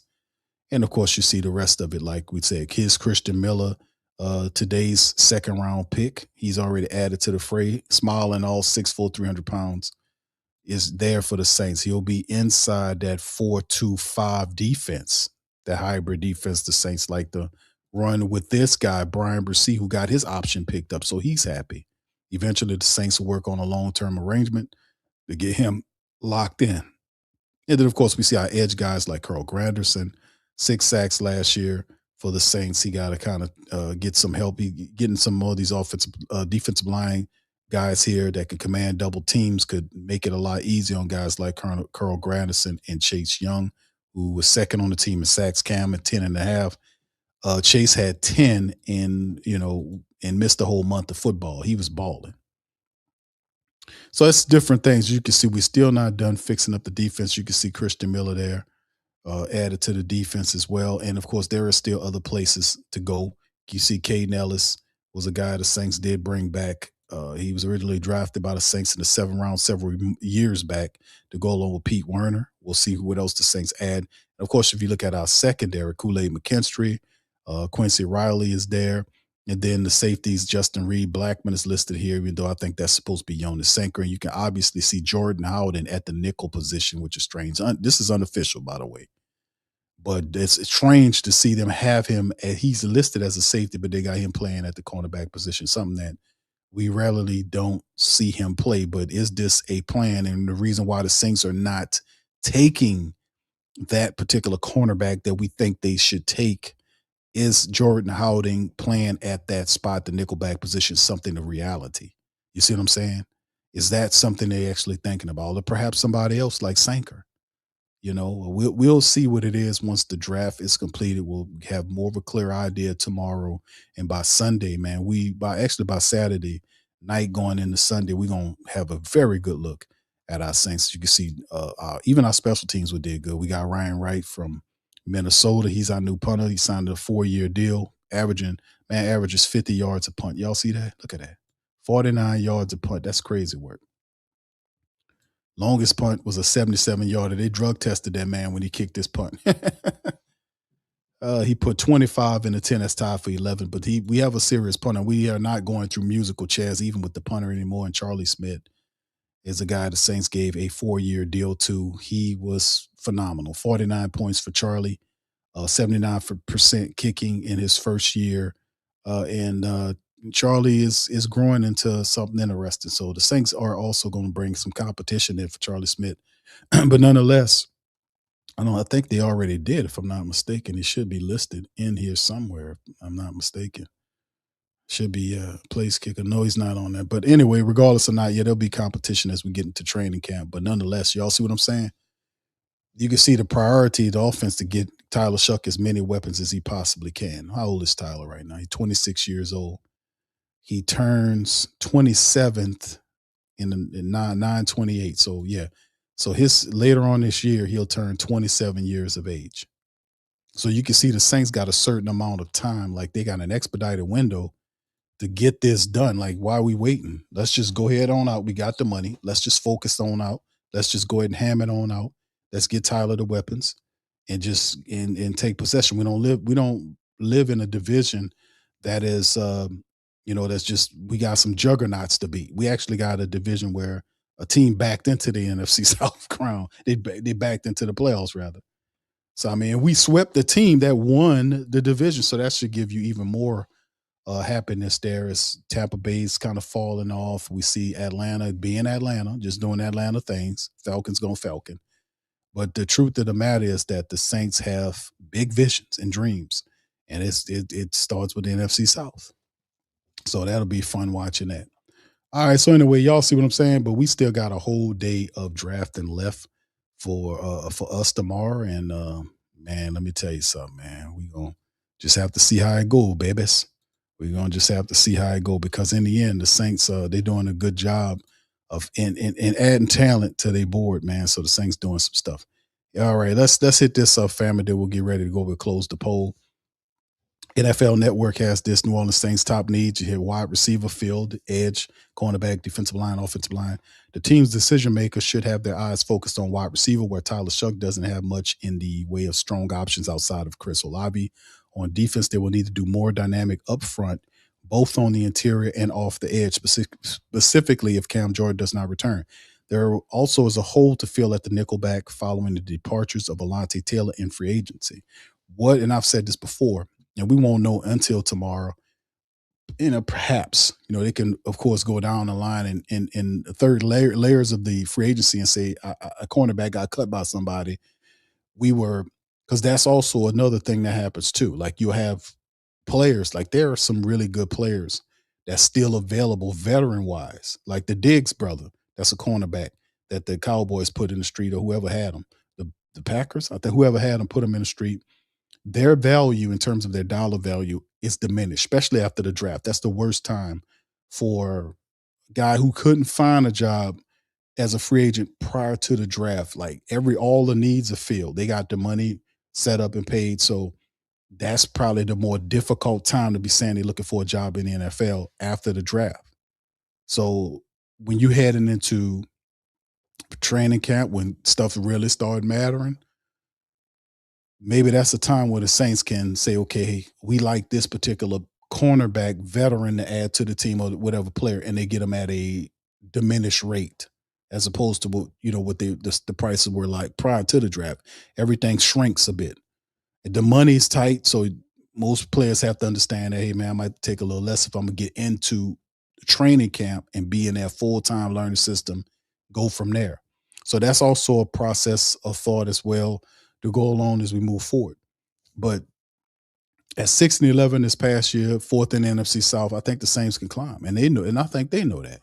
Matter of fact, I know they know that. So here it is right here. This is the rest of them right here. Just to show you guys the rest of the pick. Jordan Tyson, Christian Miller, and Oscar Delp is not a bad class to start off with. We'll love to see what the rest of these picks, the 2 4s, 2 5s, and the 6 will be in day 3. We don't have to wait long. But in the end, man, very excited about the draft and the prospects of the Saints climbing out of the cellar of the NFC South, taking possession, going from worst to first in 1 year. Can we do it? The answer is yes in the NFC South. Yes, we can. All right. So anyway, KT says, what are our biggest remaining needs at Q? Biggest remaining needs, in my estimation, is more than likely having, we need, I guess you could say an edge rusher, or, well, really the cornerback position, if you think about it. But like I said, the plan to me for them to do the Oscar Delp pick in the 3rd round as opposed to go and see if they could find Keontae White to get the cornerback to play in your secondary, to me was like, I mean, Keontae Scott, I'm sorry, was like, we have an answer. We might have, like, because the Saints, because they could have got Keontae Scott, they could have got Jelon Kilgore, they could have got, a couple of people, but do they know, do they have an answer? Because they knew Alontae Taylor, they wasn't going to pay Alontae Taylor. They knew he was going, they been knew that. But did they have an answer like, this is the guy we're going to have at the star position that's on the team? Like, yeah, we like with I don't know I don't think it'll be, Jonas Sanker, who knows? But it's weird, but could it be Jonas Sanker or Jordan Howden to play that nickel position? You see what I'm saying? Because either one of those guys be a guy that could play that star role for him. I know you don't want to move Kool-Aid McKinstry there because unless you get a top-notch coach, we got Mansour Delane or something like that, I'd be like, okay, you might be able to. But no, it is. Could it be that they found a star and we just don't know about it yet? That's why they're drafting like this. You see what I'm saying? So I don't know. I'm kind of leaning toward I think they found a star on the team. I don't know. I'm getting that feeling. But if it's not, then obviously it'll be a defensive back there at the star position, getting that guy. A pass rusher, we definitely going to need a pass rusher. So maybe they get them both. We need a backup center. We can use some guard help. So there's a couple of roles. We got enough picks to address all this stuff, and we just have to see how the board falls for us here. So, yeah, but edge rusher is always a position that you want to value because we can never have too much edge rushing, to be honest with you. Got a big defensive tackle that could plug up the run. Vernon Brockton is not known as a pass rusher. Vernon Brockton's one of those big guys. You can kick him inside, you can kick him outside. He's violent and difficult to block, but I wouldn't call him an edge rusher. He's not an edge rusher. So you need somebody more outside of our guys like Chase Young, Carl Granderson, Chris Rumpf, who did some pass rushing for us in reserve. I mean, you probably, and if Cam, like people say, Q, I think Cam is coming back. And I'm like, okay, even if Cam does come back, you're still going to need to address the edge rush position. Would it be a 1 or 2 year deal? That's just a temporary fix. You're still going to need an edge. And there'll be guys available. So if Joshua Josephs, Danny Dennis Sutton is still available at the bottom of the 4th round, where the Saints pick, I would pull a horn on there. Hell, they have an Ohio State guy, Caden Curry. He might be available down there, so I don't know, man. He was, and Caden Curry might not have the name, but this was a guy that had 16 and a half tackles for loss and 11 sacks. So he's one of those versatile guys you can line up, about 6'3", 6'4", 260 pounds from Ohio State. I don't know. You see Kellen, he might not be too keen on Ohio State guys. He might be picking his fruit from Georgia. He got 2 Georgia back-to-back people. So it depends, man. The Saints they did their due diligence on the draft. They know who's going to be available, and so on and so forth. And it's just a matter of time before they answer a lot of these questions tomorrow in the draft. So we just have to see. Thank you, KT, for that. Big ups to y'all. Michael says, man, I hope this young linebackers we have on the squad already can come through. I hope we move up tomorrow and get a decent defensive end. Thank you, Michael. Appreciate you. Roops says the strategy looks like draft offense to build chemistry with Shuck this year. And by next year, there will be full speed and we should make noise next year. Defense can see how it goes. Okay. Thank you, bro. Appreciate your thoughts. Shout out to OG. Yeah, Morris cooking. Yeah. Clint says he gives him a C-. Okay, Clint. OG said A+. Youngblood says, Q, are you surprised that Harold Perkins? Yeah, I am. Because remember, I kept asking about Harold Perkins because that was the feeling I was getting because people kept saying that Harold Perkins, there is some confusion with teams of where Harold Perkins would fit on a team. Like, because he's not a big linebacker. He's like he's not like a Sonny Styles 6'4", 6'5", 240, DB skill set, linebacker size, linebacker mentality, that type of stuff. Of course, he would have went high. But when you talk about Harold Perkins, where does he fit? Harold's like, what, 6'1", 220? People are confused whether he should be a safety or a linebacker. Where do you play him at? So it's one of them situations where you just don't know. You don't know where a player like that will fall. Now he's in day 3, and more than likely he'll probably be a 4th round pick somewhere. I think it'll be hard to believe that he'll go be outside the 5th round, like he'll end up in the 5th round. Harold Perkins, I think somewhere in the 4. That's what I think. We'll see. Very interesting, man. I don't know. Very interesting about the Harold Perkins thing, man. Very interesting. All right, Hatfield Hayden says McCoy in the 4th would be a steal, but our offense is starting to look young and scary. Thank you, Hayden. Hatfield. Thank you, man. Jerome says, do you think we going to bring in a top free agent corner? Woolen is still like, yeah, that could be a possibility. Now the Saints, after the draft, they ain't dealing with a lot of money. We got to remember that too, family. Let me do a cap check for y'all because we're talking about the draft. But this is the cap right now for the black and gold. Just under 14 million, actually 13.8 plus is the Saints team salary as it stands right now in the black. So after you sign your draft picks, that's gonna be reduced some, and then we go from there. But like I said, man, at the end of the day, it's just a situation where wherever we go, it's more than likely we're going to operate inside of the draft. There's still the question about you still have to get the contract done, so you got to be pumping your brakes on signing free agents unless they come in cheap.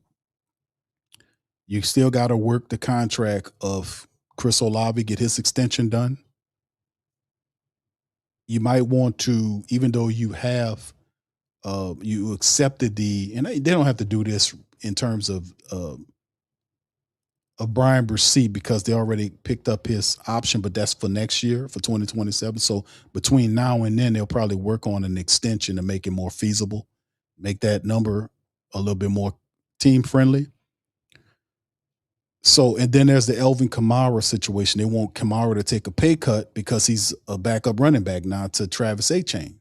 So there's some finagling financially the Saints have to do outside of sign all of the free agents. I mean, not free agents, all their draft picks once that's done. So there's some finagling the Saints got to do, and I don't expect them to have a ton of money once that's all done. But the Chris Olave extension, that's the big thing, right? To get that work. So we got to keep that in mind as well. So they're not exactly done. They got a few things left that to be taken care of. Hatfield Hayden says Howden might fill that star role unless we grab someone tomorrow. Yeah, that's a big listen. Hatfield Hayden, that is a big question right there, fam. That's the big question about that star role. Have the Saints find? I've been asking family members about this for how long now, y'all? Been saying, fam, I don't know about this. What if this, unofficially they saying it, but there was some rumorville stuff saying that, they had a plan. Could it be Sanker or Jordan Howden at that star role?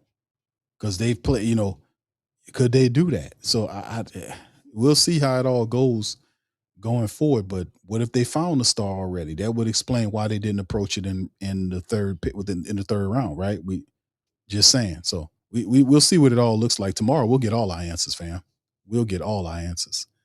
Bugatti Bueller says Keontae Scott, Jelon Kilgore, Jamad McCoy, Malik Muhammad. There's still options on the board. Indeed, Bugatti Bueller. Yeah, Keontae Scott's good one. Jelon Kilgore, Saints scouted him. Jamad McCoy banged up. So somebody will draft him. I just don't think it'll be in the fourth round because you're going to have to draft and stash him until he gets healthy. Right now, he's dealing with some injuries. He got some major injury concerns. That explains why he done dropped way down to where he is. There's medical red flags attached to him. So he's still eligible to be drafted. It just won't happen. I think it'll be into the fifth round. You might see somebody get him in the fourth round, maybe to the back of the fourth round. It would be interesting if the Saints draft and stash him for a year, whatever the case may be, because he's a first round talent. That injury just kind of messed him up here. So it's sad to say, but we'll see what the philosophy is on him. Muhammad's a good one as well. All right, Dakari Hammond says, do you think they could trade Thibodeau, the edge rusher, from the Giants? No, they shut that down. Adam Schefter reported that is no longer a thing. The Saints were talking to the Giants, but I think the Giants want a little bit more. But regardless of whatever happened, Adam Schefter said that the talks with the Saints getting Kayvon Thibodeau, the former LSU product, are off. So that's a thing of the past, my friend, unless they want something cheaper. That is a done deal. Yeah, so Duke says, yes, no trade. Saints fill out. We'll see. Dakari also asks you, would take a flyer on McCoy if he falls to us in the fourth. You would take a flyer on him? I would have. Well, you got to remember, you got 2 fourth-round picks at the bottom of the fourth round within 4 picks of each other. So you got one. I forgot the number of it. And I'm going to say I don't got the list in front of me right now. But, they don't show you the number. They just count them down, but they don't give you the actual number like in this one right here. It's showing you. Well, hold on. I might have it on the other one here. Yeah, I do. Here it is right here. Picks 132 and 136. So you can see they're at the bottom of the fourth round, but they're within, a couple of picks from each other. So if you look at the board, you say, okay, if Jordan Howden and Jonas Sanker are who I might be good with in terms of as a star player, and let's say I get a player at at pick 132. Let's say it's Harold Perkins, or not Harold Perkins. Might be a pick. It might be a defensive end. Let's say it's the top defense. And some of these guys are gonna be gone, man. Just to be honest with you, a lot of these top defensive edge rusher guys are gonna be gone before they get to us. Let's say, luckily, we end up with Danny Dennis Sutton from Penn State at pick 132, right? And at pick 136, we got our edge rusher, and they feel like they got the star already. Why would you not take Jamad McCoy for a stash player? You know what I'm saying? Like we talked about what the Cowboys did many moons ago when they had, I forgot the man name again. Y'all pull it in the chat again. Let me get a lifeline. What was the player, the linebacker from the Cowboys? Where did that guy come from? Nebraska? No, it wasn't Nebraska. Was it Oklahoma? I forgot the linebacker. I forgot what school he came from. Y'all remind me in the chat, man. But was it a guy named what? I forgot the linebacker, man. It's a Cowboy thing. So I don't really have to remember it. They ain't got nothing to do with my Saints stuff. But they took him. I think they drafted him in the 4th round or something, like whatever it was. And they kind of stashed him. He got healthy, came back, kind of helped him out, stuff like that. But Jamad McCoy is a talent. But if you can stash them and get them healthy after a year and then bring them back, have them ready for the following year, man,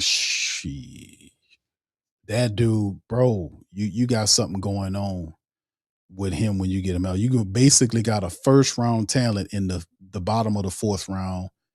You might, and the Saints will, and the crazy part about it, the Saints would do something like that. Remember when they drafted Jalen, when they drafted our guy Jalen Polk? When they traded for Jalen Polk that the Patriots drafted, y'all remember that? They offered the Patriots a fifth round pick, I think it was. They gave a fifth round pick for a guy that was like a couple years removed from being selected a second round pick. He was hurt, but the Saints traded for him, hurt, and they stashed him. And now he's healthy, working with, and they got high hopes for this guy, Jalen Polk, in a wide receiver. So they've showed the propensity to play the long game by doing that move, by trading a fifth round pick, I think it was, to get Jalen Polk, a second round talent, and bring him in here. And he couldn't do nothing for you last year. They did the same thing with they didn't trade for Trey Palmer, but they I think they claimed him in the waiver wire, and then he couldn't play the entire year. They just set him on IR, let him get healthy, and now they got both of them available for 26. See, they've shown the ability to play the long game. Will they do that with Jamon McCoy? Somebody will. But we'll see, bro. It's just interesting, man. It's just like, it's just draft chess. How about that? All right, thank you. Steven says, so maybe send Elvin to New York for Thibodeau. I don't think it wouldn't work, Steve, because what would happen is Elvin Kamara would just retire. You would get no value for that. He would kibosh the deal. Elvin Kamara, that would make it sensitive. See, the Saints, at first, I was like, oh, man, listen, let Elvin just do his thing. But when they signed Travis Etienne, that changed the game, because Elvin's, not saying he's not entitled to his money, but he's not going to be the starter there. Elvin's not the starter next year. It's going to be a Travis Etienne. Elvin is RB2. So he'll be complimenting Etienne at RB1, which means the Saints are within their financial responsible mind, to ask Elvin to take a pay cut. And I really do think, I've said this before to y'all. Y'all know I've said this a couple of times to y'all. I think the Elvin Kamara, Saints trying to get Kamara to take a pay cut is tied to the Chris Olave extension. That's why one got to fall before the other one. Don't be surprised if the pay cut stuff happened with Elvin Kamara, and then soon thereafter you see the Saints get the extension done with Chris Olave. I think they're connected. I think the Saints want the pay cut to help with the Chris Olave deal. I said that's just a theory of mine that I got. But at the end of the day, they're within their rights to say, Elvin, we need you to take a pay cut. You're not a starter anymore. You're just a compliment to Travis Etienne. We want you to remain, but we want you to remain at the comfort of the team, financially speaking. You get what I'm saying? But any attempt to trade Elvin Kamara anywhere else, because he's made it abundantly clear that he is not interested in being traded or playing for anybody else. He wants to finish his career, 1 year left with the New Orleans Saints. So if the Saints attempt to trade Elvin Kamara, he would just simply put in file his retirement papers and kibosh any deal. He would tell he's not going to accept any deal. So it's only one way this is going to work. Like he's not accepting the pay. Obviously, he don't want to take the pay cut, right? He's like, nah, this is my money, or whatever the case may be. So he don't want to take the pay cut. And the Saints are saying, so they're at a crossroads right here. So something got to give, and it's probably going to happen over the next month or two. So yeah, that kind of kibosh is in the trades. Yeah, we'll see what happens. It's interesting, man. This is interesting. Kevin Johnson said, wish we could trade. Yeah, and Carr's rights. Nobody wants Carr. Not even the Raiders did. He offered. They went and got Kirk Cousins on his ass. So yeah, I don't think he made a good impression with Clint Kubiak. I'm to be honest with you. Yeah, him pointing out and blaming receivers for running the wrong routes when he was the one throwing the ball wrong. That usually would kind of, that ain't gonna do good for you there. Yeah, there you go, Dakari Notre Dame. There you go. That's right. Jalen Smith. I keep forgetting. Thank y'all, man. My dog. Vernon, thank you, man. Vernell, shout out to you, my brother. Yep, Jalen Smith. That's him. That was a player that the Cowboys drafted that guy, stashed him. He had some type of microfracture surgery that was done that was at the time like a cutting edge surgery on his knee or something like that. And ultimately the Cowboys stashed Jalen Smith. And ultimately he came and started playing. And then he actually went somewhere else and was playing really well. Even remember the Saints signed. We had Jalen Smith for a little bit. Matter of fact, y'all remember that? We had Jalen Smith down here for, come to think about it. Hold on here, fam. Let me pull that up. Y'all remember that? Boy, we had some players down here. We had Jalen Smith for a little bit. He signed. He didn't do a damn thing for us.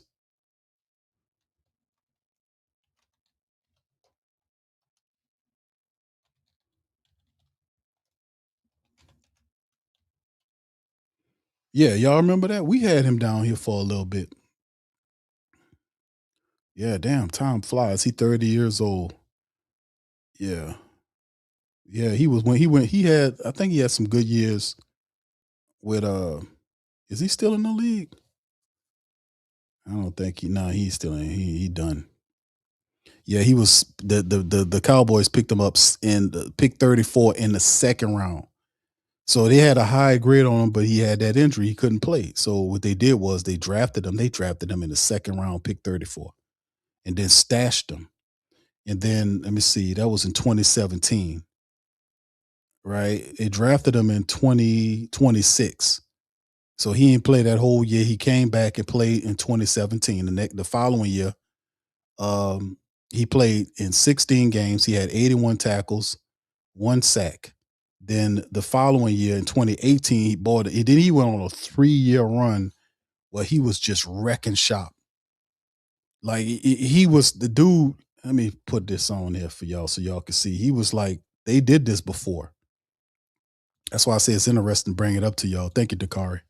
But he was showing, look at this. So he was drafted in 2016, pick 34 in round 2 by the Cowboys. Damn, that's high. From out of Notre Dame.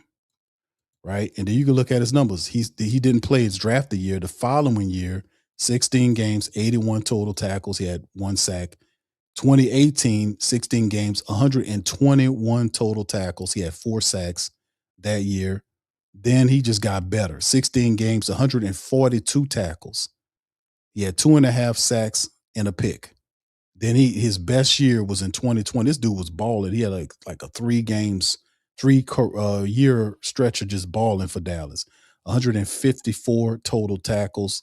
He had a sack and a half, and he had a pick. He was just balling 3 straight years. And then he got hurt in 21, played 4 games. And then that year, after that, that was the 5th year on his option. They didn't re-up with him. He went to Green Bay. Got hurt. He didn't play many games there. He ended up with the Giants, played a few games there. And then, then he had actually a pretty decent career in 2022 with 88 total tackles, a sack. And then he went to Las Vegas a couple of years ago with 1. So yeah, he had a span of like 3 years where he was just tearing it up for the Cowboys. And then he, ultimately he got hurt in that final year, and then ultimately kind of dwindled. His career kind of went down the toilet. But he had some time where you seen that little dude was balling for them. But like I said, it depends on if you see that type of patient game with the Saints, because Jamal McCoy, I don't think his injury was as bad as what Jalen Smith was at the time. And they did, I guess, to a degree, the Cowboys did get some value out of the selection, right? So it wasn't bad. All right, Dakari says, Q, well, what about a running back? I don't know about a running back. I mean, we usually do good when we get undrafted running backs. So something tell me we're going to have some good running backs. But yeah, that'll come undrafted. We always find a really good undrafted guy. So I'm not really tripping on the running backs. We always do good. We'll find that really good undrafted guy, don't we? Vernell said, I thought Spencer Rattler would have been dangled and we heard that. Yeah, there was a report saying that about Spencer Rattler. But remember that report indicated that it would be, if anything like that would happen, the rumor was it would be a day 3 pick. We are going into day 3. So could this be something that happened? We wasn't going to get a day 1 or a day 2 pick for Spencer, a 5th round selection. But, do the Saints get somebody jump in there and say, let me get that 4th round pick, Spencer Rattler, all this kind of stuff. But there are other quarterbacks out there like, Anthony Richardson, who are on, and Will Levis, those guys are actually on the trade block. Do they get dealt tomorrow? Is there some movement as far as that's concerned? We'll see. I don't think Spencer's going nowhere, to be honest with you, but like I said, we'll see. All right, Vernell says, what's your thoughts on all 3 of our picks so far? I thought they were very solid picks, to be honest with you. Jordan Tyson. I wanted Caleb Downs because I thought the star position, but like I said, the Saints could feel like they have the star on the team. We don't know. They're not giving us that information. But Jordan Tyson, the Saints have said that they're committed to Chris Olave, giving them an extension. I think it's Christmas. it's like Christmas almost in July, right? It's Christmas in April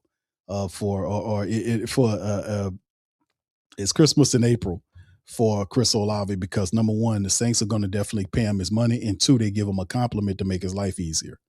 So Chris Olave like smiling ear to ear right now, and then Jordan Tyson and Chris Olave, they're gonna get in Divine Vile, they're gonna get along swimmingly. These guys have really bright and positive attitudes, and they each bring something different to the table. Chris Olave is an established journeyman, doing great. I'm not journeyman, but established wide receiver, Pro Bowl caliber guy doing great play. Jordan Tyson takes pressure off of him. So I think I like that move. The Christian Miller thing, I talked about this in prior streams about the Saints being a little suspect in the interior of the defensive line. I brought it to the attention to the family members. Sometimes saying, fam, I don't know about this interior. We got 2 veterans. Divine Gajo looked horrible last year for us. Shepard is did better toward the back end of the year, but both of those guys under 1-year deals. John Ridgway was given a 2-year deal, but he's never been a consistent rotation piece in terms of our defense. He was hurt, and then when he finally came back in games, he was a healthy scratch. Y'all remember that? In many of them games, he was a healthy scratch toward the back of the season. So I was surprised when they gave John Ridgway a 2-year extension. I guess they said we're going to include him more so into what we got going on. Christian Boyd, a guy that I liked a lot, is in the final year of his rookie deal. So we got 1-1-1, got 3 dudes tied up to 1-year contracts that could be gone next year. So the Saints, question marks in terms of where Vernon Brockton falls. You can use him inside, outside. More than likely, he'll be used inside. How he fits coming off injury. Brian Bursey was, the Saints picked up his option, which was a positive, but he's also coming off an injury. Remember that, fam? He got hurt toward, in the back of the year. So he's coming off an injury. Vernon Brockton's coming off injury. And then, of course, as you pivot and you move forward, the Saints don't have Cam, don't have DeMario Davis. Alontae Taylor's gone. We're going to need somebody. We got to commit to stopping the run to free the linebackers up. We can't have the offensive linemen climbing and getting past our defensive linemen and getting to the linebacker level and putting hands on those linebackers and stopping them from roaming free, dropping into coverage, blitzing. We can't have that. Big guy like Christian Miller, violent, a defensive tackle, nose tackle, plug, inside. He ain't no pass rush guy, but you can see when I showed the tape from Baldy, the guy has some versatility. He was chasing the guy up the line of scrimmage and all that type of shit. This is 6'3", 320-pound human being here. Big man with cat feet, move pretty good. So yeah, that's also always good to have those guys. And plus, Kellen Moore sitting up here talking about, did you get drafting Georgia players from Philadelphia? And he came from Philadelphia 2 years ago, right? So yeah, he said, yeah, that's what Howie does. But no, I don't do that. No, you do it. You took 2 Georgia players back to back. I don't think we ever did that. I don't think Sean Payton ever took 2 Ohio State players back to back. So that definitely at some point rubbing off on him. You get what I'm saying? But Oscar Delp is that the Saints are interested in getting that 3 tight end look going again. We haven't had that. We had Taysom Hill here. Taysom was more like a tweener type of player. He wasn't really a tight end, really wasn't wide receiver, wasn't running back, played quarterback every now and again. So he was just a matchup nightmare. But you got Oscar Delp here, and Oscar Delp, crazy as kept, is a tight end. But if you look at the tape, he don't look like a tight end. He's a big big, he ain't clunky, a big clunky, thick tight end that's kind of lumbering, moving around, that type of dude. That ain't Oscar Delp.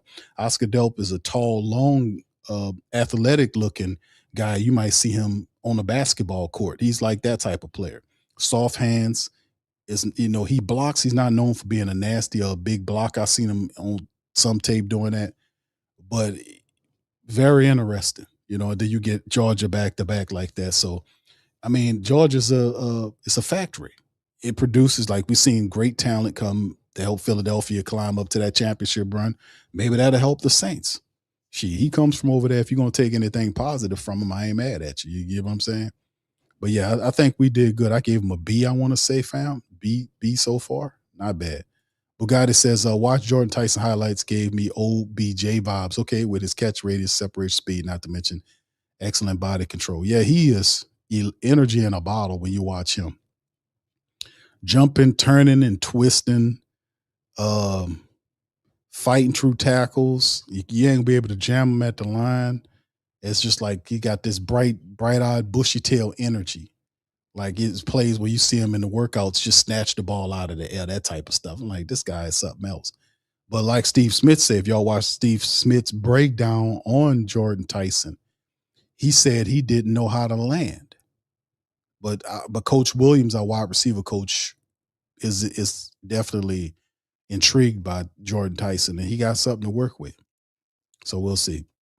Roachface says everyone's saying that tight end a steal. Is he? I don't know if he's a steal. I don't know if I say that Oscar Delp is a steal. Saints had him high on the board, but there were some other tight ends that I actually liked that were around where Oscar Delp, his skill set, because let's not get it twisted. He's not Brock Bowers or nothing. That's just he's not Brock Bowers. He's not that. They didn't really the offense. I mean, he averaged like over the last 3 years at Georgia, like 20-something catches a season. So the offense didn't really go to the tight end like that. But when it did, he made the grabs and he averaged like double digit in catches. His numbers wasn't off the chains, but what you see Kellen Moore doing, he using his imagination. That's what he doing when he sees Oscar Delp. Because Brock Bowers was a dude that you see it, he did it.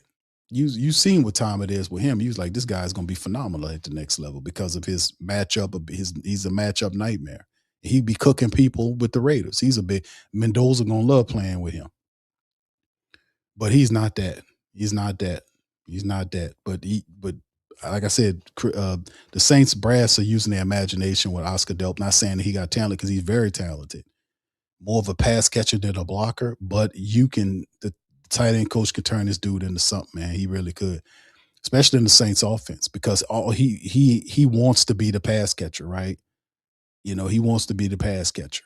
And he does have some athleticism to him. He ain't burning you up with 40 times, but he has this unique gift to be able to kind of turn around. He catches the ball with his hands. He'll turn around and grab the ball out of the air. You say, damn, that guy made that. Some of his catches will surprise you because he got really soft hands. He gets upfield pretty well. And like I said, some of the scouting reports mentioned that he's not really good at catching the ball when people are really just like, he going into dangerous areas of the field and people be knocking the piss out of him. Sometimes that ball come loose. He would have to work on that. But nonetheless, I think he's very talented. I think he's very talented at the position. But like I said, I had other people that I had when I was scouting that I like from the tight end position that I had around Oscar Delp. No disrespect. I like guys like Joe Royer. The Saints, they scouted Joe Royer from Cincinnati. I kind of like Jack Andres from Texas, the big tight end. So they had some tight ends I actually liked, that I thought were nearby, him, saying his time. But I ain't mad at it. I think the pick was a solid pick because anytime you add weapons to help out Tyler Shuck, I can't say nothing but, I understand. All right, Big Basil, what's up, my brother? Who that from Thailand, man? Shout out to you all the way in Thailand. Yeah, the Q&A. Yeah, okay, you're an NO native, bro. Shout out to Big Basil Life, man. Way out there in Thailand. Shout out to you, brother. Round of applause. Big ups to you. Always good to see some of my international family chiming in, man. This YouTube thing is a beautiful thing, fam. You could be sitting in your studio, in your house, and be talking to family members across the world. Isn't YouTube beautiful? 504 Cole says Delp moves like Bowers a little bit. He does. That's why I made the correlation, and I guarantee you, if you talk to him long enough, he'll make mention of them. Now, I haven't heard him say that, but I'll say you can see some similarities in their game, but he's bigger than Bowers. But you can see what he's trying to do, right? I can understand what he's trying to do. He just didn't have that production. So a lot of people just Kellen Moore using his offensive imagination is all I'm saying. You get Who That record says. I think we're gonna get somebody 5th, 6th round. Thank you, brother. We in there. We're gonna see, man. We got the whole all day tomorrow, fam, to go about it and see what we need to do. Yeah, guards, offensive lineman. We'll see. Dakar says who are some of the center guards available in the 4th and 6th round. Guards and centers that's available. Brian Parker, the second from Duke, he'll be one of the top guys. Nas Cooper from Miami. You got Jeremiah Wright, who I think the Saints, if he's available, Jeremiah Wright could be the choice for the Saints. Bo Stevens from Indiana. There are a couple of guys that's on the list that we could look at. Jalen Farmer from Kentucky. Billy Sharath from Notre Dame. Alex Harkey from Oregon. You got Fernando Carmona from Arkansas. And centers are like Sam Haight from Kansas State. They got Parker Brailsford from Alabama.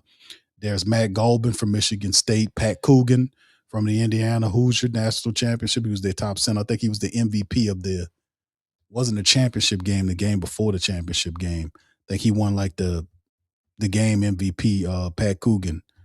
Yeah, big guy, man. He's not rated high, but 6'5", 313. Dude got a lot of he was the offensive MVP in the Rose Bowl. And Pat Coogan, at some point he'll probably be selected in the 4th or 5th round. I wouldn't be surprised if the Saints get him. Named offensive MVP in the Rose Bowl, which was last awarded to an offensive lineman. Was last time. This is how good the guy was. The last time they give an offensive MVP in the Rose Bowl to an offensive lineman was way back in 1944. Tough, hard-nosed blocker, strong hands, good placement. Coogan is not a true power mover, but he can anchor in the pass game and wall off in the run game, shows the ability to sustain, can drive blocks when in leverage. While combo blocking, Coogan does a good job climbing up to the 2nd level, and he stays at home in pass pro. If he doesn't have immediate work, Coogan avoids open and rush lanes and potentially waits for defenders to come to him before striking. Overall, he's a technician who understands angles and leverage because he don't have the athletic ability. But Pat Coogan is super smart and he's a leader. So could Pat Coogan be a guy? Pat Coogan definitely is a New Orleans Saints style, gritty offensive lineman type. He could be that type of dude. I don't know if the Saints looking at him because I don't think they scouted Pat Coogan. But then again, we'll see what they're looking at, man. I don't think I heard anything about them scouting Coogan, but how could you miss him? All right, so that's a few of them. Demetrius Crownover, Texas A&M, tackle and guard says Who That Records. Thank you, brother. All right, that's just a few of them. All right, y'all do me a service, man. Hit the like button, man. If you're listening, if you're not a sub, please feel free to smash the sub button on our push to get 15,000 K. Well, I think we less than 300 subs off for 15K, man. Sports Coma well over a decade representing the mighty Who Dat Nation. Day number 2 has come to a rest. And listen, fam, we'll be back tomorrow. On the stream. We got a lot of stuff going on. We're going to open up the phone lines as well for tomorrow. Pops Q will chime in. We'll have him here. We'll open up the phone lines and hear from you guys tomorrow and your thoughts on day 3, the final day of the draft. It'll be a full day of festivities. I think it starts at 11, and we'll be running all the way the entire day. It's one of the greatest and funnest times. One of the greatest and fun times of a true Who Dat and a diehard, man, that, completing the draft day 3, picks 4 through 7. So with that being said, I'm getting ready to go. Shout out to FanDuel, the official sponsor of the show. Sports Coma represented. We 5.5 hours in, fam. That deserves a like button. If you're not a sub up. To the dedicated, great Saint tank putting in work, man. We in this thing. So with that being said, let me get on up out of here. I appreciate y'all, man. I'm going to holler at y'all on tomorrow at 11 o'clock when the show kicks off, man. And we're going to talk it up some more. Much love, peace, and Who Dat Team. Yeah. Boogie like Benson, I'm a Who Dat. I'm a Who Dat. Long as I'm living, I'm a Who Dat. Lose or winning, I'm a Who Dat. Sports Coma, yeah, this is where we do that. Where we do that, where we do that, where we do that, where we do that, where we do that. Boogie like Benson, I'm a Who Dat. I'm a Who Dat. Sports Coma, this is where we do that. Where we do that. Welcome, welcome, welcome. Somebody please better help. Running this thing like Elf. Thank God every day I'm not a felt. Go to YouTube Live with Big Q and the guys. If you ain't ride or die, the bandwagon get flipped. Been marching in, that was way for the ring. I was yelling out your shame for the championship. Bucking on Tampa, duck down.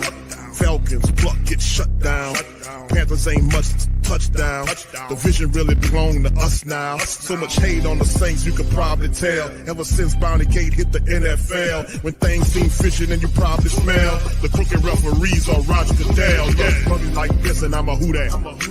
Every day I'm living, I'm a Who Dat. Lose or winning, I'm a Who Dat. It's the Sports Coma, this is where we do that. Where we do that, where we do that, where we do that, where we do that, where we do that. Boogie like this and I'm a Who Dat. It's the Sports Coma, this is where we do that. You're listening to the Sports Coma with Big Q and the guys on the PRO Media Network.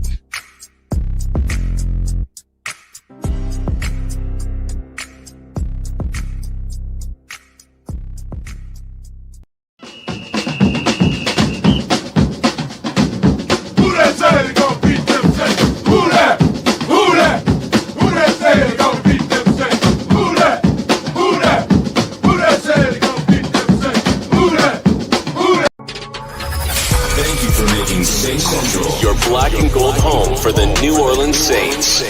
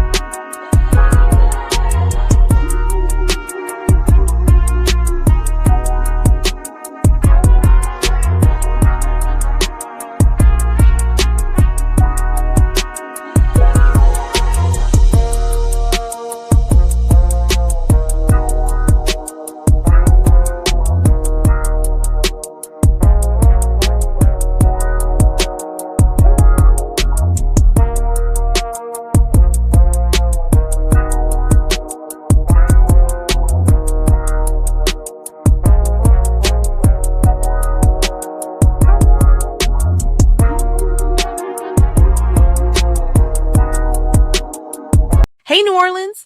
Whether you're catching up on Saints news at Jackson Square, checking Pelicans scores in the Garden District, or staying updated on LSU while grabbing coffee in the French Quarter, there's one place that keeps you connected to everything that matters in our city. From Bourbon Street to the Superdome, from Preservation Hall to the Riverfront, New Orleanians are staying in the know with the WhoDatDaily.com. Your daily source for Saints, Pelicans, LSU, and all the sports, music, and culture that makes our city special. At work downtown, at a game in the Dome, or just relaxing by the Mississippi, wherever life takes you in the Big Easy, you can stay connected. Because when you're from New Orleans, you don't just live here. You stay in the NO. That's stay in the know. Visit the WhoDatDaily.com and never miss what matters most to Who Dat Nation. Welcome to the Pro Shop, where we create authentic NOLA-inspired clothing for men, women, and children. From Saints jerseys to Pelicans gear, everything's crafted right here in New Orleans. Whether you're shopping the Pro Shop, the Pel Shop, or the Pro Shop Kids, we've got your whole family covered with genuine merchandise that represents our city's spirit. Check for links in the description section below or in the chat.